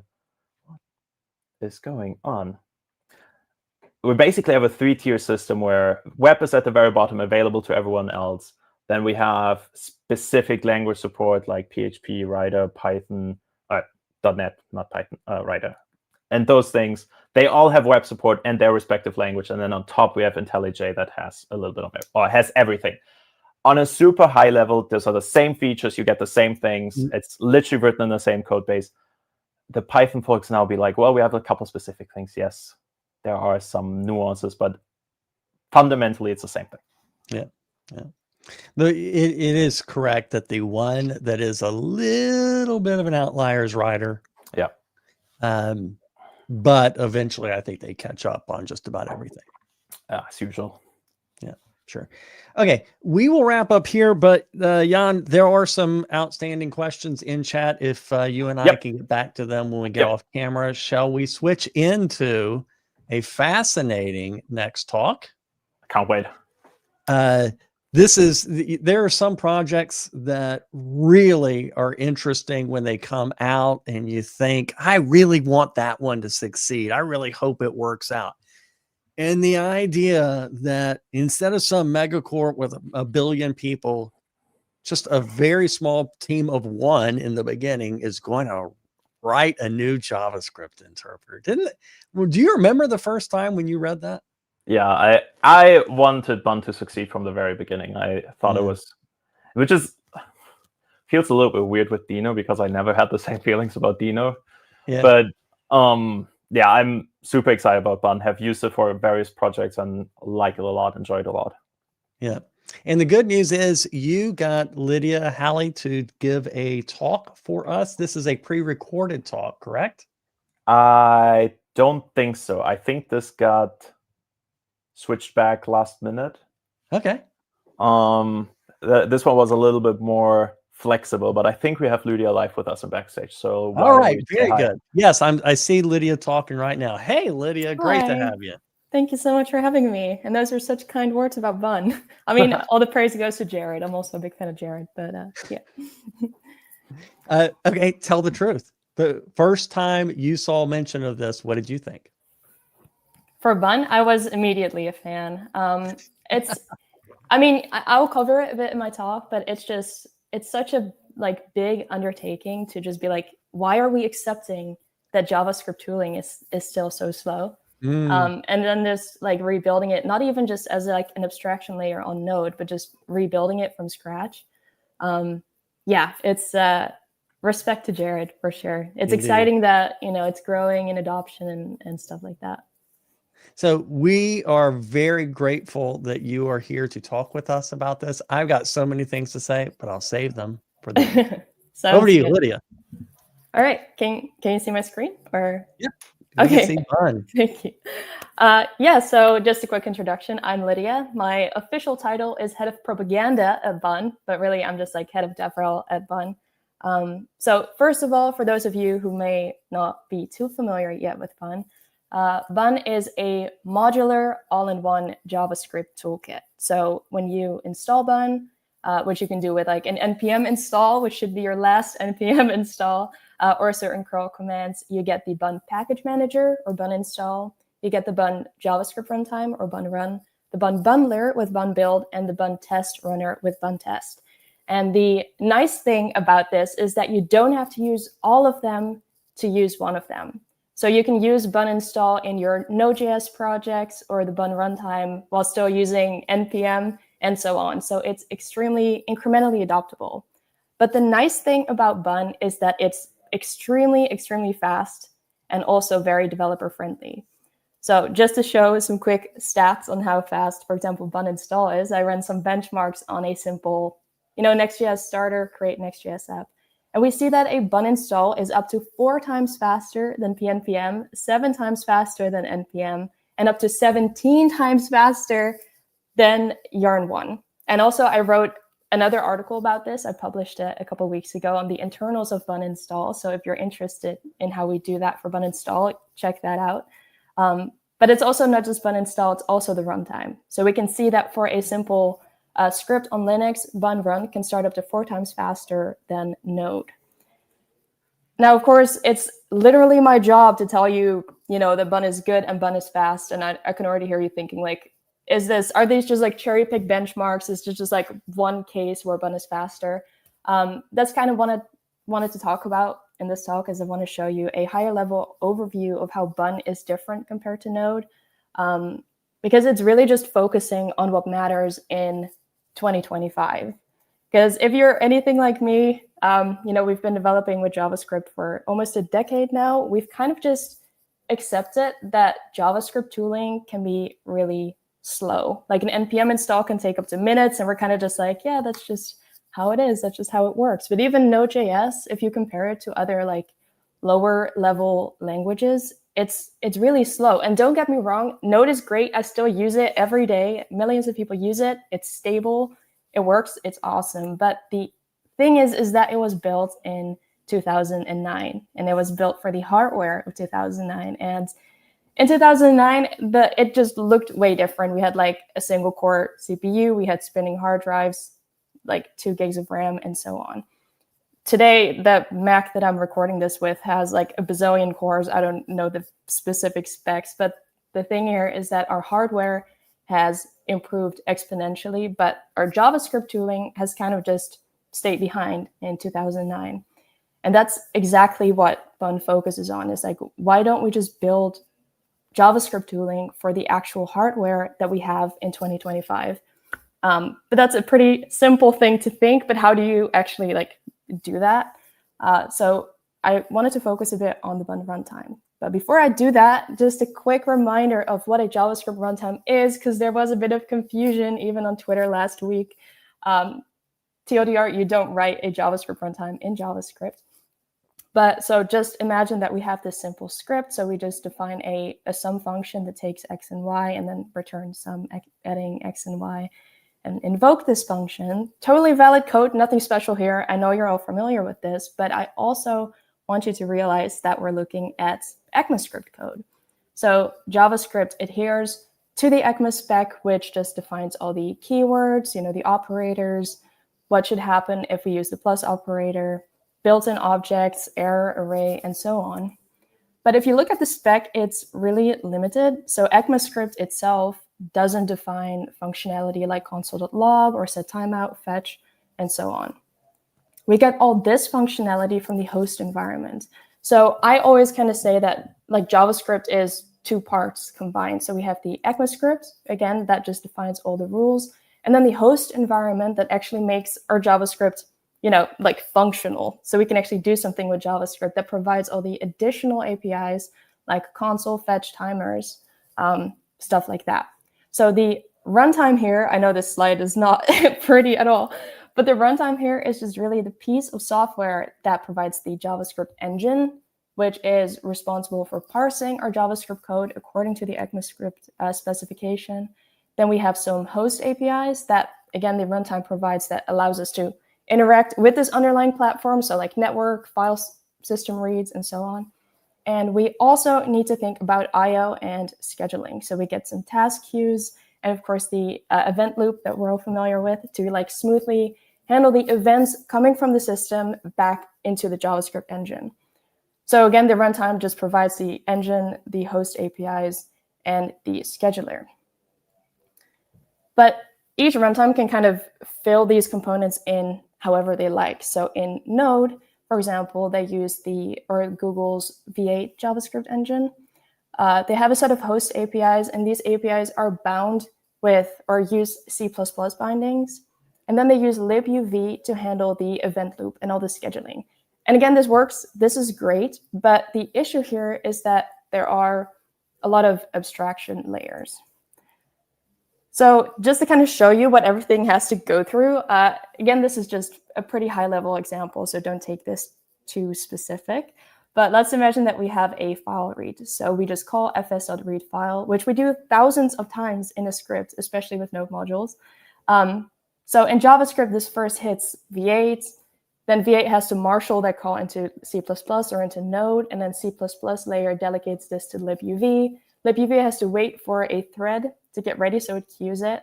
And then finally, only after this, we make the actual system call. And the system call is when we're actually, in the kernel trying to get that file.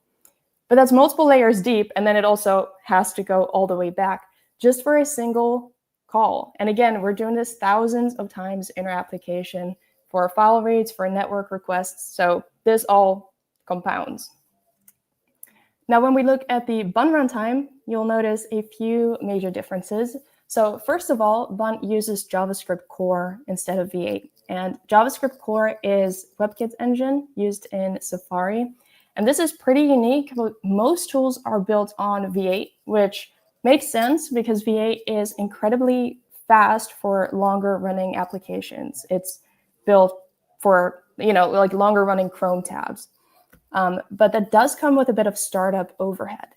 But JavaScript core is optimized for faster startups. And this is really nice because most of what we do in JavaScript are things that have to start and stop frequently. Like we have build scripts, we have test runners, CLI tools, dev servers, all of that. So for these workloads, startup time is really important. And then second is also that Bun, like the runtime and all the APIs are built from scratch in Zig. And I don't want to go too deep into Zig, but it's like a modern systems programming language. It's not like a better C, but that's how people say it. But the thing here is that Bun can make direct system calls to the kernel without having to go through many of the layers that we just saw in Node. So if we just go back again to all these steps, the main thing here, or the main issue here, is libuv.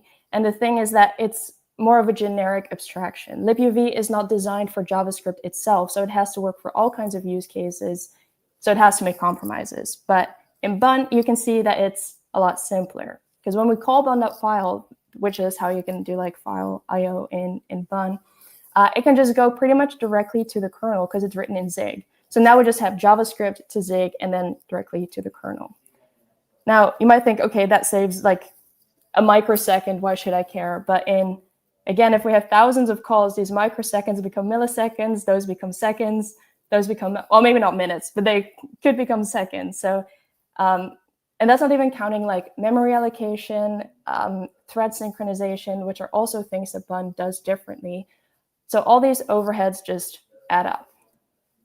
Also, third is that Bun's event loop, the entire like IO and scheduling system, is also written in Zig specifically for JavaScript's async patterns. Because as the language evolved, we could kind of understand like, okay, this is how people are using asynchronous JavaScript. We know how promises work, how microtasks versus macro tasks or normal tasks should be scheduled, how timers behave, and so on. So we can optimize for those more specific use cases instead of having to work around someone's more generic solution. And because this is also written in Zig alongside like everything else, Bun has like complete control over the entire system. There is no jumping between different libraries written by different teams, different languages, and so on. It's just like one system. So Bun owns the full stack.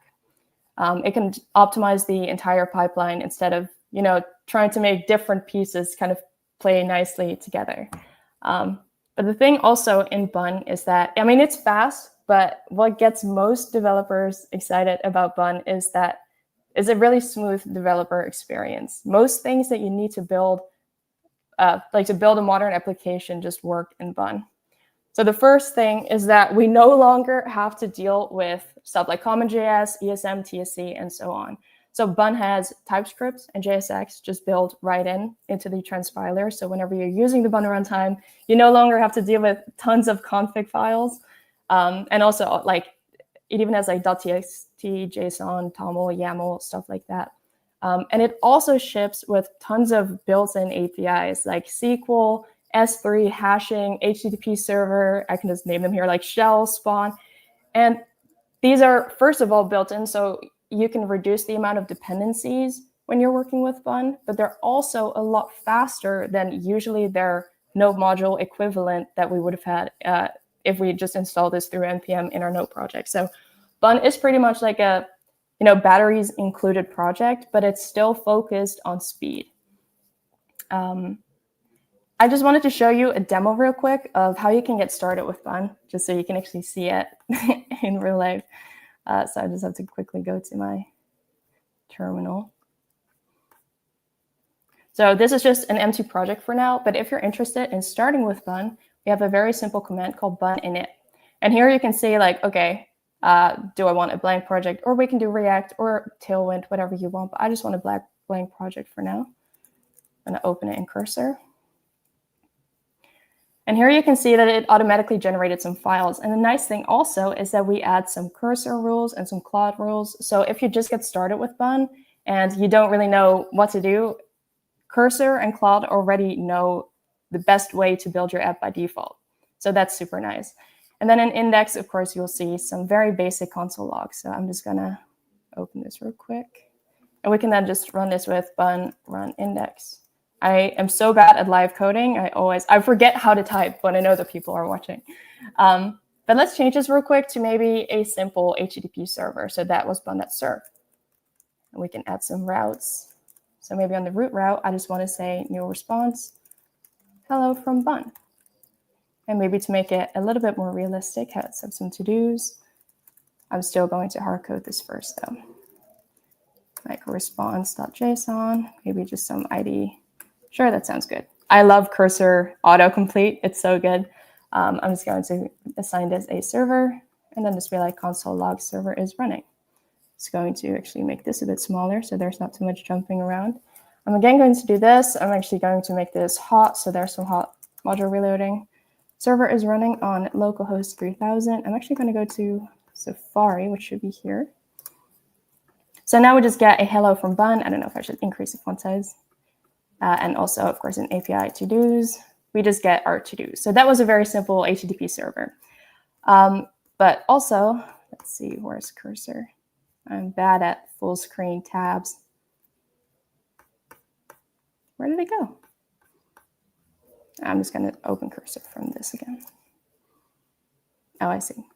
The fact that it has all these files, like HTML and stuff built in, is super nice. So we can just also serve a simple HTML file. For example, I'm just going to say hello from Bun. All we have to do now is just import index from index.html. And maybe instead of this response, I just want to serve some HTML. Now I'm just going to try to go over back to Safari. I'm going to reload it. And now we just serve some static HTML. I didn't have to deal with any loaders or anything. That was just built in. All I had to do was import HTML and just serve that from a route. Maybe I want to also now change these hard-coded to-dos to actually use a database. So by default, Bun will look for the database URL, which I should have here. This is just like a local Postgres database that I have running. But now maybe we can just say like, let's see, to-dos. Oh, again, I cannot type on them. Is like bun.sql. Okay, autocorrect. Select this from to-dos. I think this should be, yeah. I always forget if I have to destructure it or not. So now I'm just going to return, I think it could be just this, we'll see. So now I'm using Bun's built-in SQL. I didn't have to install anything. It just checks for my database URL. Oh, is it empty? Maybe I should have done that. Let's see. Okay, it was not. Sorry. I know this is what I mean with live demos. Oh, because I had to await it. I see. Sorry. Let's see if it works now. Okay, I think my database is just empty because I was just working with this database. This is the worst, but it's fine. Anyway, so normally with SQL, you can just query your database like that if you actually have to-dos in your database, which is a smart thing to do. But also what's nice is that we have built-in React and JSX support. So maybe I want to have an app.tsx. Now I always have to think about how you scaffold this. So first, actually, I want to add React Direct DOM. I just want to make a simple app that just shows maybe hello from Bun, create root. I'm going to make this real quick, element by ID root. And I'm just having to import create root from that. Now in this, I want to change this. I'm just going to see if cursor understands. It does. So here we just have the module and then app.tsx. And again, we're importing this index HTML from here and just serving it here. So going back to our root. Oh, hello. That was the React app, but let's just make it a bit more. Hello from Bun plus React. So this now is just running our normal React app. Now this is of course unstyled, so it doesn't look as good, but that's how easy it is to get started with React with Bun. Or just if you want a simple static website, that's also no problem. We saw that with a normal HTML import. Yeah, so I just wanted to show you how quickly you can kind of get up and running with Bun.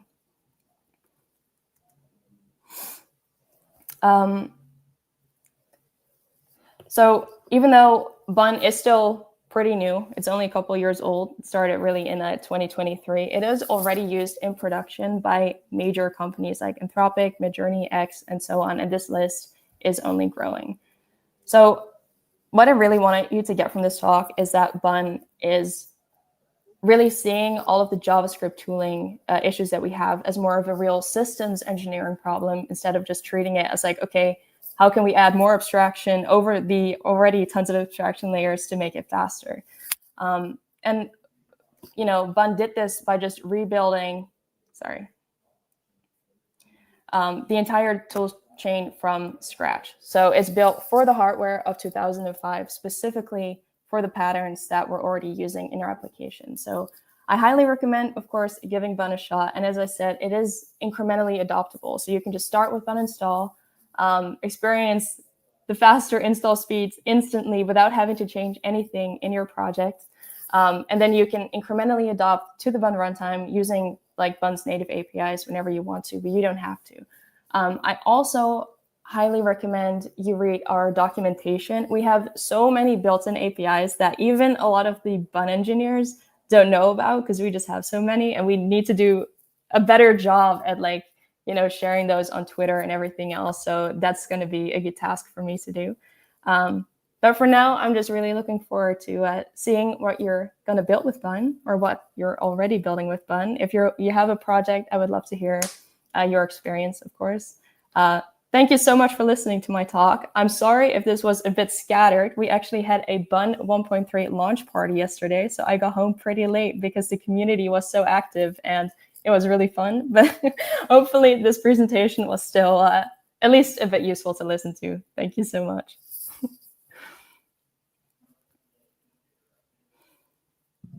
Thank you so much. And I just accidentally clicked and put a question up because we've got a bunch of good questions. But first, Jan, let's talk about raffle real quick and then come back to stuff for Lydia.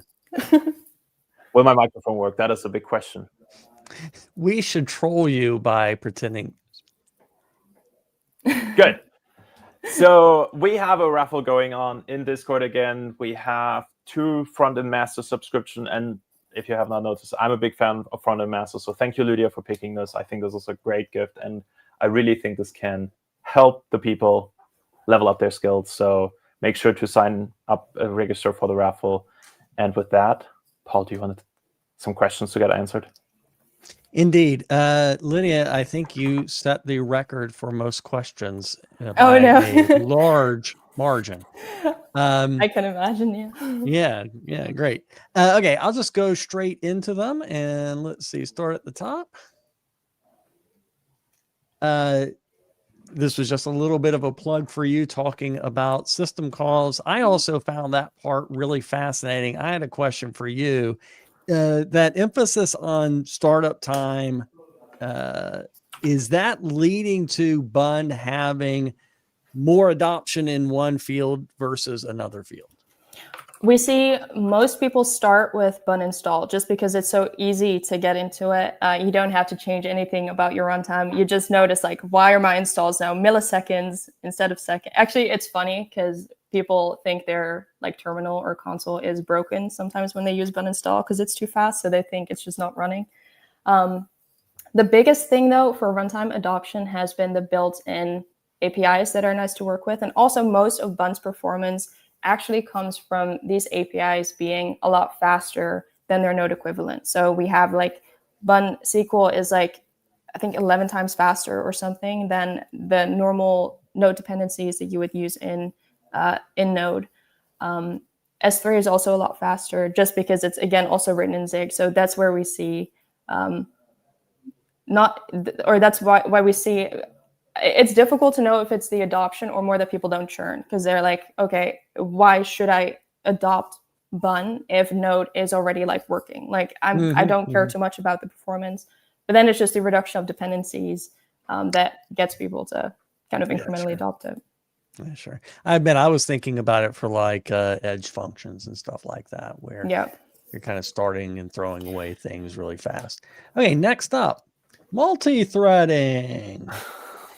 Yeah, that's definitely a question, or I want to write on that a bit more. A lot of this stuff is still like in Jared's brain. He is like, every time I talk to him about just all this threading in Bun, there's a lot of information there. I feel like I can't have an accurate engineering description on how we do it.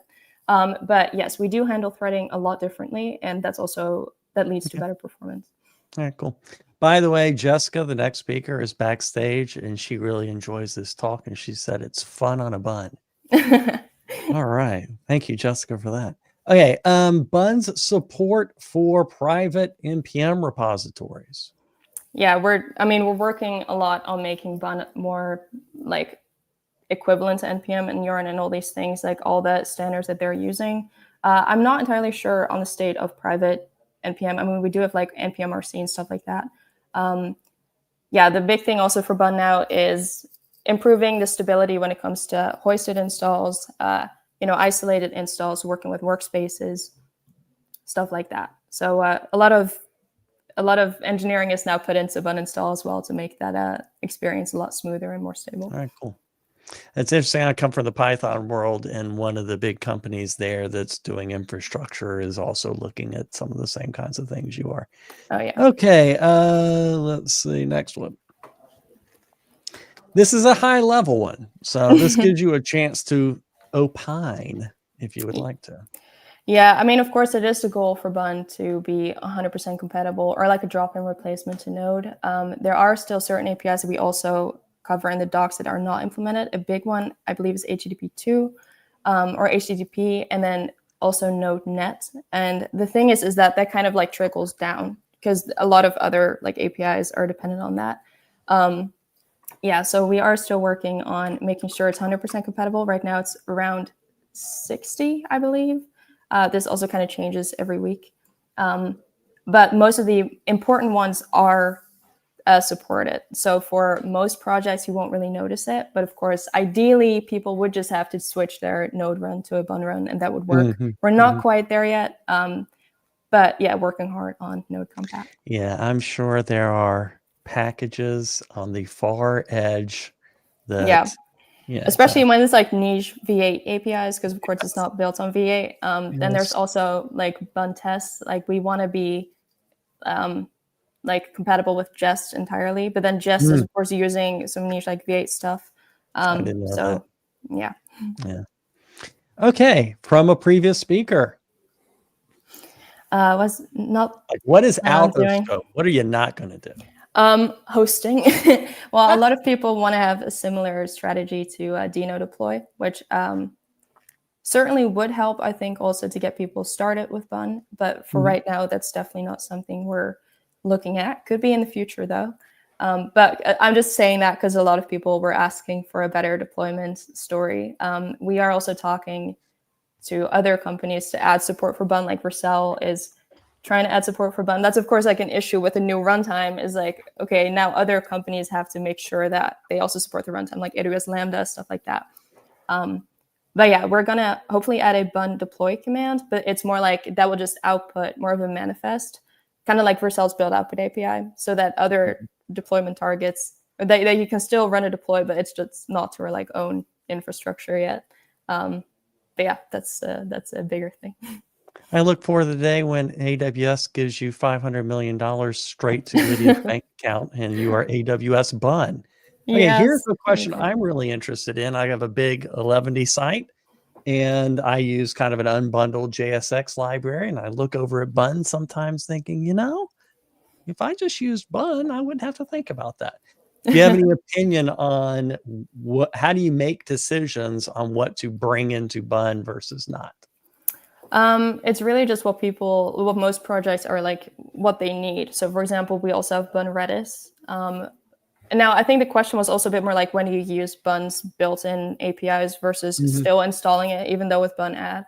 I just know that, for example, our Redis, like we don't support all methods yet. So we have like pub/sub now and things like that. But of course, if I use the more niche methods, I would still want to install it. And that's also nice because in most cases, you can also still just bun install a package. It's not that you can only use buns built in APIs. But yeah, it's just like I think even for marketing, it's important to say like we're not 100% compatible with everything yet, even stuff like Redis, but it is like a priority for us to be that right now. Hey, we'll try and do one more, go over just a little bit, and there are like twice as many as these still unanswered. So my apologies to everyone in the audience. Also, if you have any questions, just reach out to me on Twitter or on X. And, sure. All right. Great point. Great point. For the TypeScript support. Yeah. Is it just stripping away the types or is it actually doing something? No, it's not type checking. So you would still have to run TSC there. It's just stripping the types, which in a lot of cases is fine, but I often still use like TSC just for the type checking as well. Yeah. Well, in that case, since you answered so quickly, I'll end on a more fun note. Do you want to encourage people to go do big things bun first? Why build in frameworks like next to payment button? So wait, sorry, what was that? Should I answer the question on the screen? Building a big framework like Next. Oh, it's a pain in bun. Should they be bun first? Yeah, well, so it's interesting. I'm also giving a talk at NextConf about using Next with bun. Well, I think for the framework author itself, the issue is that you would of course be forcing your users to be using the bun runtime. I think like if you were building a framework on bun's runtime, but I like eventually once it becomes a drop-in replacement for Node, that's not an issue at all. What we see most people use bun for though is CLIs because we support the single file executable as well. So you can just compile a bun app to a single executable on just one command. So that's also, if you're building CLIs or anything that needs to be an executable, that's a perfect use case for bun. Indeed. I think Go gets a lot of mileage out of that. Yeah, for sure. We would love to spend the next 20 minutes trying to keep up with all the questions that are coming in. If you have a chance, Lydia, if you could drop into the chat and see if there are some things you want to tackle. It's been a great pleasure having you. Thank you for joining us. Good luck with Bun. You deserve to kick ass. Thank you so much. Appreciate it. Thank you. Yep. All right. That was cool. Yes. Who do we want to have on next? Let me check my script. My favorite topic. My favorite topic. We have us for a few minutes. Yeah. Sweet. How do you feel about I know for web browsers forever and ever, it was really important to have multiple implementations of the web. Do you feel the same way? And then people are like, oh crap, that sucks. Do you feel the same way about JavaScript interpreters? Do you feel like there should be more than one? Yes, I would say so. I do think it is good to have Node.js as a de facto standard. My internet is not happy today. So just to, am I here? Do you hear me? Yeah. Okay. So I think it is good to have Node.js as a de facto standard and a baseline of this is what your runtime needs to support. I think this is an important milestone to hit to guarantee adoption. Sure. And also make it easy for people being dependent on a runtime to not have like, well, if you're in a bun runtime, do this things. If you're in a Node.js environment, do these things. Oh, yeah. Totally right. Having a standard is super important there. And I know that folks from Dino and Node.js used to do that in Winter.js. I think Bun is involved in that as well. So generally, I think it's good. And I love the saying that competition fuels innovation. I think the Bun is a great example for that. So in general, I'm in favor for that. Otherwise, we would just be stuck with mediocre Node.js. And let's face it, 3 or 4 years ago, when this all got kicked off, there was a little bit of a challenge in the JavaScript ecosystem about who was steering the ship. and it's nice to have alternatives so that you got a plan B. Everyone Yes. in the audience, I wonder what you think. On your list of things that you care about is having other JavaScript implementations anywhere near the top. It's not for me, to be honest. I like it, but if I compare it to other things that I value, runtime agnosticness is not the highest priority. I do buy what you said, though, about the competition does push people ahead. Do you remember IO.js things? Yeah. Times. It's been a while, but I was talking to one of the maintainers of that a while ago. Kind of the joyant days, right? Good times. That was what, like 18 months of confusion? Ruby on Rails right now is like, what are you talking about 10 years ago? You call that a problem? But that brings up another kind of point about is open source stewardship of different kinds of key infrastructural pieces. We all felt great about a colossal benefactor for the V8 engine, even though it had some consequences. And then when it looked like it might be getting snatched up by an ad company or something like that, you rethought your concerns about the behemoth. Yeah.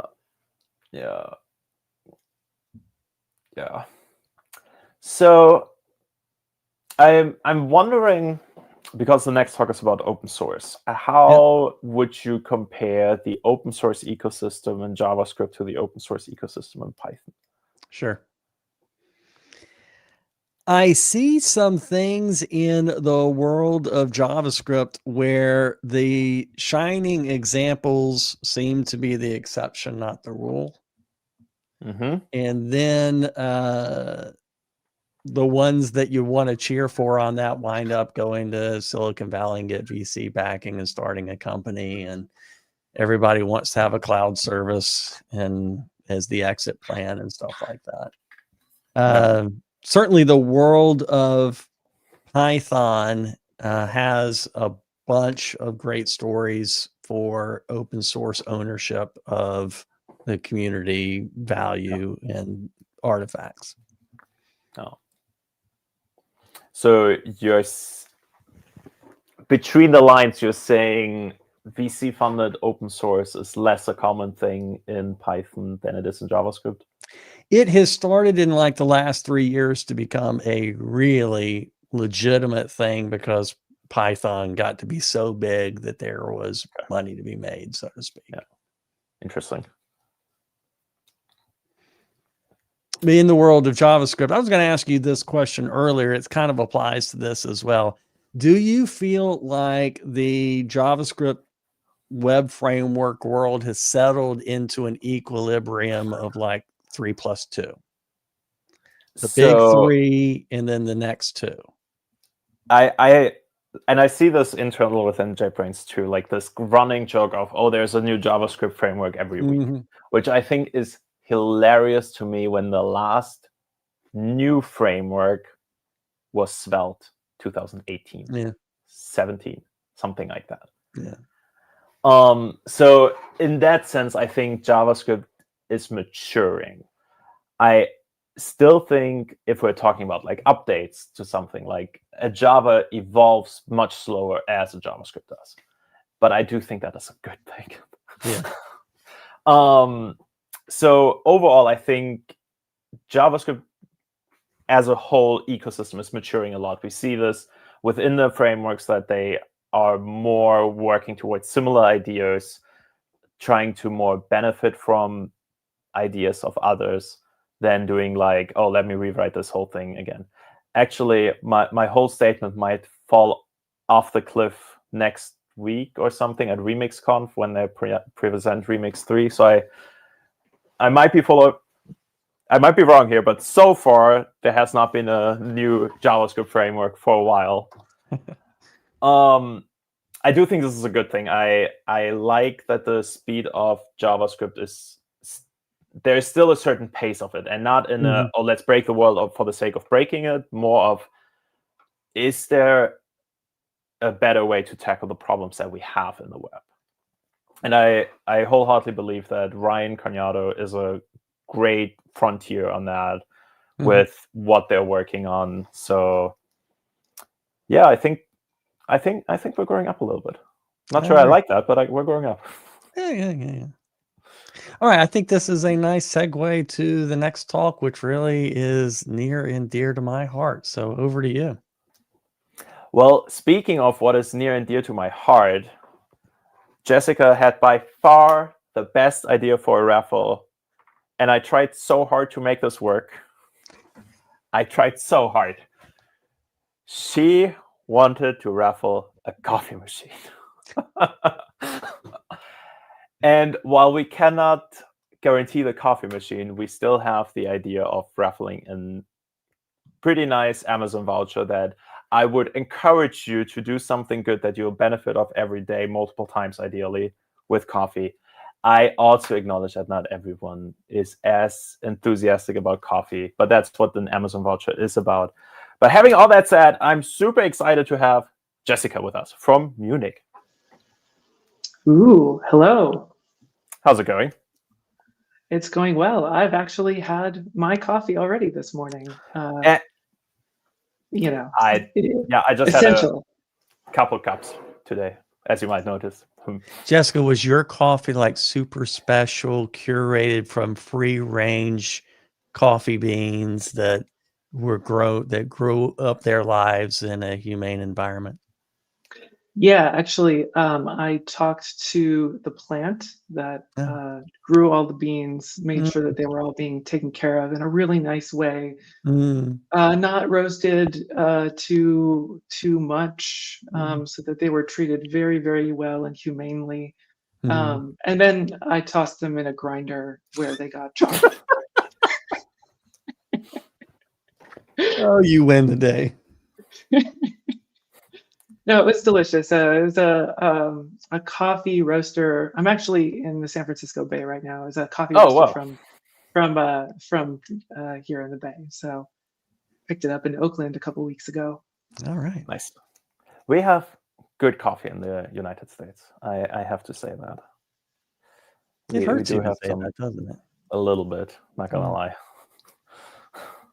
But there are people that care about their craft here, and I like that. Yeah, definitely. All right. Do you want to talk about open source, and we come back in 20-ish minutes with a bunch of questions for you? I mean, twist my arm, but okay. Sure. I'd be happy to. Good. Sounds great. All right. Good luck. Thank you. All right. Well, hello, everyone. Today we're going to be talking about tough decisions, the complexities of maintaining a popular open source project. I'm Jessica Janiuk. I am a staff software engineer on the Angular framework team at Google. And a little bit about me, make sure I'm on the right window so I can actually move my slides. A little bit about me. I currently live in the San Francisco Bay, and I'm a huge geek as depicted here. I also build Star Wars droids for fun, as a hobby, and I like to travel and do photography, and I also made that very, very weird Angular serial video. Yeah, if you haven't seen that, it's available on the Angular YouTube channel. And I joined the Angular team about 5 years ago, and along with that comes with maintaining an open source project. A lot has changed since then, but that makes me now an open source maintainer. Angular is used by millions of people worldwide, and it has a very wide public API. So doing this work as an open source maintainer comes with a number of tasks, and you are probably familiar with a lot of these, but these are not specific to Angular. These are specific to pretty much any open source project, really any project. So we work on new features. We triage incoming pull requests and issues. I think the difference between working in a big open source project and triaging issues and pull requests versus something that might be smaller is the scope and scale of how many of these come in, and the number of issues that you'll see on a big open source project like Angular is a lot higher than you would maybe have on a smaller team or smaller project. Additionally, we do typical stuff like prioritization and planning, because every project has a direction that they want to go and things that they want to prioritize working on. And then, of course, like any other project, we fix bugs. And those bugs we may be fixing, other people may be fixing, but we do a lot of this. So historically, we can take a look at how Angular has looked on this front. This is repo trends. If you've never visited them, you can take a look. But you can see the overall history of how the current Angular repo has looked over the past probably decade here. And clearly, at the top of that peak on the left side, when those issues were the highest, obviously that's when I joined the team, and of course it started dropping off a cliff then, because I started closing all the issues. It was a team effort. You can see we put a lot of effort into working on issues, closing issues, trying to make an effort to keep that issue count relatively stable. It is a problem that any open source repository has to deal with overall. Right now, we're hovering around about 1,000 open issues and about 100 pull requests open on average. This vacillates a little bit higher, a little lower, but right now that's about where we are. And this is normal for a large, mature open source project. React right now, for example, has around 800 issues and 230 PRs. Vue has approximately 650 issues and 400 PRs, and Svelte has about 850 with 50 PRs. This is just looking at the main core repos. There's always supplemental repos that have stuff in them too, but in general, this is very common to have this many issues and pull requests that are open at any given time. And there's a lot of different types of issues that come in, and we can take a look at maybe some of those. Obviously, some of them are going to be simple bugs and quick fixes, and those would, of course, be addressed very quickly because they're simple bugs with quick fixes, so they don't stay around very long. We also get support requests, and any repository might have their own policies on how they handle this kind of thing. A support request would be like, hey, I'm doing this thing and I can't figure out how to do it. The Angular policy here is that we actually redirect people to Stack Overflow or to use an LLM or whatnot for these, because we try to keep the issue tracker for actual bugs or feature requests. But other repositories may handle that differently. We also deal with things like user error. So people might report a bug, but it ends up being just confusion about how that feature actually works. And then this kind of points us to another problem, which would be documentation issues. So we end up having a bunch of those come in, and then we try to address those as fast as we can to try to make it easier for people to understand how our features work. We'll also get feature requests. That's fairly common. Sometimes we're creating them ourselves. Additionally, we'll get the more complex bug reports. So things that take a bit more time to triage, might be a bit harder to fix. And some of these we fix relatively quickly, but some of them stay around. And then lastly, we get some that are complex bug reports, but people are really using the framework in some weird unintended ways. And really the issue isn't a bug report so much as a feature request to support some really esoteric use case that we don't support. This happens on a regular basis. And that's the reality of those. But some of these issues stay around a long time. And here's an example of that. This is just kind of going to the Angular repo and sorting by oldest and open. You can see some of these are dated as 2015. Some of them well, on the screen here are all 2015. So that's 10 years ago. These have been around for a while. Angular's not the only repo that has, issues this old open. Here's some from React. They show 2013, 2014, 2015. Vue has some from 2020. Svelte has some from 2017. It's very normal, very, very common to see issues that stick around this long. And when an issue sticks around this long, I don't know how it is exactly for other frameworks, but this happens for us quite a bit. But we get very, let's say, passionate people leaving very interesting comments. Oh, things have been around. Why is this closed with no fix? Why has this been open for so long? Very, like I said, passionate people who really just want to see their issue get fixed, and things remain open. And rest assured, the answer to this is, if these issues were easy to fix, we probably would have fixed them by now. But the reality is this happens on every repository. So why does this happen? Why do these issues stay open for so long? Well, I'll let you in on a little secret. The real answer is obviously because we don't care. We don't care. I'm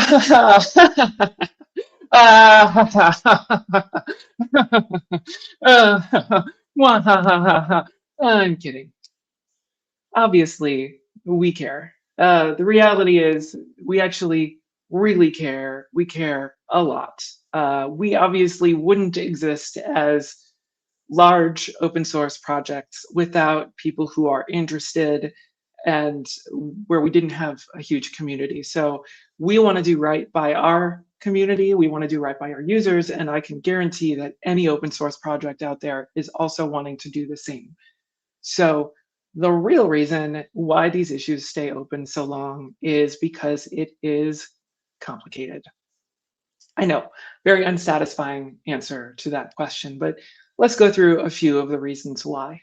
So just a few of them, prioritization and roadmap, resource availability, issue breakiness, impact size of that issue, how many people are actually affected by it, shifting team knowledge base, team members change in and out, breaking change windows, which we'll talk about a bit in a little bit, the frequency that issue occurs, the commonality of the use case, and the effort overall involved to fix it. There's also the cost benefit analysis of like, if we put this much money, which is engineering time, do we get the same benefit out of it at the end?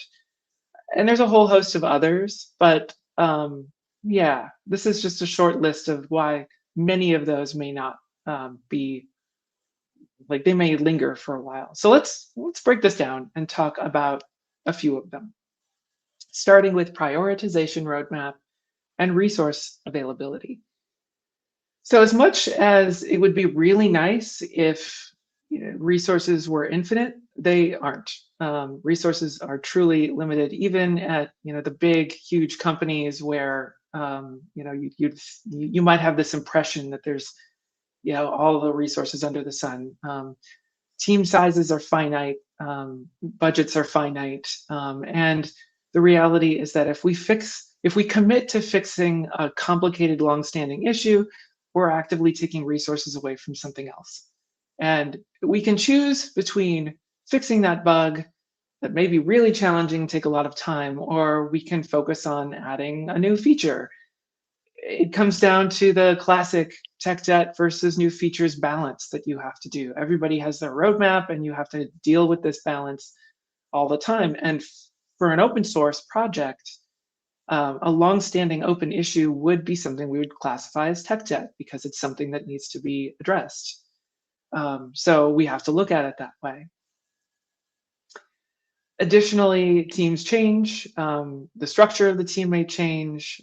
For example, the Angular team right now is not at all the same team, both from when I joined and even from back when Angular was created. And a lot of the issues that have existed that were created back in 2015 the people who are on the team have almost completely changed over since then. So when people leave the team or any project really, the knowledge, some of their knowledge is going to go with them. This is inevitable. It affects any project anywhere.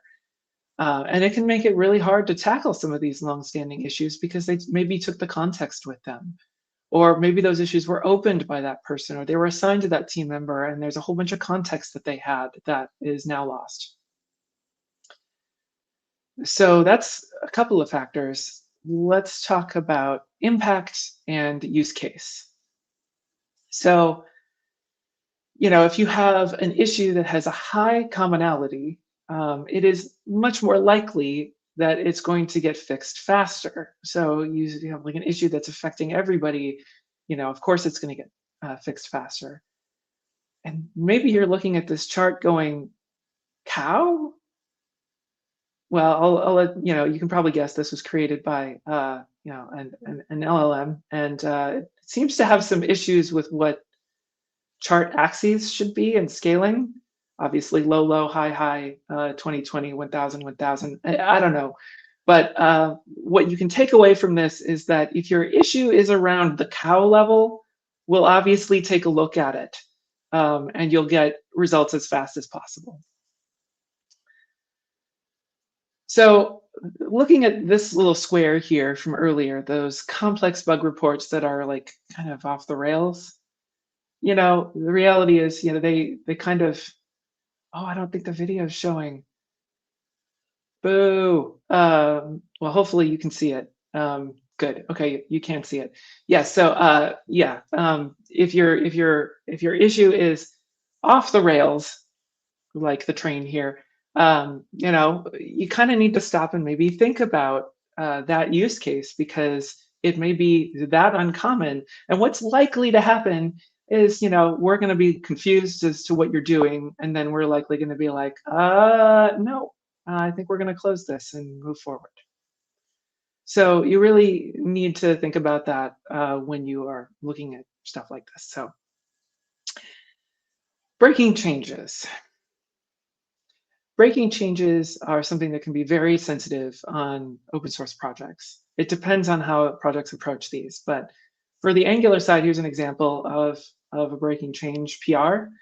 You can see we actually have people putting breaking change in the pull request description. We have some labels for it, but the breaking change here is, since Angular is TypeScript based, we're just changing a type from any to something more specific. And this is enough to be considered a breaking change for us, because it's going to break people's compilations. And this can be really challenging for a lot of different reasons. Sometimes these changes seem simple, but they end up being a lot more complicated.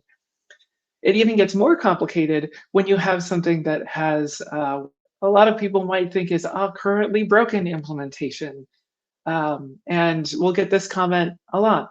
But this problem is it's already broken. Shouldn't we just fix it? Well, yes, but also no, because people now expect that feature to be broken. They have coded around its broken state. And then if we fix that, we end up breaking them again. So obviously for new users that have never used it before, they want it to be working right the first time. But like if you have something that is in this situation, you're going to break people, and you have to think about that as you are maintaining your repository. You have to think about your users and what's going to be the best way to land this kind of change. So it can be very challenging. And sometimes those implementations that are the breaking change implementations are super technically correct, but it's still breaking, and there is a high cost associated with that. And it's not just like the time that it takes to deal with fixing those breaking changes. There's the more frequently we have breaking changes, the heavier the burden it has on the end user for updating, not just in like changing code, but changing their mental processes when they work in certain areas where we've made that change. And if you've worked with Angular, you'll be like, well, Angular has migrations. What about automatically migrating people? Shouldn't you just migrate them?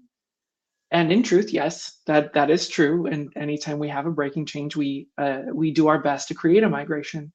But some things are inherently not automatically migratable. For example, anything that changes styling is just not migratable. It's going to break people's layout.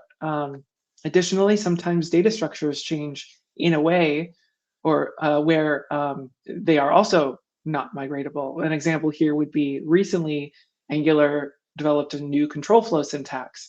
We created a migration to go from our old version to our new one.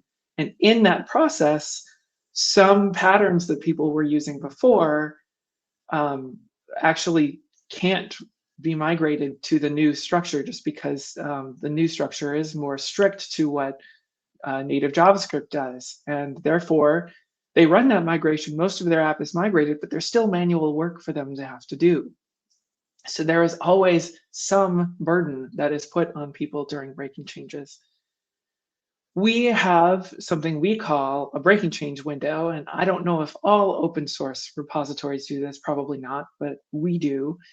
Angular does major releases twice a year, so roughly every 6 months.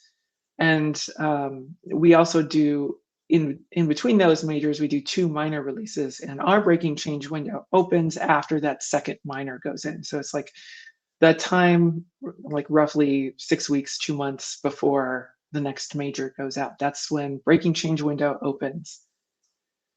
And so we can land all of our breaking changes then, but let's say you're a contributor and you create a PR shortly after a major version goes out and it ends up being a breaking change. Well, we can't land that for another several months until that breaking change window opens. So it would have to wait until then, which is another challenge that we have to deal with. So sometimes we have to say no to very valid changes. And the reason for this is because sometimes the effort to land that valid but breaking change is just too high for us to commit to at a given time.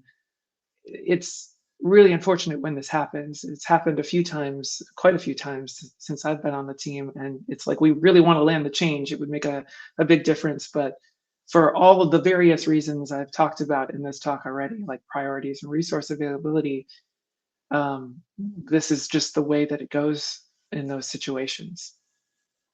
Sometimes we try to revisit them later, but that is the unfortunate reality. So on the support side, I think a lot of people maybe forget that when it comes to these big open source repositories, that the moment code is submitted, it becomes legacy code, and that any change that we merge is change that we have to support. So we have to be very comfortable with any PR, any code change that comes in, and that means it has to be maintainable code.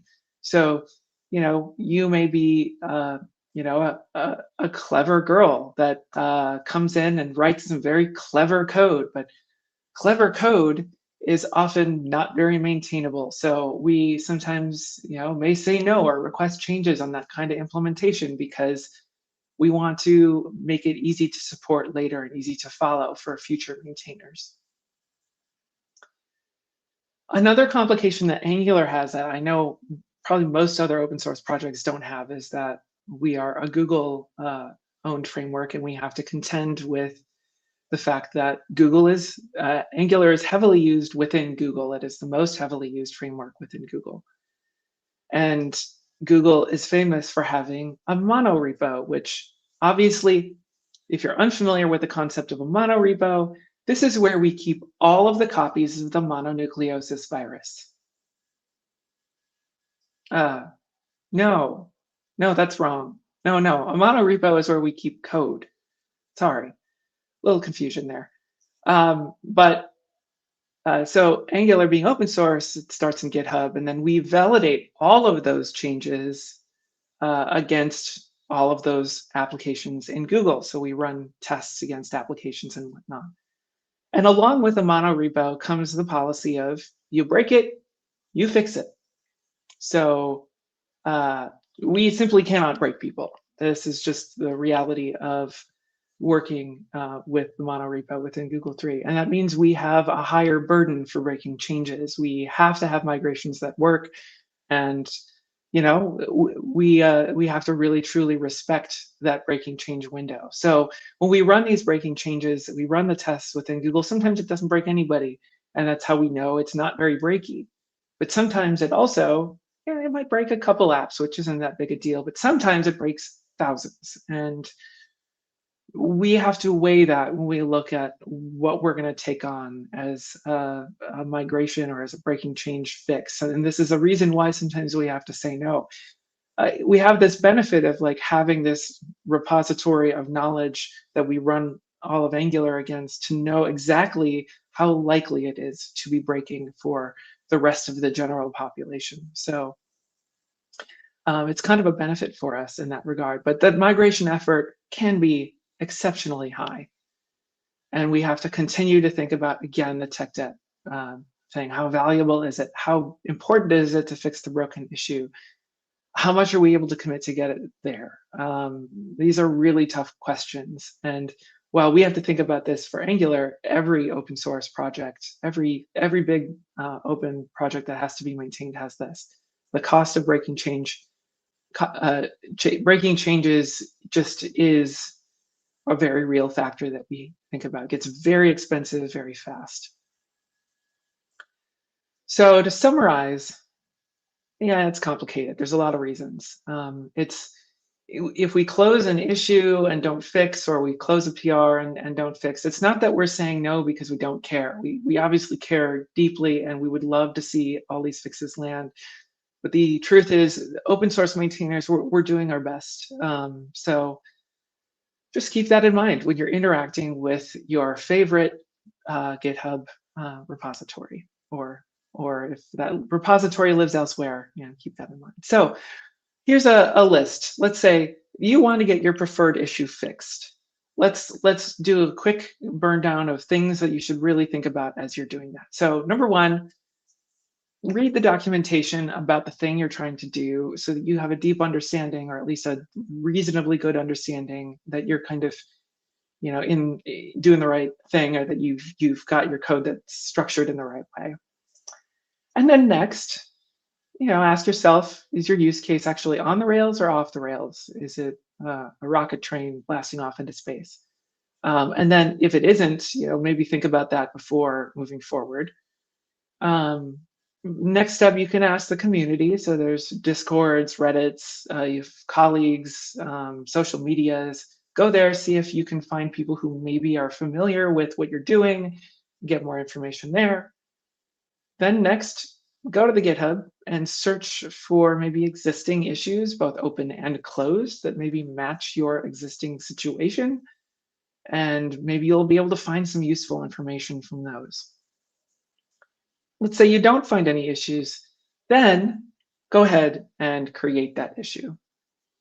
When you do create that issue, please create a reproduction, and please make sure it is the minimal shape of that reproduction. When we say minimal, because we ask for minimal repros a lot on Angular, it essentially doesn't mean like upload your whole app or upload a big section of your proprietary app.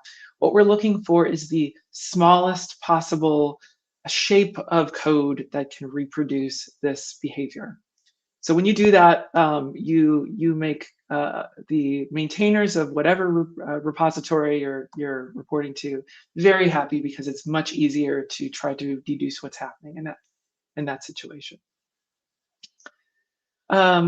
This should probably go without saying, but don't spam the maintainers. That isn't really going to result in a good interaction with people. Similarly, don't harass or act hostile towards the maintainers. This is a great way to get banned or to get your issue closed. Be kind. And then if the maintainer asks you to do some things, like test out a few things or recommend try doing something to see if it fixes an issue, please just follow those, work with them, and hopefully that will help move things forward. They're just trying to figure out what's going on. Even better, submit a PR along with your issue that actually does the fixing. Oh my gosh, we love it when you do that. even better, submit a PR that does the fixing with test coverage. Oh my gosh. Even bestest, do that. And also with test coverage and documentation. Oh my God, we love you so much. You get a gold star.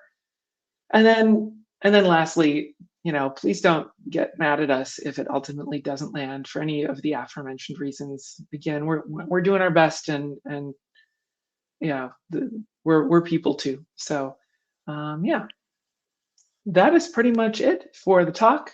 I just wanted to say thank you again. I'm Jessica Janiuk.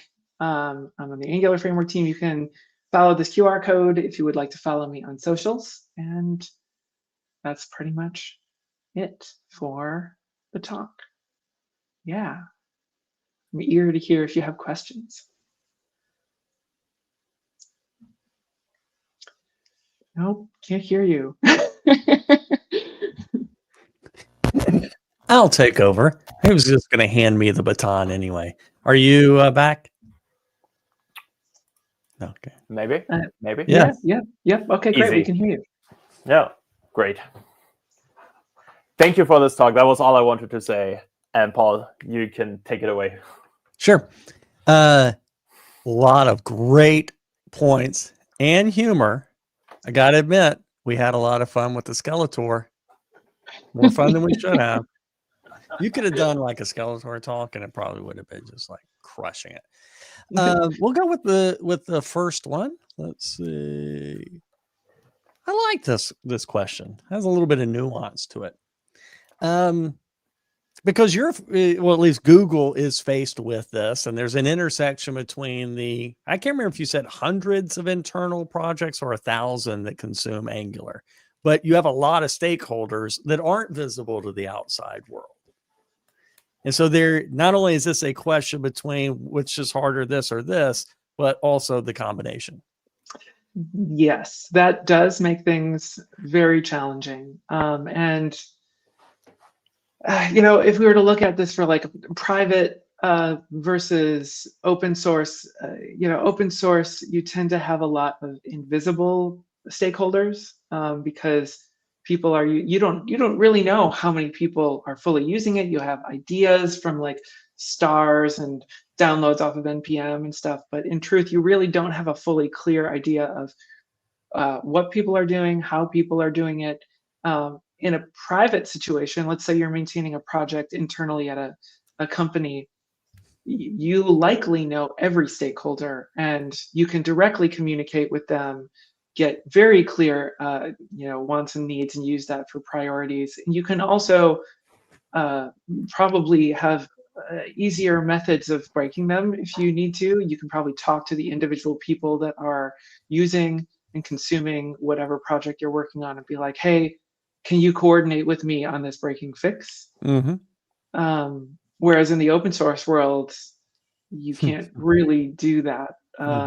So it can, and in the open source world, it can make people pretty upset if you break something that they're very familiar with. Indeed. Oh, we got a tail. Yeah, we have a runner. Let me do a review of the poll. The question was, how do you feel about Angular's evolution as it moves towards more community input? The clear winner was appreciate stability with half of the votes. Okay, here's one to bring up. I guess you should have seen this one coming. Okay, is Gemini AI being used for triage of open issues? We have considered this. It's not really being used for that purpose right now. We occasionally use it for code reviews. So if you look at pull requests, you might see that on open pull requests, but we are not currently using it for triage of open issues. But we are also very aggressively looking at issues as they come in. So really at the moment, I would say we don't really need it because we're pretty well on top of it. But it's certainly something we have considered. Okay, we've got one. This was the second part of a phrasing of the question. And it was the first part was about, are there any initiatives towards or frameworks towards web quality? I guess I'm curious what is meant by web quality in this case. Yeah, I'll take it to mean things like Lighthouse and. Yes, the answer there is yes. We have actually worked directly, and actually all of the open source frameworks have worked directly with the Chrome team to put efforts in to native primitives and frameworks to improve stuff like Core Web Vitals. Is that like, under for the example, flag of Core Web Vitals? Yes, yes. Okay, great. So for example, on the Angular side, we have an image optimization directive that was done directly in partnership with Chrome to improve how we handle image loading, to improve people's Core Web Vitals. And there's been a number of others, but that's a core example of that. We have 3 good questions from Andrew, and I'll bring the first one up. And Jan, you can tell me while Jessica's reading this how we're doing on time. We are doing not good. No, Jessica, you're on speed round. Okay. Need strong mental resilience? Yes. Yes, it also depends on the charter of the team too, because the Angular team is great in this regard. So like when people are really mean or whatever through GitHub, we have a code of conduct and we can very easily be like, hey, this is in violation of that. But it can be challenging, yes, because a lot of people take it personally when we close an issue, even if we're trying to be kind. And I've gotten, comments I've made where people thumbs down them, into oblivion, and that's just the reality of it. But we got to do what we got to do with our jobs. So one of the Python documentary came out last month, and one of the biggest points in there was when Guido rage quit as BDFL because of the abuse he took over a language decision. And so we all need to keep pushing this out there. Be kind to the people who give you so much. All right, speed round continuing. How do we decide when it's time to release breaking changes? I'm sure this is going to vary between open source projects, but really for us, it's always the breaking change window. And it's like that happens once every 6 months. And we look at potential breaking changes, and we have to weigh the scope of those breaking changes. So it all comes down to that: what's pressing and what needs to happen. And then, when we have contributors that create breaking changes, we try to work with them on creating migrations and whatnot. So it's a complex back and forth, figuring out that kind of thing. His follow-on was related to this, so I won't bring it up. We can go ahead and close out the questions here. And I tell you, I'm going to steal about half your slides because some of that was just chef's kiss. Thank you. I had fun putting it together. Also, good luck for your VidConf talk next week, I think it is. Yeah, thanks. I'm really excited for Vid's future in Angular. Just very curious to see what you are presenting there. I'll definitely watch it. Good, looking forward to it. Anything else we got? Otherwise, we can let Jessica go get some coffee. Jessica, you still owe us like 10 more puns backstage in the room. So yeah, always. Your quota isn't met yet. Yeah, it never really is. Success breeds success. Indeed. All right, well, live long and prosper, everyone. Thank you so much. Fabulous. I think this is a great way to end this day. I'm definitely ready for coffee. I would like to use this moment for 2 things usually. And you can add to that if you have something. But the thing that is important to me is that while me, Paul, and Helen were the public faces of this event, we did the least amount of effort with this whole thing. So I want to give a huge shout out and thanks to the people in the back, particularly our marketing and video and audio team that had a lot to do with my audio particularly today. So if you can send like a clapping emoji, because I know they love me clapping in the microphone the whole time, that would be super appreciated. And I really appreciate their work. to make this happen. And the other thing that I'm always a fan of, while I enjoy the time coming up to this event, and now I'm super happy that this event is over and I can focus on other things, I know exactly in probably 3 months I will be super excited for running the next one. So if you have ideas for speaker, topics you would like to see, us doing changes to the event, I think we actually have a survey. I think we might have a survey that we'll send out after the event. So you can fill this out and give anonymous feedback of how we can improve these things. But also if you have concrete ideas, hey, I would love to see speaker X, Y. In the Discord chat earlier, it came up that we didn't really cover backend JavaScript topics today. So if you have things like that, please let us know. I would love to consider that. But I also try to incorporate like timely things like fun, for instance. So please reach out to me or St. Paul. I will put his personal phone number in the chat after this, so you can send him a message or some other stuff, whatever you feel like. Seriously, please reach out to me. I would love that kind of feedback. It just helps us make this event even better next year. And I can't wait for it. I'll add, Jan does a great job of representing WebStorm out there everywhere, especially in Reddit. So would you say Reddit is kind of a preferred way for people to for one-on-one interactions?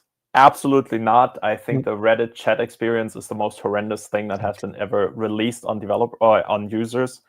But Reddit is we actually have a really great Reddit community. I have to say that it's surprisingly productive most of the time. So if you have questions, idea for features, or just feel like something feels clunkier than it should be, Reddit is a great first point of contact if you're unsure if something should be a bug ticket maybe or something. So Reddit is definitely worth checking out. And we should also say thank you to everyone in the audience. We are so proud of what we do with this, but the reason we're proud is actually you, because JetBrains does a lot of variations of this for other ecosystems, and this one kicks ass when it comes to engagement and comments and things like that, and that comes from you. Indeed. Thank you so much, everyone, and later see you next year. See you next year.